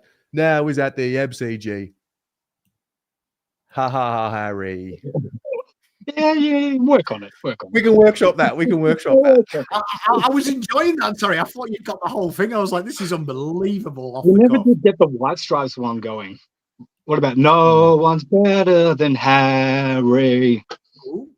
Something like that. Yeah, we've never been one for chance. We could do this as a live stream, workshop jams. Who's a curly-haired forward? Oh, I nearly said Charlie. See, it's still ingrained in my fucking head. Now, genuinely, now I think if you have curly hair, straight delisted. Like genuinely, like straighten your hair, be a man about it. What number? Fucking Skull's got curly hair. It's not going to work. What number did Buddy Franklin wear for Sydney? It was 23, right? Yeah. What if they give Curnow the 23, which is chant? Shit. Buddy Franklin, you're just a shit, Buddy Franklin. Like, we can go. We got heaps. They're all good ideas. Float them around. We've got a whole off season to get one going. All right, you've given us off season homework. It's great. Yeah, no. Oh yeah, I'm a bit flat about Blue Coup. One of these, we can always go from next. Yeah, I mean, look, kind of it's negligible, that one. We've got options. I think someone else has pointed out there's quite a few delisted free agents if we want to go that route. Obviously, we've got a bunch of NGAs to look out for as well. So, all in all, if we can't look forward positively, what are we doing? And if we're not taking care of, like reflecting on this year, you saw a team with no confidence, a team that was just resorting to their base urges to bomb the ball. These things are easily fixed, man. You know? Well, yeah. And even with Charlie in the team, Charlie's not gonna win you a flag. That's the one thing we should all be very clear on. Him alone is not gonna win you a flag. Yeah, it takes a whole fucking team to do that. Unless we're playing team footy, that we're not even close to that conversation. It's true. It's true. Yeah. You know what? I've just had a thought. We should all go to the SCG. Yeah. Oh fuck! Big and trip. When Charlie Curnow has a shot goal. Behind the goals, everyone just turns. No, they just turn their back to him. In total silence, turn their back. Disrespect. I saw Freo fans doing that to who did they trade to Doggies years ago? Who dyes his hair? Who? I'm having a mental blank. Big tall guy. Used to play for GWS. Rory Lobb. Roy Lobb. They all turned his back when he was lining up for goal. I'm like, I like that. That's yeah. No, that would be good. A big trip up to. I hope we're not playing them. I feel like every year we get them at Sydney. I don't know how we got shafted there. I think it's probably because we don't go down to Geelong or something. But yeah, big trip up. If we are playing them up there, big trip up to Sydney. I know me and my mates are gonna get around that for sure. Pack it out, as you say. Take their fucking clappers and dumb cunts. And they'll probably smash us or something, but we'll make ourselves heard at least, you know. Look, the Sydney Carlton rivalry might have just begun. Well, I think so. I mean, look, Charlie's never going to be forgotten for us. So that's till his last day. We're never going to forget this. Like this is kind of the biggest. This kind of reminds me of Fev. Only we got more out of it than when Fev left. Yeah. In terms of like that big person going, there hasn't been one this big since Fev. So it's a big deal. But you know what happened when we lost Fev? We actually did better the next year. Everyone said, "Where's your goals going to come from?" It was Jared Wade at the time. It was Eddie Betts. Well, it's opportunity now. Yeah, and I was just thinking one other thing. Haywood, you know, he's that mole where you can play him deep. I know everyone's thinking, oh, you know, you play Harry deep now. No, Harry's good leading up at the ball. He's the kind where he can play him deep and he's so bouncy. He can spring off, he can kick those crumbing goals. He's good contested player. He's great. He's got a good kind of blend of skills that are just you can utilize in many facets. Yep. Ev, mate, I'm excited. Cheers, gentlemen. Thanks for all your work, by the way. That was some elite work getting Chris on, mate. That was you pulled that one out. I'm like, Terry's on a fucking tear. Rabbit out of a hat. It was a Hail Mary, not gonna lie. Not really. Whatever. I asked the question. I sent the link, I asked the question, and they came through. Yeah, so good recognition that the club, you know, the journos are watching, you know, the media are watching, but it's good recognition that the club is, you know, willing to put these people up and kind of understanding that you're bringing worth to the media landscape. Look, you know, great stuff. Responsibility as well. So yeah, mate, thank you very much for tuning in and hope you enjoyed the coverage and we'll chat soon. Thanks for everything. Cheers, Evan. Legend. See you, mate. Is this our longest season? Longest show? 4 hours. This is our longest show by a country mile, you and I. Because I've just got to say, can I just say, for the first time ever, after 4 hours, I've started to hit the wall. Fair. My finger fucking hurts. Absolutely. I'm desperate for painkillers. I really hit the wall about 4. No, we'll wrap it up. I'd like to apologise saying when I've said any idiot could live stream for 24 hours. About 4 hours in, my body was like, Dan, we need to stop. I need to drink, eat, sleep, take some drugs, please. Yeah. No, look, we'll definitely wrap it up. That concludes the coverage for the trade period. Wow, I didn't really prepare. Like, I don't know. Like, it's just, I mean, it just keeps rolling on, mate.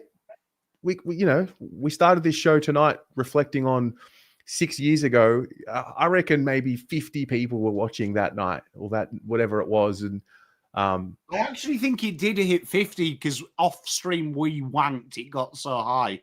Yeah, yeah. But like, I mean, like just to see the journey, and those of you who have been here from back then, or those of you who have come after that, Pom, like, I mean, you know, it goes without saying, like, I love that we've been able to like stick it out. 6 years later, we're still here doing this stream, and yeah, I really do. Well, I appreciate everyone for tuning in. Obviously, appreciate the guests that came on throughout the trade period, and then also, you know, to top it off with Chris Davies coming on. And yeah, hopefully, I think, we can start making inroads in that relationship between fan and club. Because just imagine we're all on the same page. Imagine we get honesty, no bullshit, no PR garbage, no face saving, just genuine football first people. Imagine that. Imagine a world where we're actually all rowing in the same direction. Do you just go full John Lennon then? I don't know, man. It's been 4.5 hours. Imagine there's no club PR. It's easy if you try. Does that make me Yoko Ono? Oh, that was good fun. No, I agree with you. I mean, look, Terry, I remember listening to you when you weren't even a podcast. You were just like just an actual podcast, Terry. And then you were a dude in a white jumper with a big white board. The whiteboard with Cruiser and Jed Lamb on the whiteboard. Fucking hell. I am one of the original OGs of Blue and Rod. One of the original. You are the OG. Yeah. Yeah. And now we're here. We've gone from getting, I reckon that Papley stream, we got bantered by the guy with the polar bear in his profile photo that night. That was it, because my rant after it is all my hopes and dreams have been erased and I'm getting bantered by a dickhead with a polar bear. It was a real bad day, to be fair. A bad Pom day. Probably one of the first original Pom rants you ever saw. Oh, that's brilliant. That's brilliant. Well, thanks for being here, bro. We will turn our focus to the draft over the next few weeks. We'll recap what's been a crazy trade period. And yeah, I just want to say thanks for being here for the journey, you and everyone tuning in, and so much more to come. It's exciting times. Loads of content to come. Thank you very much. PommyInOz crew as well. You've seen loads of you have stuck around. Can't wait. Hey, like that. Trade period officially over. Get in.